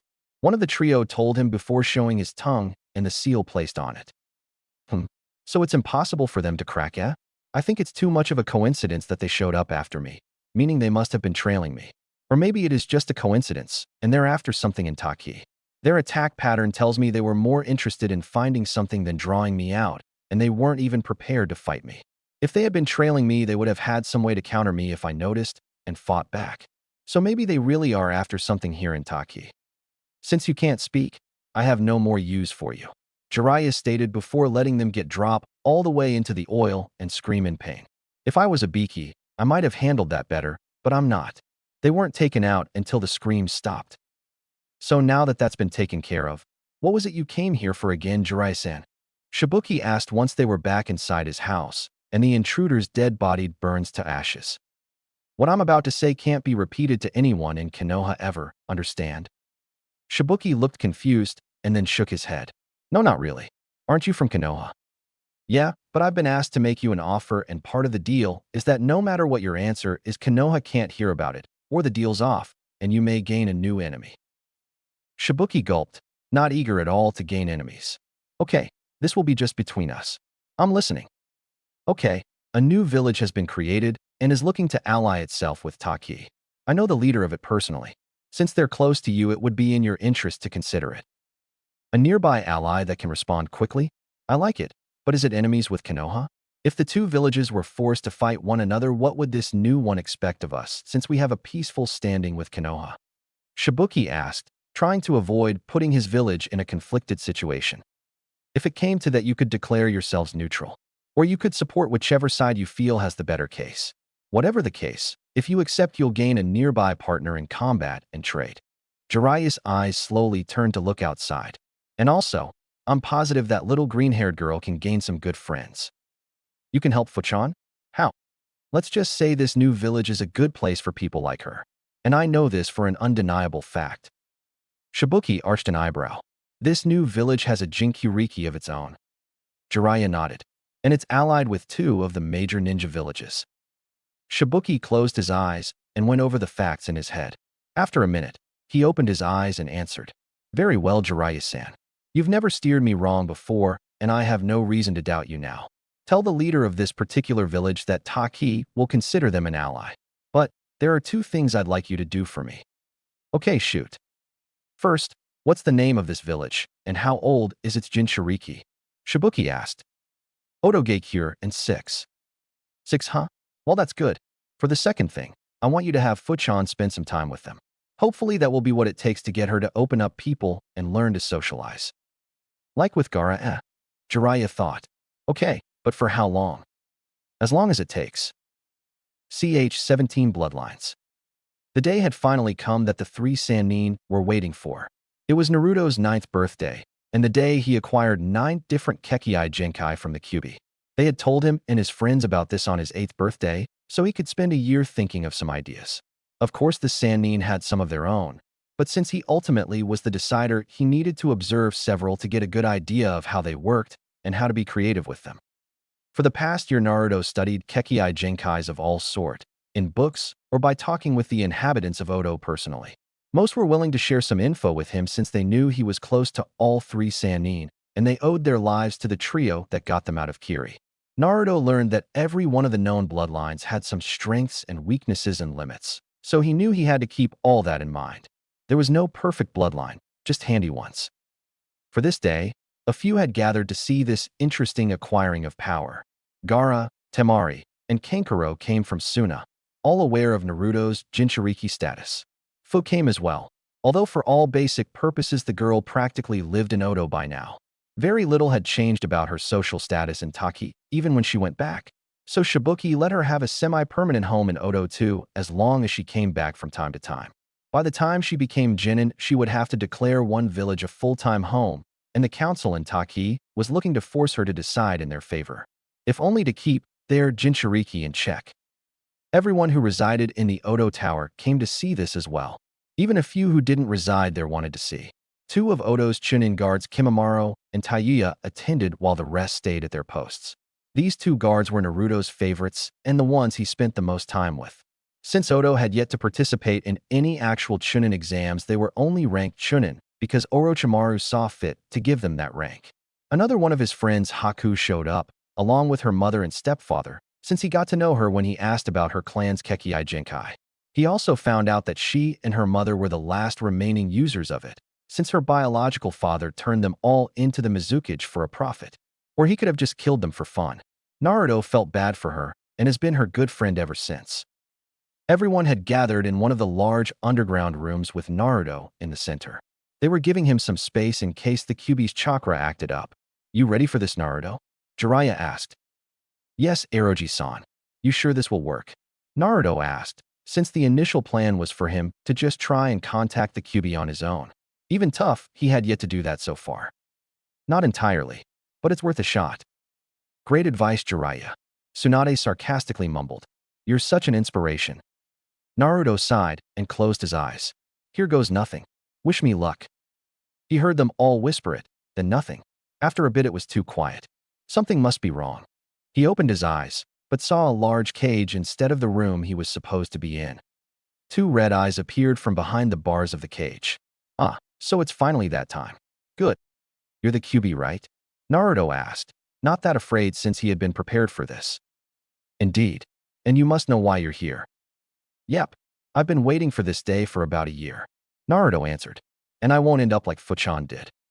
As the Jinchuriki for the Shichibi, Fu should have received 7 Kekkai Genkais on her 7th birthday. However, she didn't know about this until that exact date and didn't get in touch with the Shichibi in time to do all that. She did at least have enough time to bargain for 1 Kekkai Genkai. and that was enough to ensure the Shichibi wouldn't die with her, but she still felt cheated. At least like with Gaara, who also only had one, she didn't have to worry about the time limits Naruto would have to. And with only one rather than 7, Taki couldn't force her to breed with multiple men later on. It looked like the large fox was grinning. I've been waiting quite a while longer. So let's make a deal, shall we? 9 Kekkei Genkais in exchange for me being able to leave your body safely when you finally do die. Sure, it means I'll have a long wait ahead of me, but it's so much better than dying with him. Sounds good to me. And I've already got all 9 chosen. Then tell me about them one at a time, and I can make the changes happen. And the more detailed, the better. Kyuubi told him. Wonder how that mark will factor in, if at all. Okay then, here's the first one. Everyone watching Naruto meditate waited for a while, and then tensed up when they saw a faint red glow around his body. Their initial impulse was to snap him out of it, but a sense of calm remained in the air and on Naruto's face, averting their concern. The glow remained for 9 minutes even, and the only sign of discomfort was a brief look of pain on the young boy's face for about half a minute. Once the glow faded, Naruto opened his eyes. I think that's it. Do you feel any different? Hinata asked with much concern. Not really, except for this weird itch on my shoulder. Naruto answered as he scratched where his curse mark was. Do I look any different? Everyone shook their head negatively. Hey Eroji-san, can you take a look at this? The fox said the mark might be gone now. Everyone in the room familiar with the curse mark perked up at hearing this. For years the Sannin were trying to get a better understanding of it and a cure for it. So far no such luck. Although with a few notes they salvaged from the creator Amachi, they did at least learn the source was the blood of a young boy named Jugo. He had no known family, but he had a Kekkei Genkai that made him shapeshift into a more feral form when he was aggravated to fight, which he didn't enjoy. Jugo was currently contained in a holding cell to ensure he did no harm, which he preferred. But even with him contained, they were still no closer to finding a way to be rid of the mark. Jiraiya went up to the young boy and checked his shoulder. It's gone, he gasped. But how? Naruto shrugged. Dunno. The fox said something about his own power overpowering it when he made the changes. Can it do the same for us? Kurenai asked. Most likely not. Tsunade gently answered. Remember, Naruto's system is used to the Kyuubi's chakra, so he can use it without being too hurt, but you probably wouldn't be able to handle it. Also, I'm getting the impression that it wasn't an intended effect, so we still wouldn't know what to do even if it was safe. Kurenai sighed in resignation while Enko ignored the issue. So tell us, Otudo, which ones did you get? No one knew which Kekkei Genkais the blonde was going to select. Some good ones. Even the fox was impressed at most of them. Orochimaru grinned. Why don't you show us instead of tell us? He then created a shadow clone to serve as the boy's test dummy. Okay then, here's number 1. Naruto stated as he got up to his feet. He closed his eyes, then everyone saw veins bulge around them, making 3 girls in the room drop their jaws. When he opened his eyes, everyone saw they were white like the Byakugan, but the small visible pupil was shaped like a 4-point star if one looked close enough. I call this one the Neo-Byakugan. How's it different than our own? Hitomi asked. I can't see as far as you can, but I can see in sharper detail, and I can see more of a person's insides than just their chakra network. Tsunade looked impressed. Interesting, perfect eyes for a surgeon or someone looking to use pressure points. Any descendants who inherit those eyes would make great tracker and medic shinobi. Number 2. Naruto said before closing his eyes again. The veins receded, and when he reopened, his eyes were bright orange and had 2 tomos in them, spinning in a counterclockwise direction. Neo Sharingan. Orochimaru's grin widened. Our own version of the Sharingan. Not bad, but how is this one different? Well, instead of hypnotizing other people or casting genjutsus, I can break hypnotism and other genjutsus with this. And I don't have to kill someone important to upgrade them. Instead, I have to save a precious life, not in one. Kyuubi seemed really insistent on things like this, saying he had personal issues with the normal Sharingan. But other than that, it should be the same. One thing he didn't know was that with the Kyuubi's chakra in him, he wouldn't have to worry about going blind later. So Odo will be able to have an Uchiha-like family, but with more incentives to help others? Nice. Jiraiya thought with a light grin. Naruto returned his eyes to normal. Number 3. No one noticed any physical changes, but he did 3 quick hand signs, and Orochimaru's clone got frozen solid. Hayaton. But I couldn't think of anything different, so I kept it the same as Haku-chan's. I figured we could use more ice wielders. Thank you for the consideration, Naruto-kun, Haku's mother told him. Orochimaru dispelled his clone, and the ice around it shattered on the ground before he made another one. Go on, Naruto. Okay, here's number 4. He made a few more hand signs, and Orochimaru's clone became entangled in tree roots. I went with the Mokuton, but made it so girls can use it too. Now Bachan doesn't have to worry about it dying out. Tsunade smiled warmly at the boy. Even though Yamato had already proven he could use the Mokuton, they always feared he couldn't pass it down to his descendants since it wasn't naturally his. Orochimaru got rid of this clone, and Jiraiya got rid of the roots with a small fire jutsu. A new clone was made and Naruto was ready to show off his 5th Kekkai Genkai. He made some hand signs, and the next thing anyone saw was Orochimaru's clone being skewered by several large needles sticking out of the ground. Tetsuton, because few people have ever encountered the metal sub-element, and it's a great way to make weapons for myself and my allies. A new clone was made, and the metal spikes were taken away to be given to a smith shop for forging. Naruto got ready to show off his 6th gift. That's the last of the elemental stuff. Number 6 starts off a list of a few new things. He did a few hand signs, and then Orochimaru's clone started levitating in the air. Everyone looked in awe, and then it fell to the ground and looked like it was being crushed by a rock. When it dispelled, Orochimaru's memories showed a sense of immense weightlessness and then too much weight. Naruto, what was that? Gravity control. Basically, I can make things or people weigh less or more, and if I do it the right way, I can even make myself or others fly. But I'm in complete control. Handy for moving things around, and helpful in battle if the enemy is unbalanced or too heavy to move. Naruto explained. Wow, how practical. Good one. Temari answered, especially loving the flying part since she was trying to work on using wind that way. Can someone fill in for me here? Orochimaru asked. Don't want to use too much chakra. He may be a Sannin, but even he didn't have the chakra amounts to repetitively use the clone jutsu. Sure, Jiraiya said before making his own clone. Do your worst, kid. Okay, number 7 is like this. The color on his body seemed to pale, not as much as the snake's Sannin, and his hair went white like it had been bleached. For this one, I need your clone to hit me. What? Everyone asked, not expecting that. Just try to hit me. You'll understand then. And make it a good one. Okay then. Jiraiya's clone said before balling up a fist and aiming it for the 9-year-old, even though he wasn't trying to hurt him. He aimed for the shoulder, and the impact should have been no more harmful than a spanking. But instead of making a connection, the clone's fist actually went through the boy's shoulder, like he wasn't really there. The surprise and sudden off-balance made the duplicate Toad Sage fall face first on the ground, again passing through Naruto's body. Everyone looked at Naruto like they had just seen a ghost, making him smile. Ghost body. Makes everything go through me and lets me walk through walls. He then suddenly vanished into thin air. And I can become invisible too. Great for close-up spying and wearing the opponent out or scaring them. Wait, Naruto, get visible again and try and hit Jiraiya. Tsunade told him. He did just that, but his fist went right through the clone's body too. Guess the one drawback is you can't fight back. Not unless I become solid again. Naruto said before he became tangible and blonde again. Okay, for the 8-1, I need Hinata-chan and Haku-chan to come here instead. Why? Both girls' mothers asked, not that they believed he'd really hurt them. Let's just say none of the Sannin are exactly good testers for this one. Hinata-chan and Haku-chan are perfect. The boy answered. Without waiting for their mother's approval, both aforementioned girls walked up to him with kind grins. Both trusted the boy with their lives and showed no amount of fear. What do you want us to do, Naruto-kun? Hinata asked. Naruto suddenly gained red rings around his eyes much like Gaara had. Try and use your own Kekkai Genkai to attack me. The two girls shared a look before giving him an if you insist look. Hinata used the hand signs needed to activate the Byakugan when the user was still young and inexperienced, while Haku tried a short set to create some ice Senbon.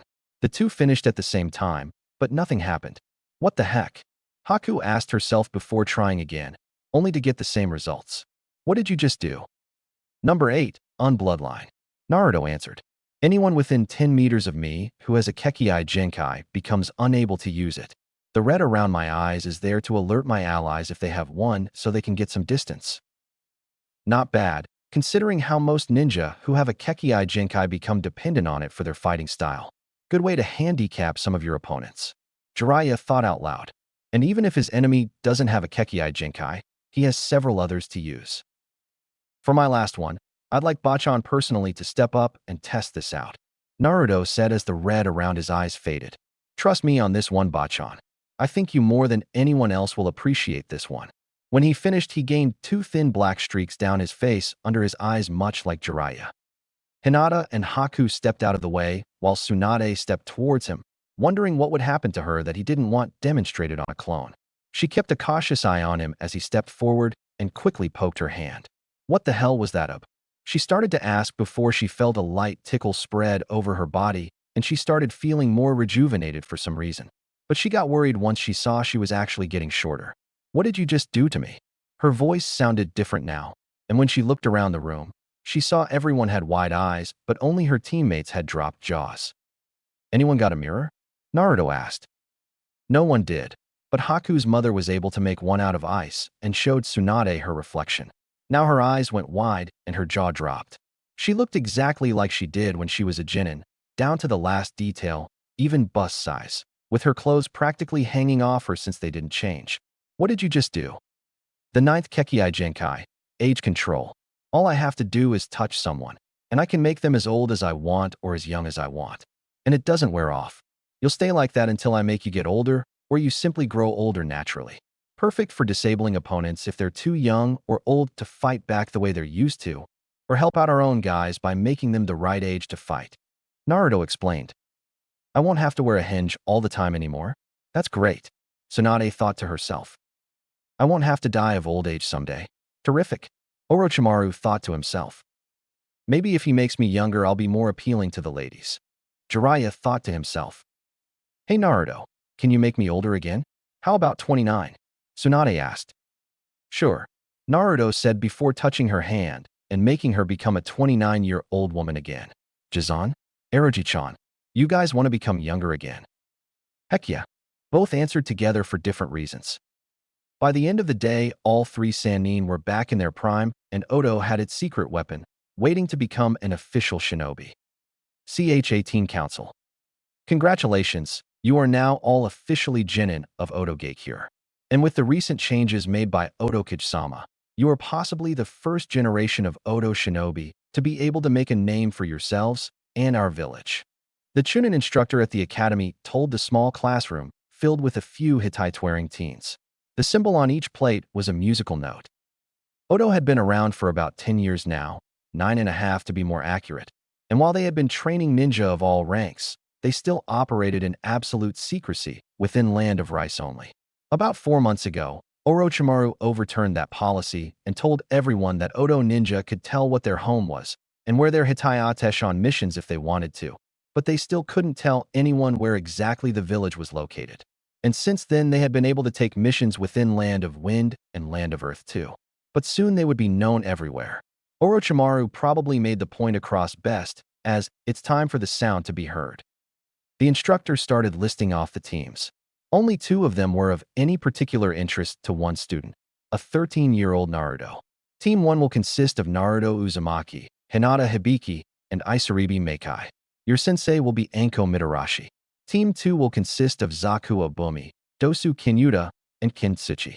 Your sensei will be Kabuto Yakushi. The rest of the list was just noise to him, however short it was. Hinata, who was sitting right next to him, smiled and hugged him from the side. Can you believe it, Naruto? We're on the same team, she said in a whisper, barely containing her joy. Terrific. Who do you think was the one to decide on that? Your mom or Ji-san? He whispered back. Does it matter? No, guess not. Elsewhere in the room, a purple-haired girl and a brown-haired girl looked at the young couple with envy. Great. She gets to be with him even more? Now I'll never have a chance to get closer to him. You know what we got to do today, right? Tsunade asked Orochimaru with Jiraiya in the room too. Yeah, I didn't forget. Let's save it for after he gets done with the second test for Genin. Won't that be saved for tomorrow, though?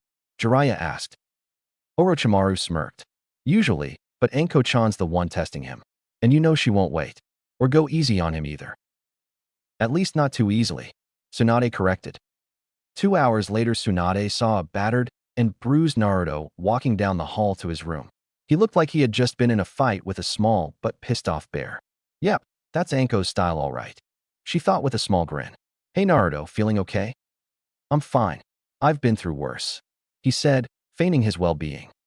Sad thing is I can actually believe that, Tsunade grimly thought. Just so you know, me and the others want you to come down to the council meeting room in an hour.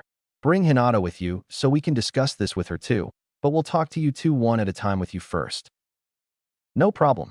I'm going to go lay down now, the young boy replied before going into his room and crashing on his bed.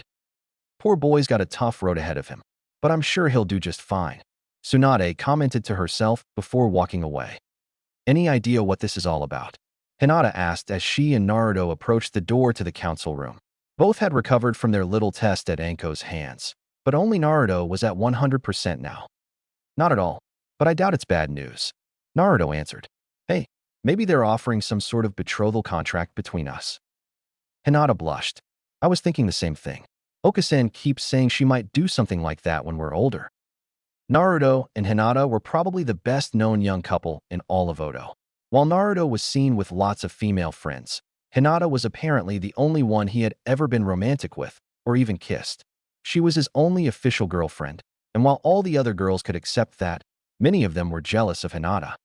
Shizune walked out of the room and smiled when she saw the two of them. Good, right on time. Ready, Naruto-kun? Yeah. He then gave Hinata a brief kiss on her cheek before walking away with Shizune. Be right back. The council room was filled with members of both sides. Like Konoha, there were shinobi members and an equal number of civilian members. But unlike Konoha, the number was smaller, with 5 members for both sides, and their authority was kept in check to ensure they didn't act like they were the ones in charge. For example, the civilian members couldn't call meetings if the subject of it was ninja-based, and the ninja members weren't allowed to make laws specifically for their own clans unless it was a matter of village security. There were 2 reasons the Council of Odo was smaller than the one in Konoha. 1. Having a smaller council meant making decisions would be much easier. And 2. There were fewer ninja clans in Odo. Sure, several came from Kiri, but some people who weren't in great shape didn't survive the long trip due to trouble along the way. Also, when Odo made alliances with Suna, Iwa, and Taki, they gave each village a clan or 2 in exchange for better trade and a promise of being hired for missions when they were ready. So now Odo was down to 6 clans total. The 6 clans were the following. The Kagaya, a bone-wielding clan with brutal fighting styles. The Fuma, a clan native to Land of Rice with various techniques. The Momochi, an ice-wielding clan from Kiri formerly known under a different name. The Enigumo, a clan of people with 6 arms and spider-like abilities. The Sakuya, a twin-favoring clan with a body-merging Kekii Genkai. And the Hibiki, which was really the 3 renamed Hyugas. Technically, the Momochi and Hibiki didn't really count as clans since their numbers were so small, but the Momochi, the more established of the 2, were allowed a seat on the council to prevent ties and votes. The Hibiki would get a seat when their numbers increased. At the head of the room were the 3 Sannin. Orochimaru was the acting Kage and overall tiebreaker. Tsunade was the representative of the civilian side since she worked at Odo's hospitals, and Jiraiya was the representative of the ninja side when he was actually in town. In his absence, Kabuto was the representative. Hello everyone. What can I do for you? Naruto politely greeted.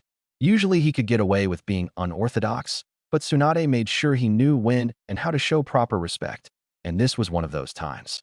Also, the relatives of 3 of his friends were on this council, and he didn't want to look dishonorable in front of them. Just sit down and hear what we have to tell you, Naruto-kun, Orochimaru told him. When the boy was seated, he continued. From what I recently heard from Anko-chan, you're now officially a genin of Odo, and that means we need to tell you something rather important regarding your future in the village. I can still become Odo-kage someday, right? Naruto nervously asked. His dream was to become Odo-kage someday, preferably the Nidaime, which Tsunade was currently the candidate for if something happened to Orochimaru. Oh, this won't interfere with your goal. Not too much at least. But it may make things a little more difficult for you. Orochimaru answered. Naruto-kun, as you are aware, you currently hold 9 Kekii Genkais in your blood, and each of your descendants will only be able to inherit 1. With that in mind, we have something we need you to do.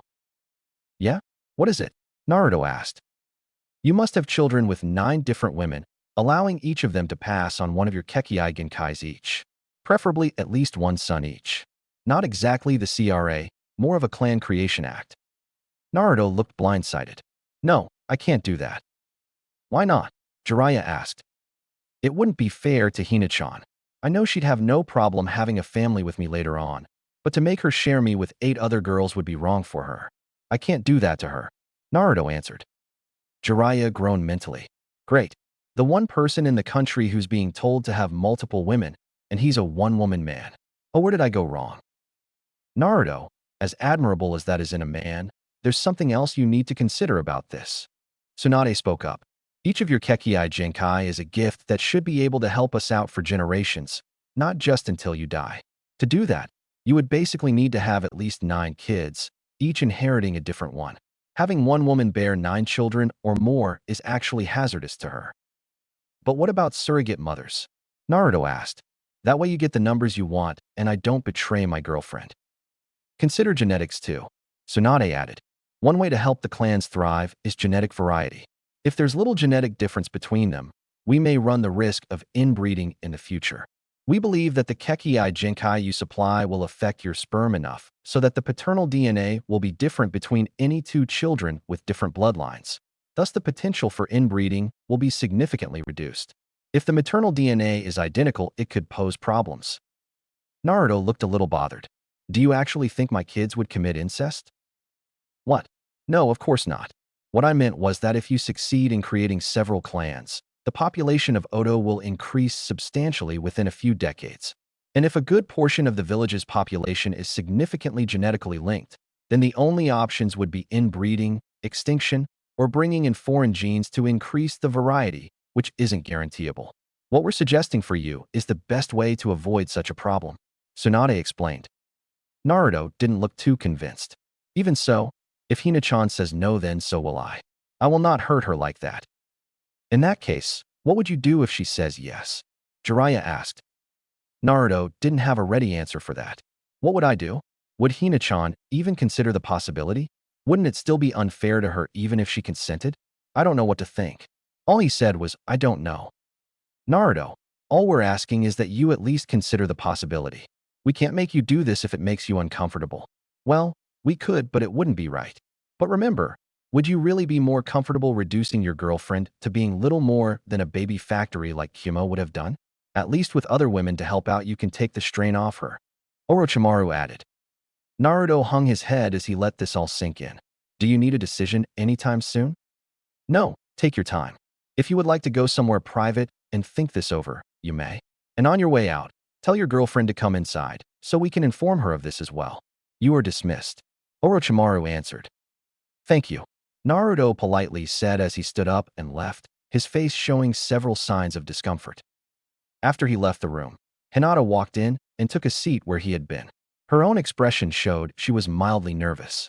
Hello, honorable councilman. To what do I owe this pleasure? Hinata-san, as we all are aware, you are in a relationship with Naruto-kun. How serious would you say it is? Orochimaru asked to get things started. The former Hyuga blushed deeply at the question. I thought you already knew that. I love him and have told him several times. And he said it to me before too. I'm glad to hear that, but it makes what we're going to tell you all that much harder then. Orochimaru said. In case you aren't already aware of this, Naruto's many bloodlines are a boon for this village, and we have a responsibility to ensure they stay around for generations. Which is why we feel it's best in the long run if Naruto-kun were to have offspring with multiple women. 9 total preferably. Hinata looked stunned. You want him to what? Tsunade was the one to answer her.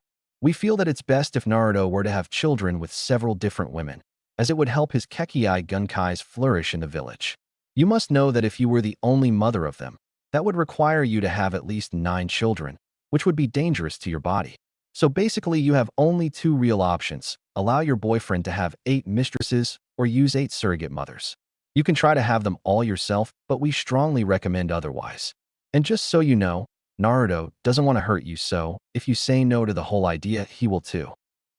Hinata sat there and went over it all. They want me to share Naruto with 8 others? Well, it's not like I can't think of a few candidates that would be glad too, but still, Naruto is supposed to be mine. How can I be special to him if I'm just one of 9? One more thing you should know, Hinata, Jiraiya added, regaining the girl's attention. Your mother and the 3 of us did write up a betrothal contract between you and Naruto stating that you'd be the one true wife, whether or not you agree to this. So you won't have to worry about being less important in Naruto's eyes. If you accept the contract, that is. Hinata's eyes lit up, but she still didn't look convinced. She looked at all of the other council members. Do you all support this idea? They all nodded. Which do you support more, the mistresses or the surrogates? All 5 of the shinobi council members supported the mistress notion. 3 members of the civilian side supported it too, but 2 of them voted in favor of surrogate mothers. The 3 Sannin said they felt the mistress idea was the smarter one overall. Hinata sighed in defeat. Can I at least think this over? Everyone nodded. Take your time. And discuss this with Naruto-kun too, since he feels bothered by the whole thing as well. You are dismissed, Orochimaru told her. Hinata slowly walked out of the room, and without realizing it went to Naruto's room, where she saw him sitting on his bed looking out the window. She sat down next to him, alerting him to her presence. They told you? He asked, and she nodded slowly. I don't want to betray you. She kissed his cheek softly. I know. I never thought otherwise. I just don't know what we should do about it. Ch19 Confusion. Later that night, Hinata ate dinner with just her mother and sister. Normally, she would have invited Naruto to celebrate becoming a Genin, and Isaribi and Anko too, but she had something she wanted to discuss with her family in private. She just wasn't sure how to bring it up. Something wrong, Nasan? Hanbai asked. You've barely touched your curry. Just got a lot on my mind, Muto-chan. Hinata told her sister. I bet I know what. Hitomi briefly mentioned before taking a bite of her own curry. Oka-san, what do you think of the whole idea? Hinata suddenly asked. Which one? Hitomi asked. She wasn't toying with her daughter. Instead, she was referring to the fact there were 2 issues bound to be on Hinata's mind, the multiple women issue and the betrothal contract. The problem was which one was she more focused on. You know which one, Hinata said with her eyes beginning to narrow. Hanabi, why don't you go eat in another room, please? Hitomi asked her younger daughter. Hanabi's gaze darted between her mother and sister, as if trying to deduce what was going on between them. She sighed and stood up with her plate. Okay, let me know when you're done. When she left, Hitomi decided to address the most likely thing on Hinata's mind. I understand that the idea may bother you, Hinata, but I've thought it over several dozen times, and I can safely say I agree with the Sannin's decision. Why? Hinata quietly asked. You know me and Naruto are close. Why would you try something that might ruin it? In all fairness, the first time the idea was mentioned was when you and Naruto-kun were only 6 years old. You two were only just friends then. I wasn't so sure how serious you two would come along. How could I? But haven't you noticed how I always taught you to accept his other female friends and not get jealous and possessive of him? Even share your time with him to avoid appearing domineering. Hinata arched her eyebrows. So you said all that hoping when this day came I'd have no problem sharing him? Somewhat, but not entirely. Even if Naruto-kun was limited to one woman only, it would still be a good idea for that one woman to allow him to have friends of his own choosing. I mean, you wouldn't like it if Naruto-kun told you couldn't have any male friends outside him, right? No, but still, you're all asking me to share Naruto with others, and why exactly should I say yes? Hinata asked, currently unable to make eye contact with her mother. For one very good reason, Hinata. Hitomi answered as seriously as possible. Let me explain. Naruto-kun has to have 9 children for the village. Now that's a minimum, not a maximum. Let's say you keep him all to yourself. That would mean you'd basically be pregnant nonstop for almost a whole decade. That's a huge burden on your body and a huge responsibility. And let's say you use surrogate mothers to take the load off. That would result in you and Naruto having to raise 9 babies all at once, rather than one at a time. Maybe having friends or family, or even a nanny help you out, would be a way to deal with it. But that's still a rather daunting task. And tough on your finances too. Now consider the idea that you allow 8 other women to have children with Naruto-kun that are their very own. 1. It takes the burden of multiple births off you. 2. It gives the village the numbers and genetic variety it needs for the idea. And 3. If they're the real mothers, they'll help in raising the children, just like nannies but for free, and they'll be able to provide more income for raising them, which trust me is a big help in motherhood. Also, you'd only have the pressure of being the mother of 1 child rather than all 9, which will be good for your health and sanity. Sure, the cost of such a good option is having to share Naruto-kun intimately, so that's why I insisted on the betrothal contact for you too. That way, you'd be the one official wife, the alpha female so to speak. The way I see it, it's really the best option for you. Hinata's shoulders trembled and her fingers twitched, making it look like she was having a mild nervous breakdown. After a moment, she stopped moving and sighed before giving her mother a tired look. When you put it that way, I really don't have a choice but to agree. I'm sorry if it feels like I'm trying to pressure you, Hitomi added softly. It's okay. You're my mother and only want what's best for me. This may not be a perfect solution, but it's still the lesser of several evils, I guess. Hinata's eyes then got a stern look in them. But still, I'm not going to let just any girl be with him. That same night, when Naruto went inside his bedroom, he was really surprised to see Hinata waiting for him on his bed. Hi, Hina-chan, what are you doing here? He was really trying to block out the perverted explanations that went through his mind just then. Naruto-kun, we need to talk, she said in a calm voice that held a hint of dread in it. He sat down next to her and gently held her hand, calming her nerves. Naruto-kun, I know what the council and Otokage asked of you this afternoon, and I've had some time to think over it all. I've been thinking it over too. It sure is a big thing, he commented. Yeah, it is. I know it doesn't sound so great at first, but when I think about all the possible things we can do about it, and the consequences, I get the feeling that what the council suggested really is the best idea. So if you want, I'll share you with 8 other girls. She then looked right into his eyes. But only on 2 conditions. What? Naruto asked. 1. We accept the betrothal contract first, and I become your one true wife. That way, I'm the only one who takes on your name. I'm the one who claims your virginity, and I'm the first one to have your child. And 2, we both decide who the other girls are. If I have to share my future husband, I have a right to have a say in who I'm sharing him with. Hinata insisted. Fair enough, Naruto replied. He was actually surprised Hinata was going to let this happen. You sure you're okay with this? Am I okay with this? Not really. To be honest, I wish it would be just you and me, and we'd get to have 2 or 3 kids when we're older. But that's not what can happen. So we gotta make the best of this situation. When she finished, she rested her head on his chest, and he placed his arm on her shoulder. The 2 13-year-olds just sat there in silence for a bit, nothing needing to be said just then. But after a bit, Naruto did say something. Hina-chan, I just thought of something. You said you wanted to accept the contract, but when exactly did you want us to become married? He hadn't been told about the betrothal contract in his meeting, but Tsunade had informed him afterwards. It was designed to ensure that no girl had a legal claim to being Naruto's wife other than Hinata. If they accepted it, they were instantly engaged, and if not, any other girl could try and claim him for their husband. Not that they were likely to succeed, but they could still try. Not sure. Part of me wants to say right away, since as registered ninja we can now, but another part of me wants to wait until we're closer to Chunin. I definitely don't want us to try having any kids before then. I was thinking the same thing, Naruto stated. Also, I hate to bring this up, but how exactly do we handle the other girls? Hinata slowly turned to look right at her boyfriend, but her gaze held no hostility to his question.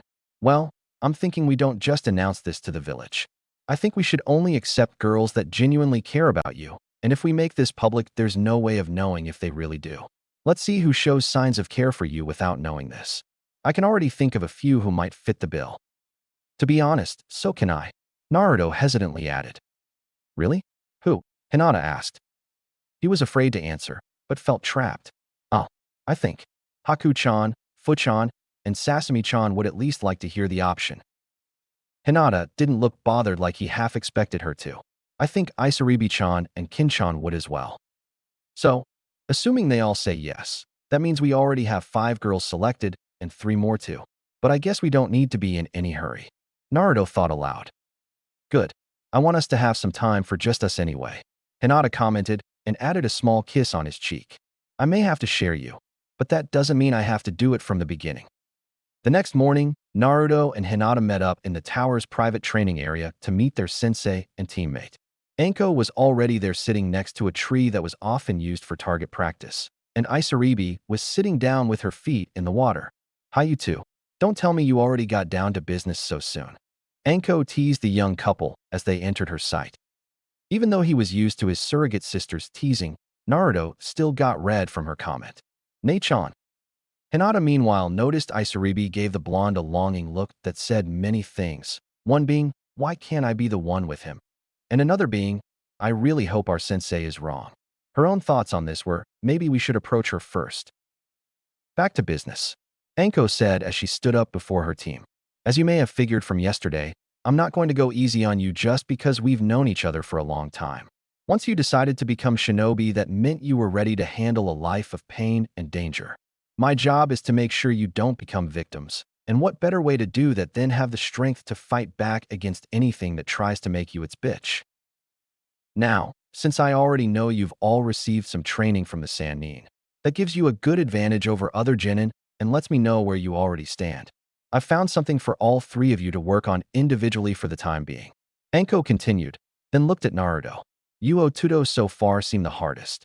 Thanks to the Sannin's help, he already knew the shadow clones, Rasengan, and basic medical ninjutsu. Finding something new for him wasn't going to be simple. I'll get you more focused on chakra control first since you're still a little rough around the edges there. But soon I promise I'll have something fun for you. He smiled, and Anko turned to Hinata. You're the second hardest, but I'm sure I can help you get a better handle on your taijutsu and maybe improve it a little. Then she faced Isaribi. You're the easiest simply because you have the most room to grow. I'll start you out with something simple to see what kind of progress you can make. Anko then looked around as if suspecting someone was watching. When she was satisfied there was none, she looked back to Hinata and Isaribi. And one more thing, I'm also going to help you two with your mark. You two can already use the first stage right. The two girls nodded and activated their marks to show they could.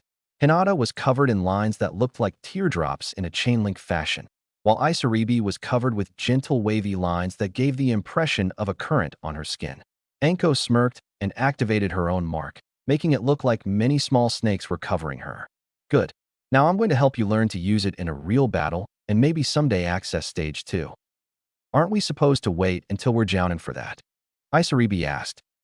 Since Orochimaru couldn't figure out how to get rid of the mark, only create it, he settled on a plan regarding it. He offered the mark to all his jounin level shinobi, telling them the benefits and costs, and letting it be completely voluntary. It was actually accepted rather well by almost all the jounin, and all who had it formed the village defense unit similar to Konoha Zumbu. In Odo, they were known as the Altos. Tsunade was a little uncomfortable about this, but Orochimaru pointed out it wasn't much different than Hoshi and their Kajaku arts. This was the secret technique of Odo that no other village could easily predict or counter. Normally, yes, but considering how we got our marks, the rules have to be a little bent for us. Anko answered. Think of it as our squad's secret weapon. Naruto's second source of chakra should be our last resort. How am I going to be able to handle it properly? Naruto asked. We got some scrolls written for you by Rashi-san and Han-san from IWA. They've got lots of info for you to handle Kyuubi's chakra in case you resort to it. Hopefully your bloodlines will prevent that, but it can happen, so we'll be prepared. But for now, let's get started on the first lesson, tree walking. Anko finished. Ch. 20 Leisure. Team training with Anko could probably best be described as voluntary torture. No matter what exercise she had her students learn, she always found a way to make it potentially lethal to them. The tree walking technique, which all three already knew before they even graduated, had a barrage of kunai thrown at them with venomous snakes hidden in the trees as well. The water walking exercise, which was new to them and taught in the second week, was pretty much the same thing. Then she made them try it on a moving current. Anko almost refused to let them do any D-rank missions. She kept insisting their time could be better used to focus on training directly rather than indirectly. But she did let them try one at least once a week to give them some money to have fun with. Hinata and Isaribi didn't mind too much because it gave them both a chance to be around their favorite guy. And while Isaribi felt she couldn't be with him the way she wanted to, she was at least glad she was on his team rather than another of his fangirls. After their 11th day of training, where they were all expected to use kunais to hit targets while they were upside down, while said targets fired Senbon back at them, Anko was really hardcore when it came to training apparently. But afterwards, with a small amount of injuries, Hinata and Isaribi had a moment alone. Naruto was currently spending some time with Tayuya since he enjoyed giving her some company while she guarded one of Odo's gates. She also enjoyed his company too, as he was the only one to make her laugh and appreciated her dirty jokes. Hinata and Isaribi were relaxing in the pool of the tower, both wearing bikinis since that's all they had in an effort to catch Naruto's eye. And both were orange too, although they kept saying it was just coincidence. At the moment, Hinata was just floating lazily on her back, while Isaribi was swimming around completely submerged, just the way she liked it. When Isaribi came up for air, which seemed like once every 5 minutes, but was more like every three, Hinata decided to bring up the issue on her mind. Hey, Isaribi-chan, got a moment? Sure, Hinata-chan. What's up? Well, a while ago me and Naruto were told to do something by the council and Orochimaru. It involves getting 8 other girls into the plan. And you're the first girl I can think of that might enjoy this. Hinata explained with a small embarrassed blush. Oh, does this involve your little harem? Isaribi asked. Hinata practically face-faulted in the water. What? She asked after she coughed up the water she almost swallowed. How did you? Your little sister told me. Apparently, she overheard you and your mother talk about sharing Naruto-kun with others, and spied on you again when you talked to him about it. She then got me and a few other girls together and told us all. Isaribi explained. I should have known Amuto-chan would have been too curious to really stay out of this. Hinata thought semi-bitterly. So, I'm actually the first girl you're approaching for this? Isaribi asked. Gotta admit, I'm flattered and tempted. Just tempted? Hinata asked. I'd have thought she'd be begging for this. I'm not against the idea. Believe me, I'm willing to tolerate sharing. But to be honest, I don't really want to unless Naruto-kun himself asks me to be a part of this group. Unless he does, I'll kind of feel like I'm just there to do a job and not because he cares about me. You know he cares about you. Heck, he goes swimming with you almost every morning because you like it so much. Hinata stated. I know, but I want him to be the one to make the offer, not you. Do you understand? Isaribi asked. Yeah, I do. So, who were the other girls Amuto-chan told? Isaribi scanned her memory. Besides me there was Kintsuchi, Haku Momochi, Sasami Fuma, and Futakino. All the girls we mentioned that night. Sounds like she's playing matchmaker rather than just eavesdropping. Hinata thought. Oh, one more thing. I'm not sure if you already heard this, but your sister said she wanted a spot in the group too. Isaribi added. What? Hinata asked. Sure, she knew her younger sister gave the blonde boy the same sort of looks Hinata did, but Hinata always figured it was some sort of silly kid crush and nothing more. She can't be serious. She didn't look like she was joking to me. But she's only 10. Weren't you 9 when you first kissed Naruto-kun and told him you loved him? Isaribi countered. Are you actually in favor of the idea? Hinata asked. I don't really have an opinion on the subject. Let's face it, the odds aren't in her favor, so there's no reason to fret over it. Isaribi answered. I guess you're right. Although there is a chance that Naruto might be interested in that kind of dash. Don't you dare, Hinata warned. Isaribi laughed. All right, now that that's settled, I'm going to go back to what I was doing. Isaribi said before taking a deep breath and submerging herself. Hinata started doing a few breaststrokes for no particular reason. For some reason, I get the feeling that Isaribi-chan won't have to wait too long. Meanwhile, Naruto was sitting next to Tayuya at the northern gate, keeping an eye out for trouble, all the while eating some ramen and making semi-inappropriate small talk. He usually did this with her at least once a week since she was the funnest alto member to be around. And she enjoyed it too, enough that she actually bothered to tone down her language around him a bit. For those that knew Tayuya, that was saying a lot. Hey Tayuya-chan, can I ask you something? Naruto asked as he set his empty ramen bowl down. Sure, Naruto. What's on your mind? The redhead told him. Have you already been told anything about me from G-san? He asked to start things out. Tayuya was part of a special branch of the Altos known as the Sound 5, their main jobs being operating the sound defense system, and if need be defend the Sannin and all who reside in the Odokage Tower. So he figured there was a chance she was already informed about his predicament. No. Why? Was I supposed to? Let's just say something's come up, and it's got me confused. I'd love to hear an unbiased opinion. He explained. Sure, I'll help you out. She told him to build up his nerve. Basically, in a nutshell, I'm being ordered to have children with 9 women someday. Naruto said quickly to get it over with. For a moment, Tayuya was silent, but then the dam burst. You've got to be fucking kidding me? Really? Why? Because of my multiple Kekkei Genkais. If I have children with 9 women, then I can create 9 clans for Odo. Makes sense. So who are the lucky ladies? Naruto sighed. So you think this is a good idea too? You don't? Fuck Naruto-kun, most men would give up a nut to be in a situation like this. Being told to bang several different girls, and having it be legal and allowed by the women too? Fuck Naruto-kun, I always knew you were a decent man, but maybe you're too decent for your own damn good. Tayuya replied. I'm willing to try it out. I mean, I do understand the reasoning behind it all, and Hina-chan is willing to try it too. Naruto defended. Tayuya arched an eyebrow at him. Then what exactly do you need my opinion on? How exactly do I attract more girls? And how do I keep them satisfied and taken care of once I have them? He asked. I mean, I need to treat them well, so they'll want to stay and feel special. And once they have the kids, I'll need to help raise them and care for the mothers as well. How can I do that with 9 women, when sometimes one sounds like a huge job? On the outside, Tayuya just smiled warmly.